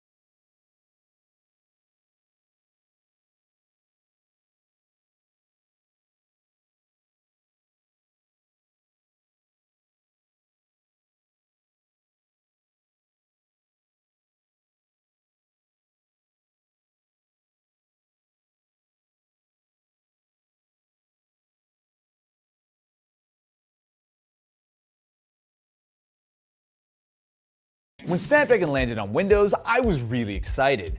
Apple Silicon shook the PC space up in a big way, and I think Qualcomm saw that as their opportunity to bring some real competition to Windows. In that first generation of Snapdragon X, it was good. The battery life was incredible, the performance was solid, but there were enough rough edges at launch that really caused a lot of people to bounce off. So, when ASUS asked me to sponsor this video to take a closer look at their new ZenBook A16, it was a no-brainer because this laptop is running the most powerful Snapdragon chip that's ever been put in a Windows PC. So before we get into what's good about the A16, I actually want to point out a few things that I am not a fan of. The keyboard is fine. It has a little bit less travel than I'd like. It's about 1.3 millimeters, and it feels a little bit shallow. The touchpad does have a cool feature, which is smart gestures. Now, I remember when I looked at the A14 last year, it was a cool idea there, but it was pretty unreliable. This time though, it's much improved. So the way it works is you can swipe on the right side to adjust your brightness, left side to adjust your volume. It generally actually works pretty well, especially considering how massive this touchpad is. However, I wish that this was a haptic touchpad. I find myself sometimes just having to double click on things because my little light taps aren't being registered. But honestly, at this point, any laptop that costs more than $1,000, I want a haptic touchpad on. Now it does have a 6-speaker setup, but they're just fine. Now, especially on this A16, there's a lot of empty space on the left and right of the keyboard. I wish they would have put speaker grills there to take advantage of the real estate. And if I'm gonna be nitpicking, it does have a pair of USB-C ports, but they're both on the left side, meaning that I always have to plug in on the left side. It's a small thing, but for me, I really appreciate when I can plug in on either side of a laptop. When you actually touch and feel this laptop though, the thing that really jumps out is just how lightweight it is. Even though this is a 16-inch device, it weighs just a little bit over 2 pounds, and you can really feel it. I mean, it's almost like they forgot to put a battery in it, which is nice. I think it feels premium. That paired with the fact that they're using their updated Sarah aluminum finish. So ASUS have been using this for a little while now. The idea is it's an aluminum chassis, but it is coated in a sort of ceramic kind of feel. To me, it feels quite similar to like stone, like a really, really smooth stone. The ports are also good, besides the fact that there's only 2 USB-C on one side. So you do have HDMI, a headphone jack, USB-A, and a full-size SD card reader. I will say the screen is a real highlight. So this one is rocking a 16-inch 2.8K OLED, 120 Hz and 1100 nits of brightness. As a guy who's been using a Surface Pro 12 for a little while, the screen is very, very lovely. Honestly, it's about as good as a laptop screen gets in 2026. One of the big features of the ZenBook A16 though is a single number, 48. That is how many gigs of RAM this ships with. I think someone forgot to let Qualcomm know that we're in a RAM crisis. Every version of the X2 Elite Extreme comes with 48 gigs of RAM because this is actually on chip, so the memory is integrated directly onto the package. Unlike most laptops where the RAM is sort of soldered to the motherboard, it means that when it's on chip, you have faster bandwidth, there's lower latency, and importantly, it's standard. There's no upselling you on hundreds of dollars for more memory. It just comes with the X2 Elite Extreme. Now, 48 gigs of RAM is, I will say, absolutely overkill. But in 2026, if someone offers you more RAM without charging you a fortune for it, don't question it. It is a legitimately big selling point. For context, you're looking at 16 gigs of RAM on an M5 MacBook Pro that is more expensive than the A16. The Snapdragon X2 series also comes with an 80 TOPS NPU, which is the most powerful in any laptop right now. Not only is this cool for features like voice changing, if you saw my demo at Snapdragon Summit, Did everyone wriggling the dingly get? but paired with the 48 gigs of memory means you can actually run some pretty powerful local AI models if you want here. But back to the pricing, I want to be very clear about which of the two models of the ZenBook A16 that I actually think is worth it. So my review unit is exclusive to the ASUS store, and it comes in at $2,000. The benefit here is that it has the highest bin version of the X2 Elite Extreme that boosts up to 5 GHz. And as far as I know, this is the only laptop that is launching with that version of the chip. But for some reason, this model lacks a touchscreen. The one I think most people should actually look at is the Best Buy exclusive model at $1,600. It's got the same 48 gigs of memory, the same 2.8K OLED display, except it actually has touch, and it has the same 18-core X2 Elite Extreme chip, just clocked slightly lower at 4.7 as opposed to 5 GHz. But importantly, it is a full $400 less. I would absolutely save the money. Now, they do still make the ZenBook A14 as well if you want something smaller, which is usually what I gravitate toward, and this starts at $1,149, but I will say that this does not ship with the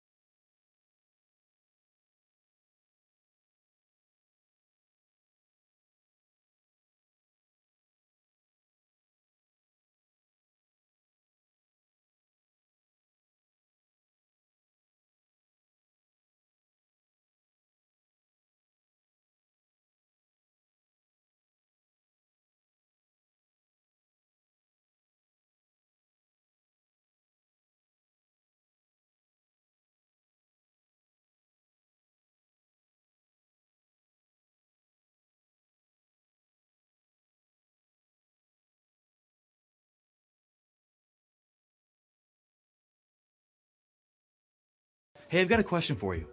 Can your network survive a pug? Okay, what about a baby? If you can't afford to lose one link or one switch or one router, you're doing it wrong. In this video, I'm going to show you 2 network architectures that can help make our networks Awesome. And a huge, massive shout out to Boson Software. They are the official sponsor of this free CCNA series. And if you're trying to get your CCNA, which I assume is probably a lot of you, Boson has the best labs, practice exams, and now the best courseware you can find for the CCNA. I'm actually giving away 3 copies of their courseware and labs in the link below, so enter that contest. It ends tomorrow, Friday, so hurry up. Now, before I show you what a good network design looks like, just a beautiful, delicious one, let me show you a bad one first. As you're working towards becoming a network engineer, you're gonna see some bad networks, and it's your job to identify why they're bad and how you can make it good. Now, to find a bad network, you don't have to look very far. Look in your house. I'm not kidding, your home network sucks. No, I know a lot of you probably have an amazing home network, and comment below with what you have. But for a lot of you, if you ran a business out of your house and you use that home network, it just die. Your business would be dead. Now, I say that because a lot of businesses, when they first start out, their network looks very similar to a home network, and they make some big boo-boos, some very big mistakes. Let me show you what it might look like. So, Network Chuck Coffee, still a very young, small, growing coffee company. And let's say I trusted a noob to install my network. I would never do that. But let's say I did. Very similar to your home network, I'll have a router.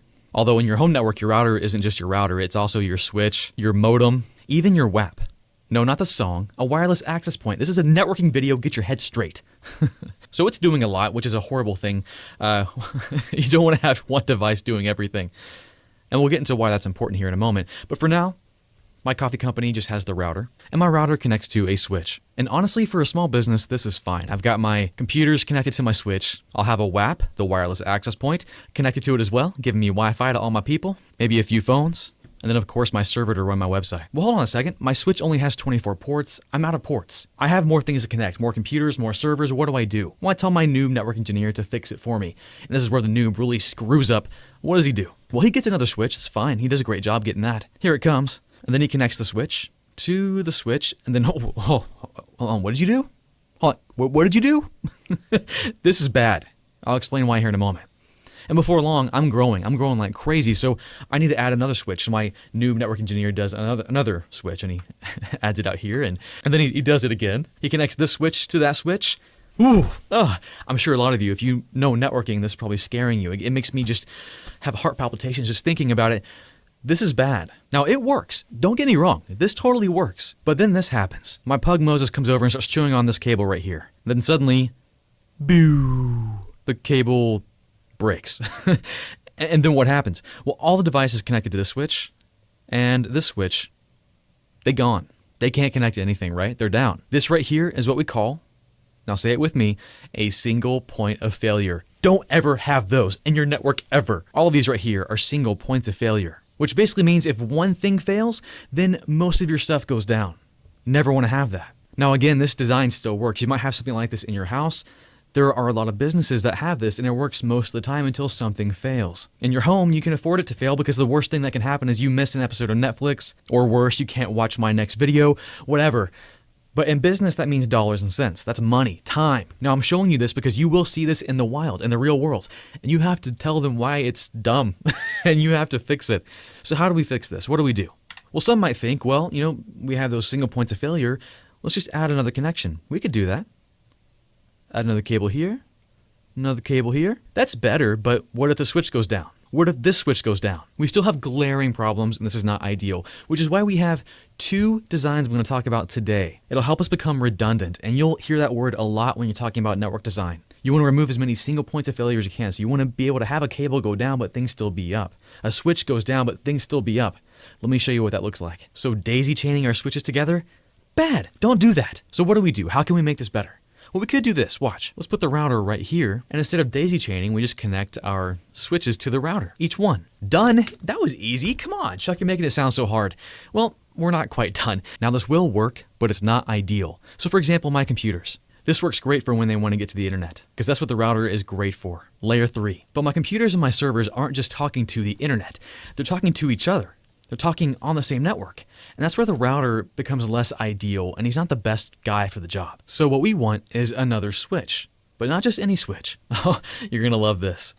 This is something, when I found this out, I'm like, mind blown. So we're gonna scooch the router up here for a moment. He's still in play, but we're gonna talk about something else here. We're gonna bring in this guy right here. What is that?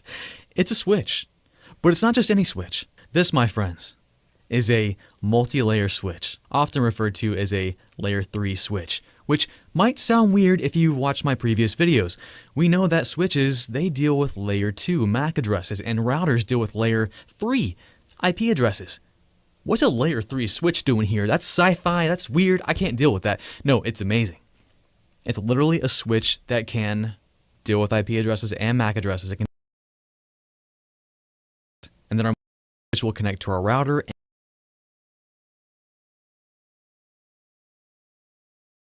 Down, then these two are still up. This computer's still up, this server's still up. It's better, right?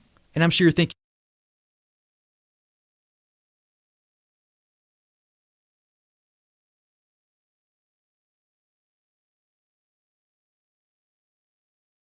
well, Chuck, we still have this right here, this single point of failure. Yeah, we'll get to that. We're taking baby steps, and you'll encounter this a lot when you design networks for businesses, because designing a network with limited single points of failure can be crazy expensive. The more devices you add, the more the bill goes up. So I'll show you how we can fix this single point of failure here in a moment, but just know the more we add, the more it costs. You'll have to work with the business and what their budget is. Now, this architecture, this model here, the way we designed our network is called a 2-tier architecture. Let me show you the tiers right now. Here's tier number 1 and tier number 2. The switches in this tier 1 are called our access. We'll call this layer our access layer because they give our devices, the things we connect to our switches, you know. Where'd my cables go? Hold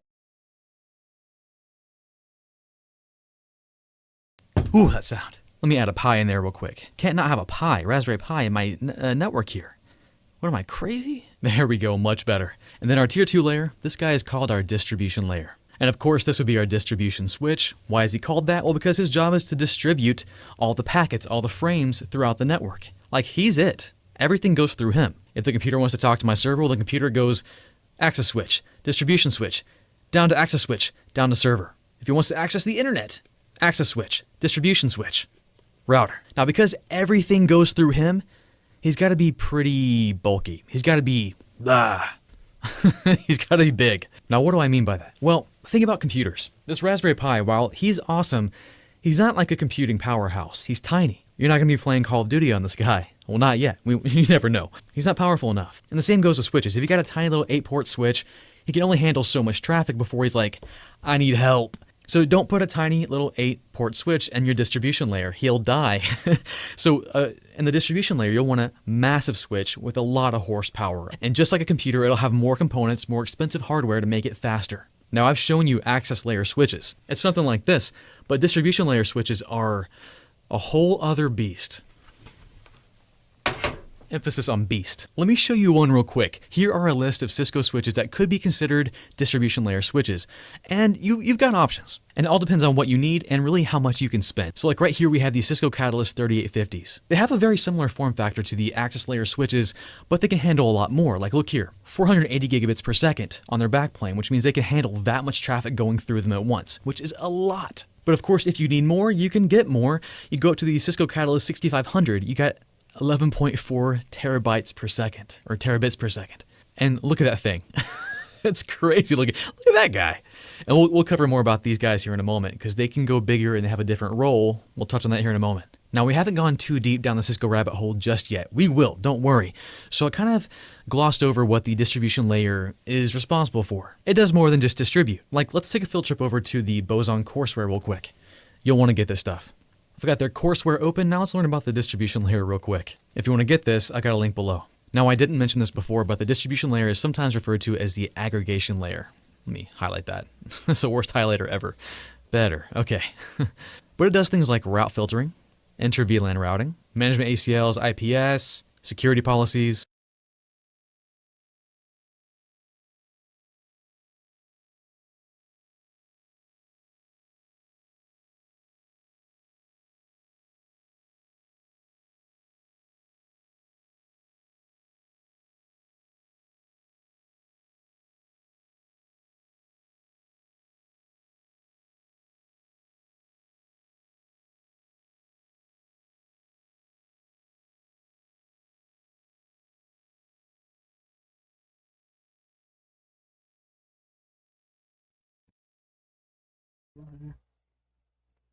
What's up? What's up? What's up? Can you hear me?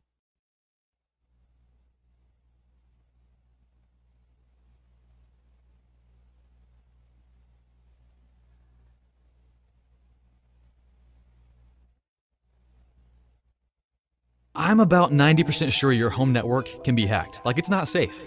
Oh, you don't believe me? Let me show you. We'll show you how to test your network, your home network, for vulnerabilities. Can a hacker actually hack you? The answer is probably yes. So once I prove that to you, then I will show you how to secure your network. We'll start with how to secure and harden the router you have now. In fact, I'll show you 6 things you need to do right now because you're in danger. And then we'll move on to more advanced stuff, things that you might want to purchase a new router for. I'll give you a peek into my network and what I do. So buckle your seatbelts. This video has a ton of stuff. I'm so excited. I'm going to show you Nmath, how to create a Linux server in the cloud, testing your home network, show you what a SOHO is, a small office home office network. Whew, let's do it. Oh, and a huge shout out to the sponsor of this video, Boson Software. They are the official sponsor of our CCNA series here, and they by far have the best practice exam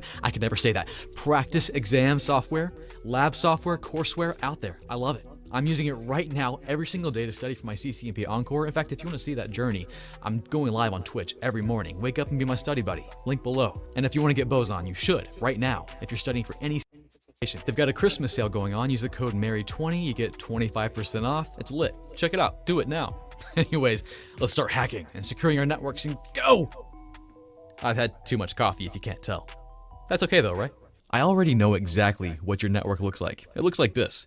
You've got all your devices, cell phones, computers, tablets, Alexas, smart light bulbs, TVs, all connecting to one device, your router. This device does it all. It's your router, it's your WAP, it's your switch, it's everything, all in one. And that device with one cable connects you to the internet. And that one cable could be a coaxial cable, it could be Ethernet, doesn't matter. And that's your network. That's a typical SOHO network. Ever heard that term before? SOHO. Small office, home office. And this is obviously smaller and much more simple than what you might see at a business. Enterprise networks you find at a business have massive routers and switches and firewalls, and they have a ton of security features, but they still get hacked.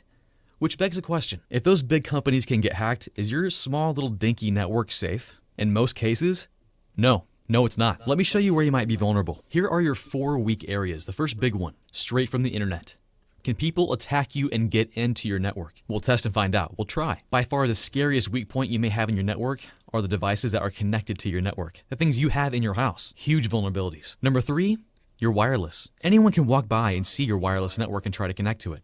Is it safe? And 4, probably the most impactful, is your connection to your business, to your company, your job. I mean, come on, most of us are working from home right now, right? How does your company have you connecting to their stuff? Is it secure? We'll talk about that. So number 1, is your network safe from the outside?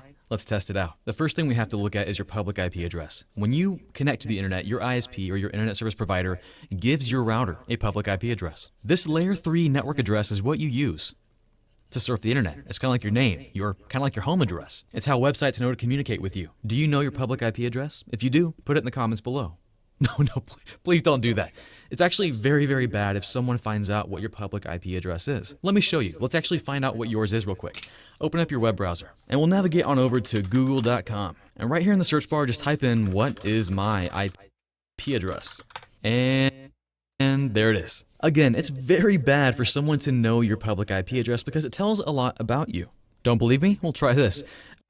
The link below this search right here, you might see here, whatismyipaddress.com.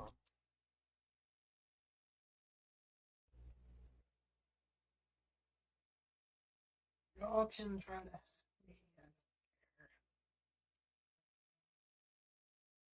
I'm excited. I'm just not feeling good.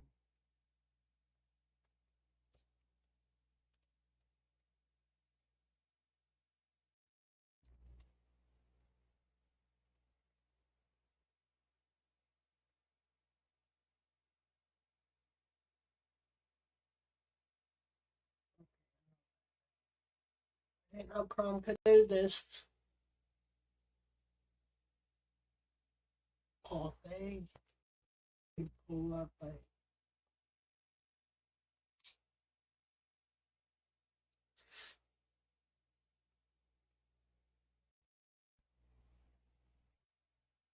I'm going to go to that, and right here in the browser It shows me pretty close to where I live. If I zoom out there, yeah, Kansas. That's crazy. Scary, right? So if someone learns your IP address, they could get a pretty good guess of where you live. But that's not the only danger. If a hacker learns that this is your public IP address, they'll start using hacking techniques to find weaknesses in your network. You want to try some? Let's try it on your network right now. Now I'm going to show you two ways to do this. The first way is really easy, takes like 3 seconds. The second way is really nerdy and geeky and is super fun. But anyways, basic way first, easy way first. Open up your web browser and navigate to a site called pentest-tools.com. And then right here,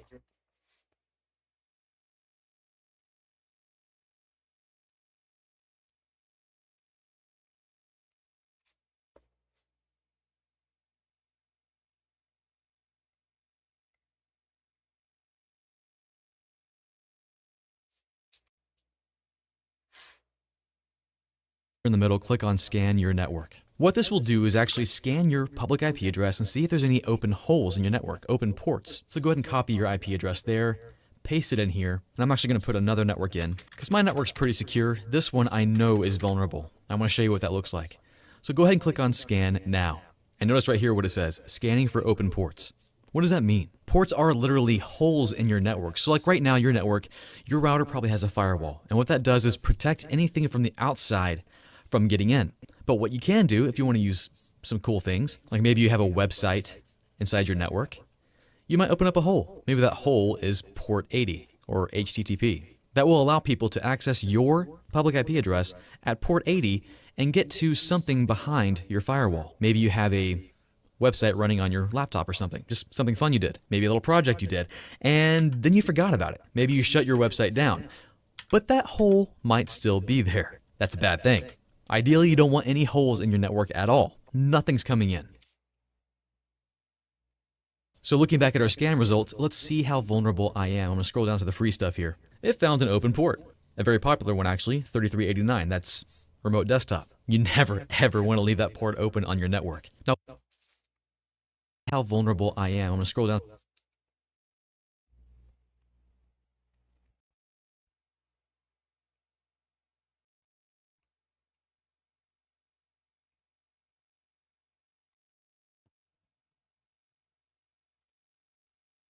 It's not there no more. So he fixed it. To the free stuff here. It found an open port. A very popular one, actually, 3389. That's remote desktop.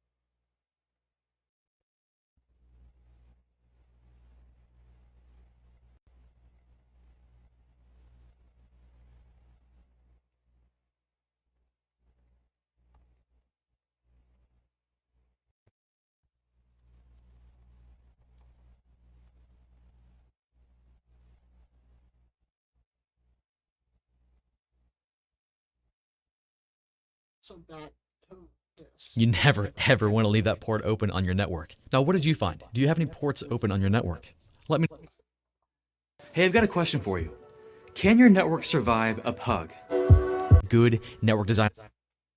I'm about 90% sure your home network can be hacked. Everything, all in one. And that devices are pretty similar. So first, created. We're people to access your public IP address. I'm going to scroll down to the free public IP address. And I'll show you what we can do about that here in a moment. But next, I want to show you the geeky, awesome, way to search and test your network for vulnerabilities. Now, if I scroll down to the bottom of this page real quick, notice it says it was a light scan. They don't give you access to the full features, but they're actually using a free open source program called Nmap to scan your network. Yeah, so it's free, open source, meaning we can use that tool ourselves. Let's do it. Now to do that, we will need a server outside your network. So we'll need a Linux server that's not inside here. You don't want that to happen. You want to scan the outside of your network to see if there's any holes you can poke through. Now, when you heard Linux server, you may have thought, wow, hard, I can't do that. Yes, you can. It's super easy. I'll walk you through it right now, and it's free. Dude, I'm so stoked. Let's set it up right now. Let's do it. In the description, I have a link. It's to a site called Linode.com. This is one of my favorite cloud service providers. I use them all the time, and if you sign up right now, you get a $100 credit to do anything you want. Now, the server we're about to create in the cloud costs $5 a month to run. If you just create one server to play with, that's 20 months of free Linux server goodness. Why would you not want that? So go ahead and sign up for that. I'm gonna get logged in here to mine, and this will be so fast, trust me. So at the top right, click on Create,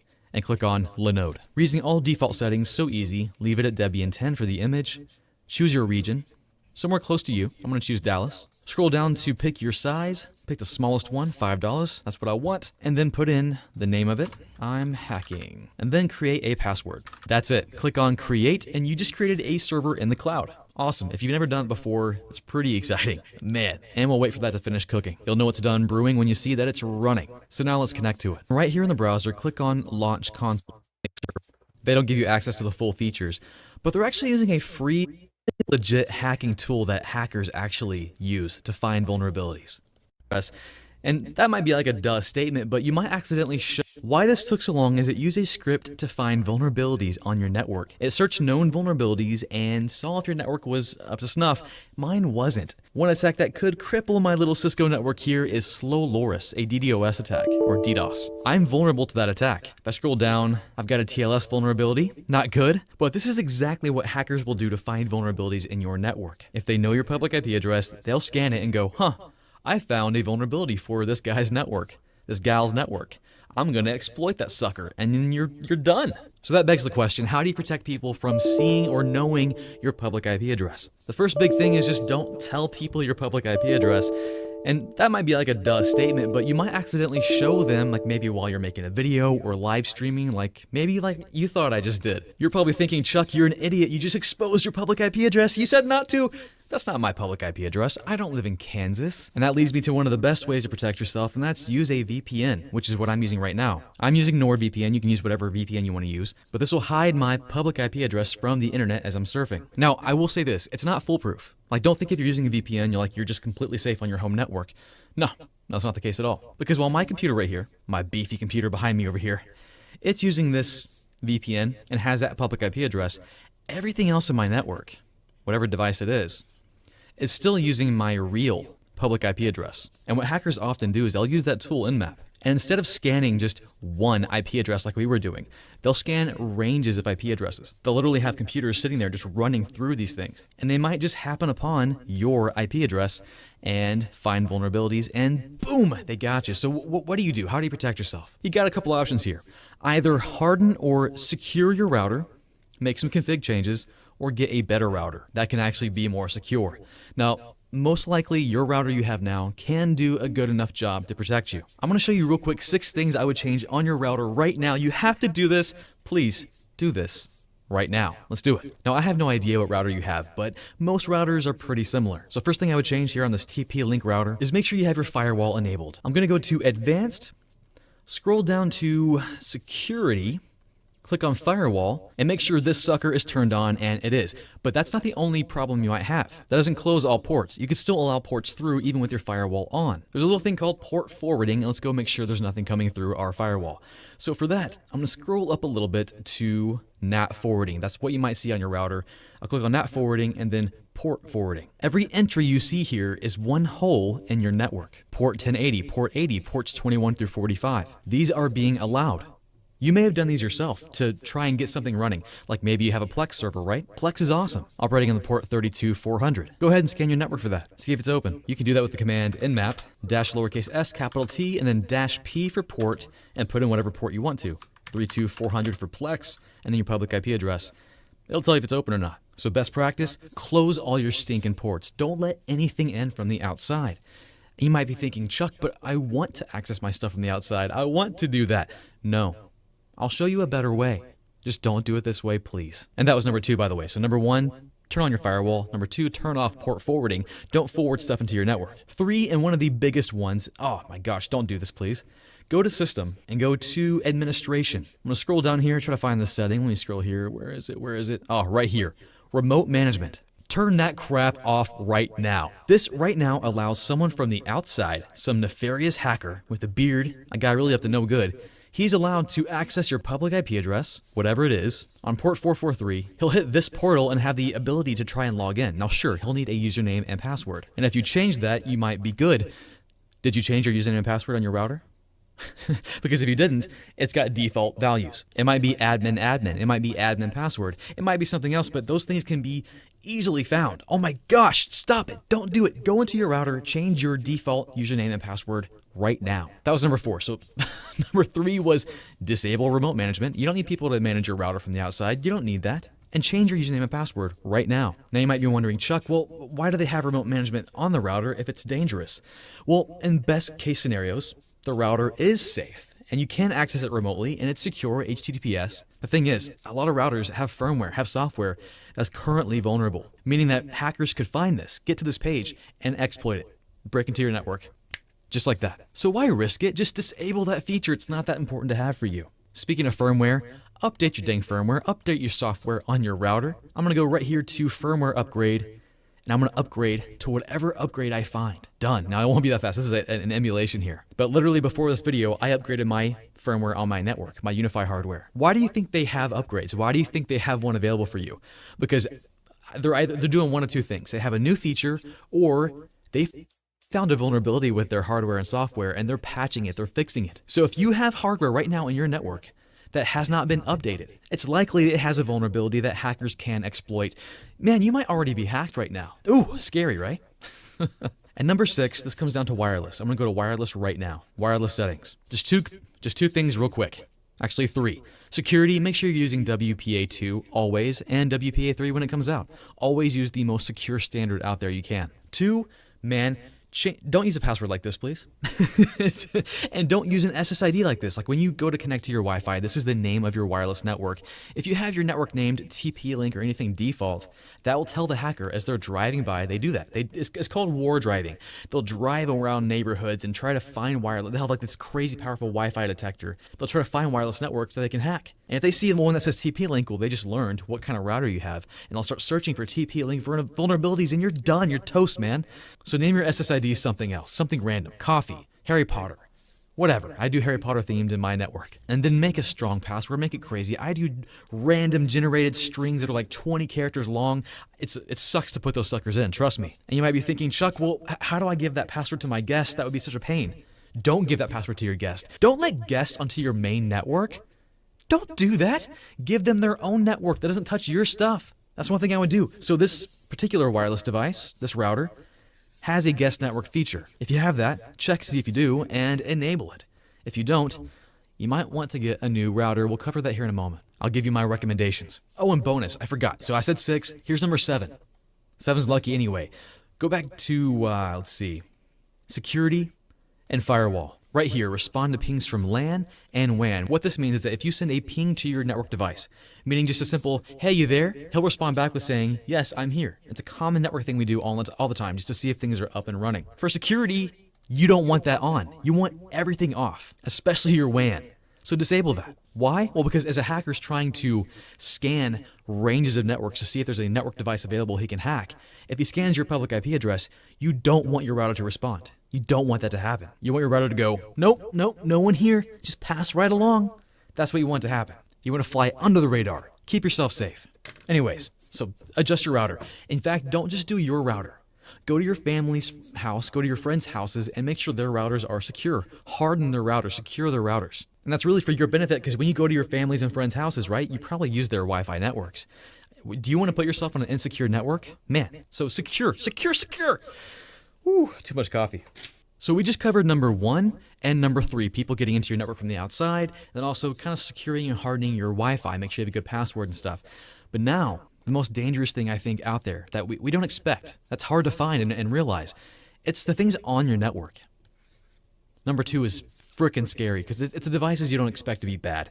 Alexa, light bulbs, your smart light bulbs that have Wi-Fi connection. All those IoT devices, that's risky, man. Why? Let me show you real quick. You may have done a great job not letting anything into your network from the outside. Cool, awesome, great. But everything on your network on the inside, you, like using your phone, your computer, everything on your internal network is allowed to access pretty much whatever they want on the internet. So they can go through or out, and then whatever server they communicate with.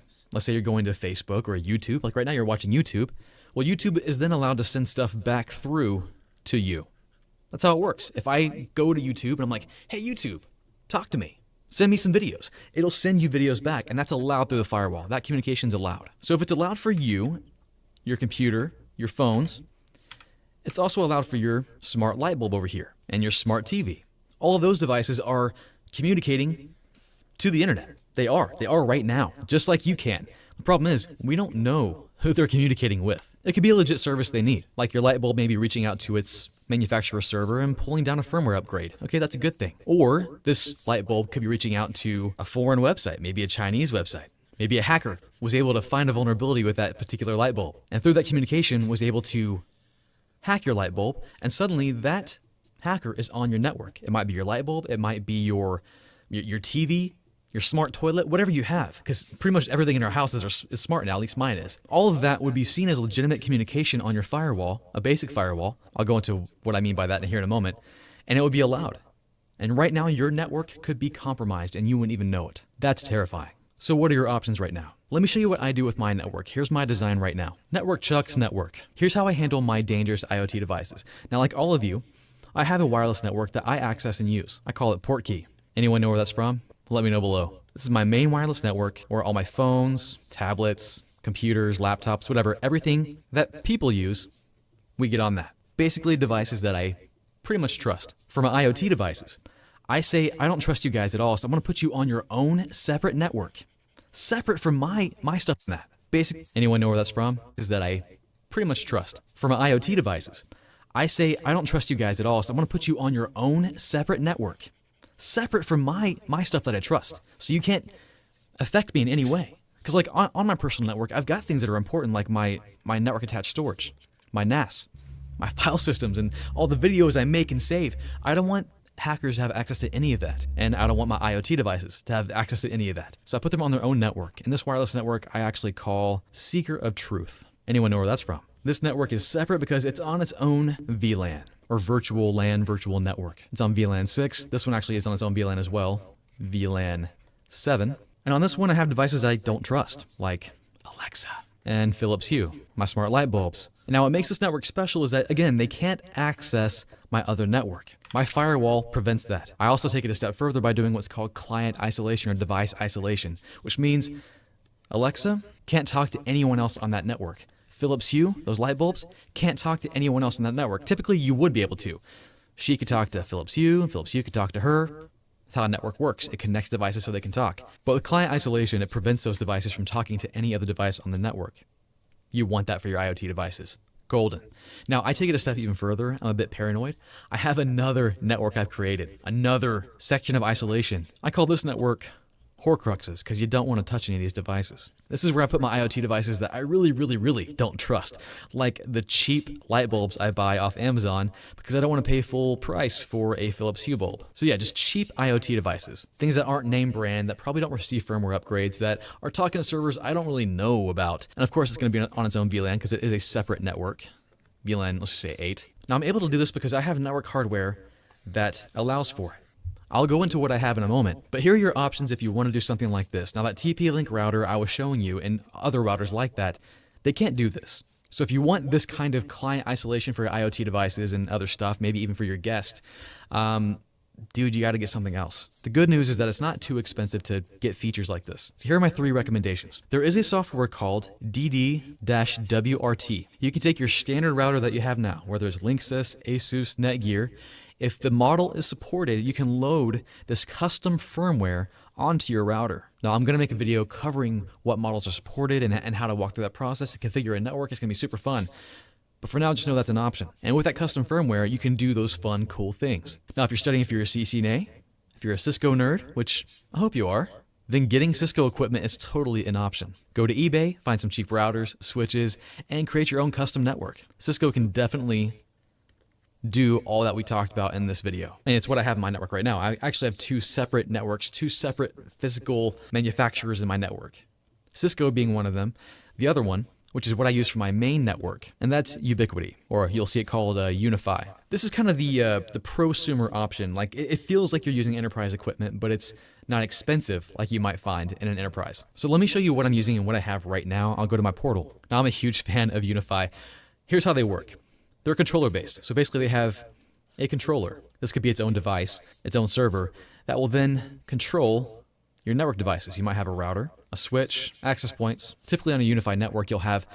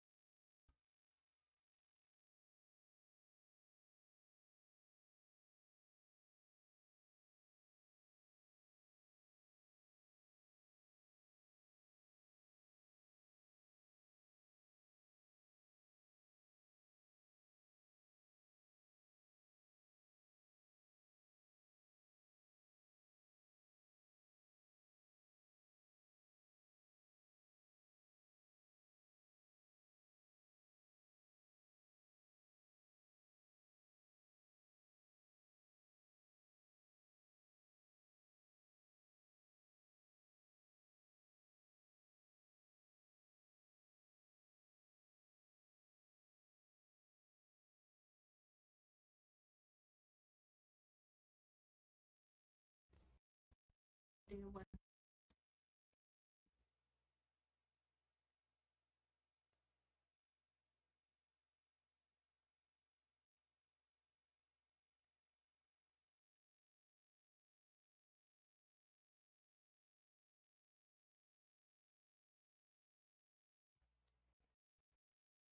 Anyways. Separate devices like you might find on an enterprise network. That's why I call it prosumer. It feels more enterprise because you get more features. That's what happens when you invest in a network like this. Now, what they've done recently, and I made a video about it, and I love it so much, is they created a product called a Dream Machine. You can learn more about that at a link here. I reviewed the entire thing. Basically, it's one device that has a controller built in, a wireless access point.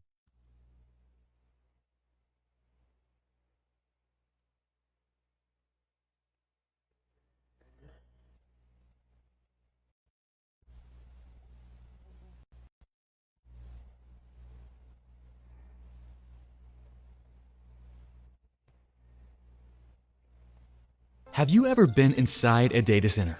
It's amazing. Rows and rows of switches, routers, servers just buzzing and humming, powering the internet we use every day. Whew, getting goosebumps just thinking about it. And as you're learning networking, you've got to wonder, how does all that work? What does a data center network look like? Is it different from any other network?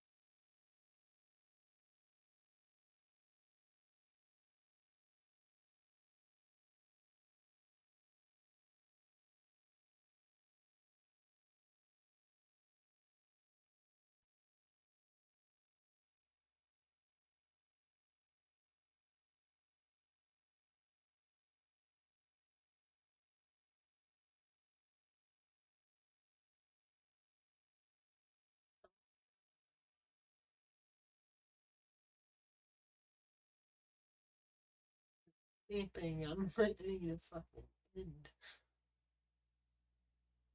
Or not end, restart. End. 7 hours. And I've been up since 7 hours. I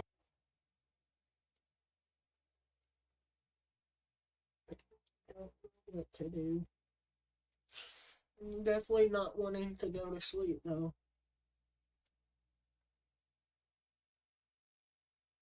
Hey, I got another subscriber. I need to put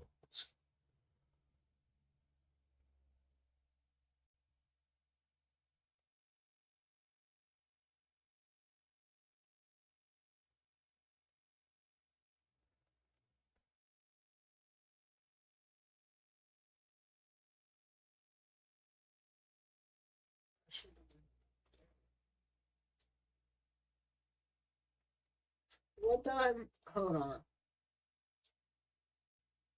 What time did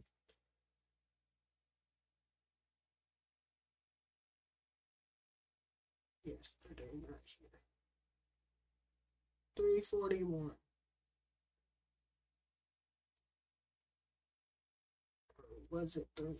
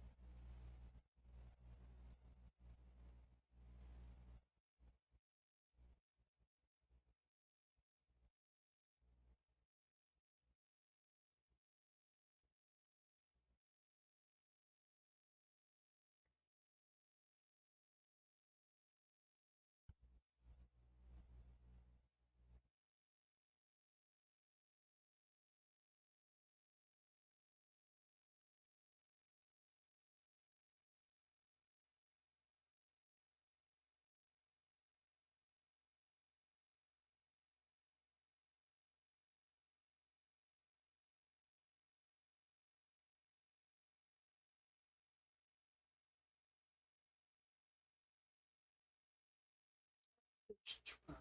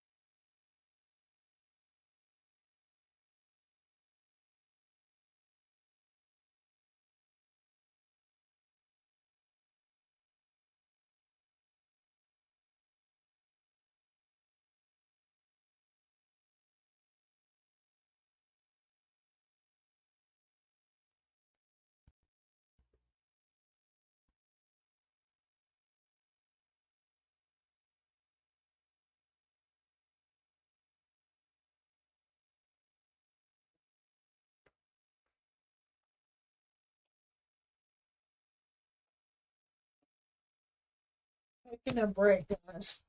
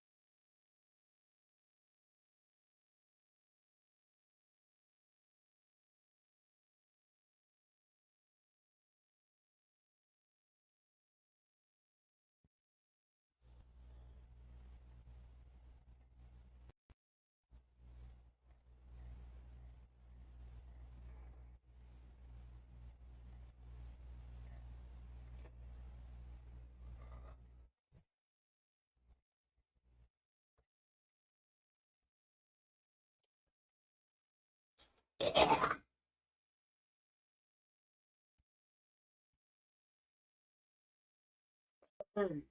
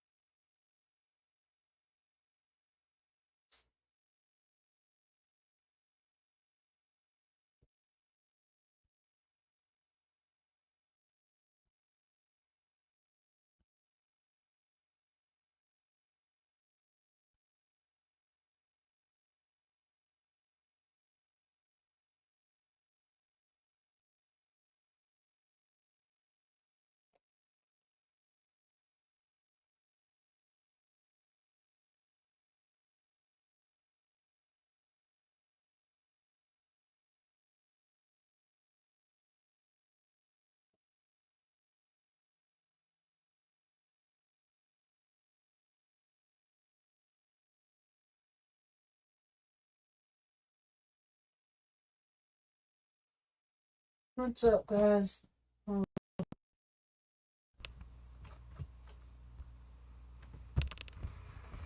What's up?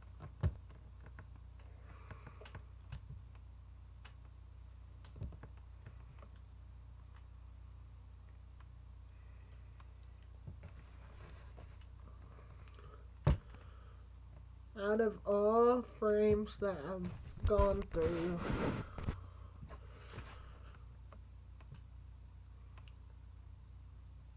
four thousand one hundred and 414,176 frames. I've only dropped 2,581.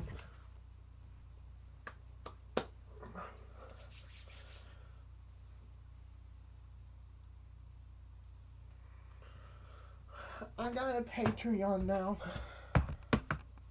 I'm trying to get up and get moving and stuff.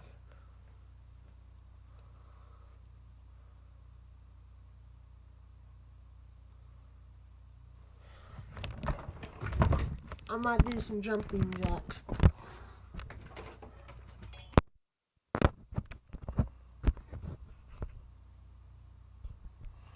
You go over here though.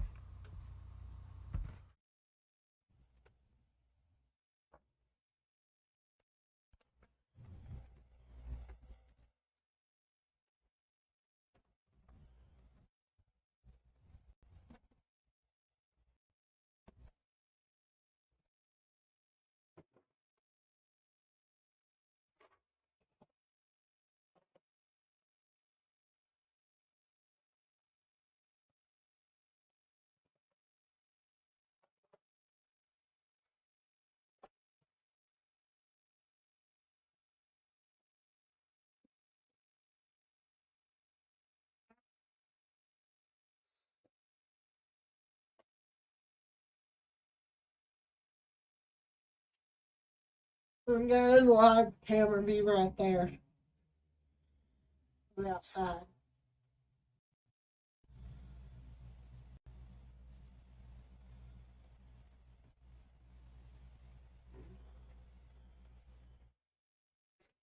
I don't know if it's going to be 24 hours.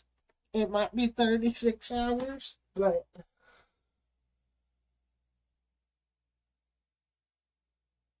after this gets done charging, I'm going to take it off charge and see how long it runs dead. And then I'll switch to this.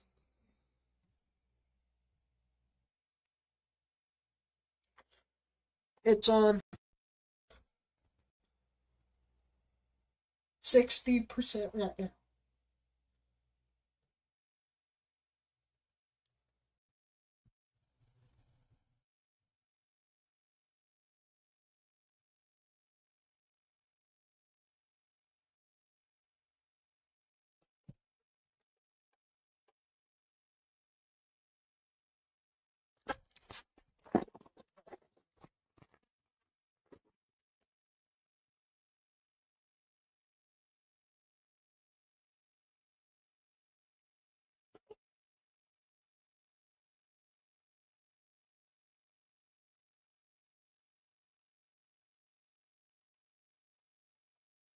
That ain't safe at all. I'd rather put it on that. Never mind.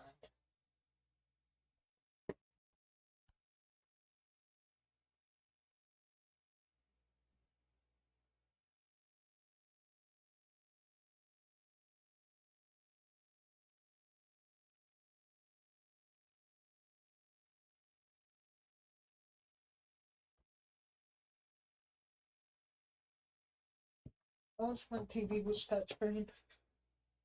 It would be so much better. What's up? What's up? What's up? What's up?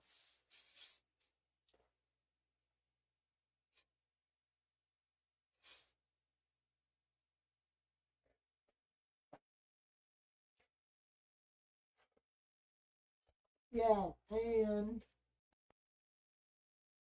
let's put it over here.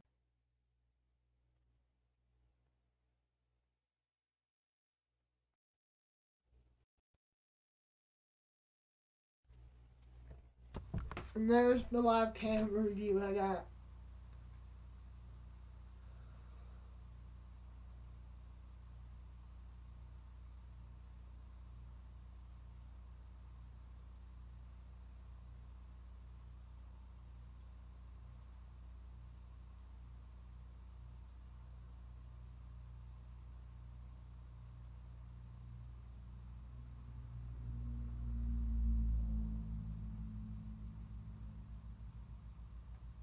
People going to work.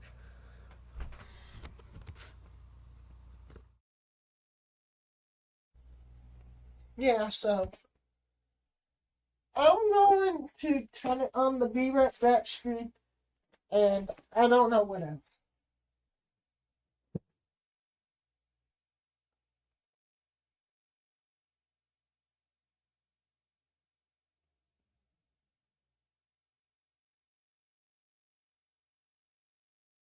No. Is it the back one? Is it both of them?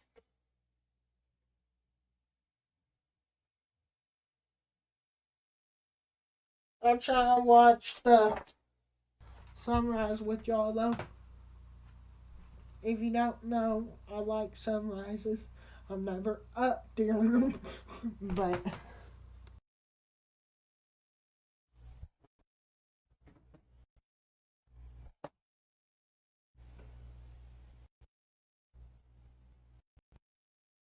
yeah.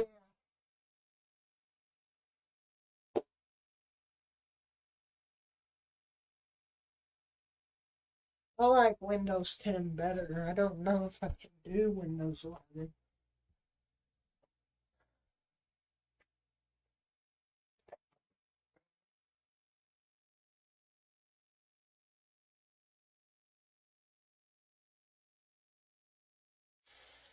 At 6 o'clock, I'll begin cleaning again. I just have to get up and moving, and I cannot sit down, so.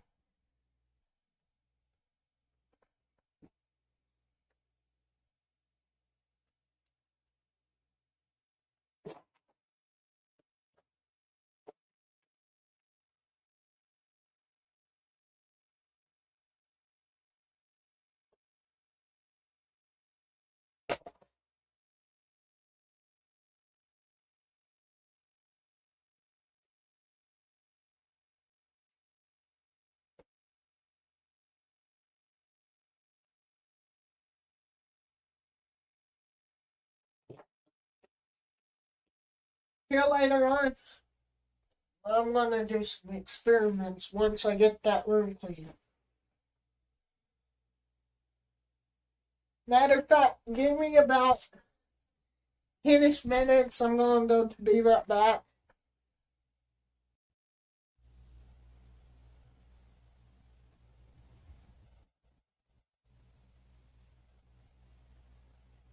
I'm gonna take the portable monitor in there, I guess. Take it to the wall, I guess.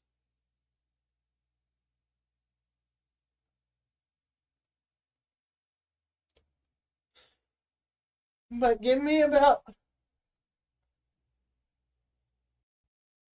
minutes.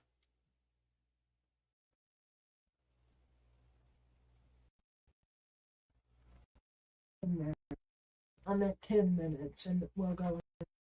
So give me a few minutes, guys, and I'll get everything set up. Be right back. Love y'all.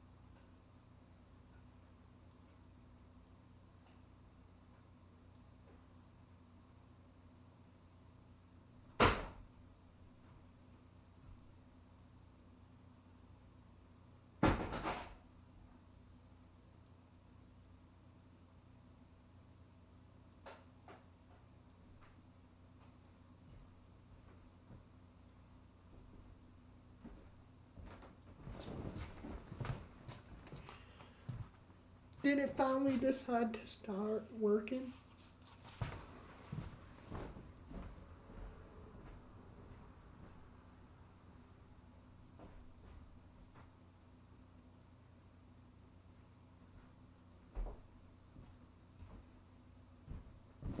Did it finally start working? The camera's still off. The outside camera.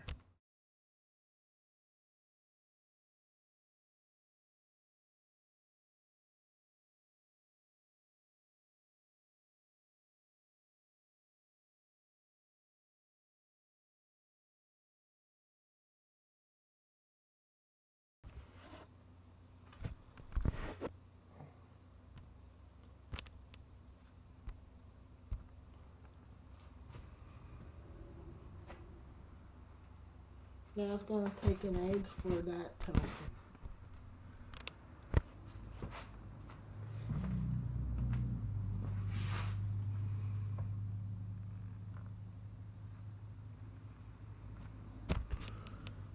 I hate this wave streaming.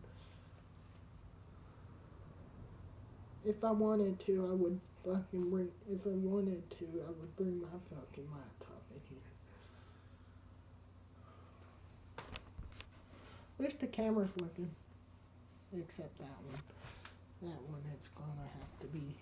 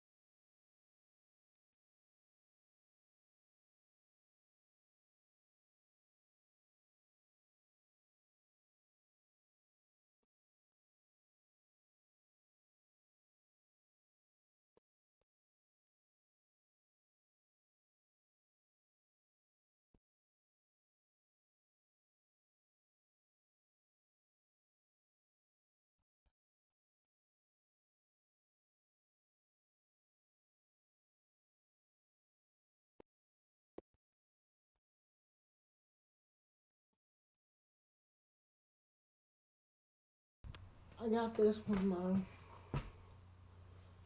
What's up?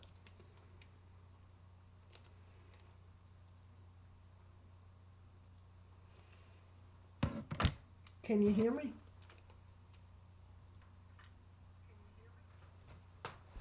What about over here?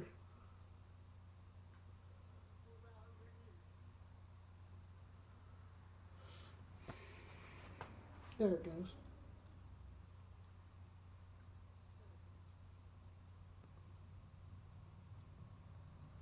What about over?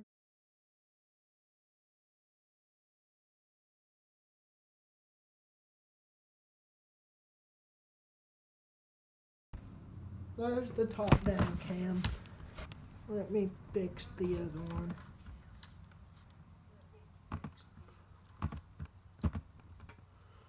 honestly, it might be this mouse without borders shit. And it's not going to... Okay, I'm done. Do what you want. Fucking laptop. Well, we have to clean this anyways. Yeah, it's still going. The fucking camera at the bottom ain't working.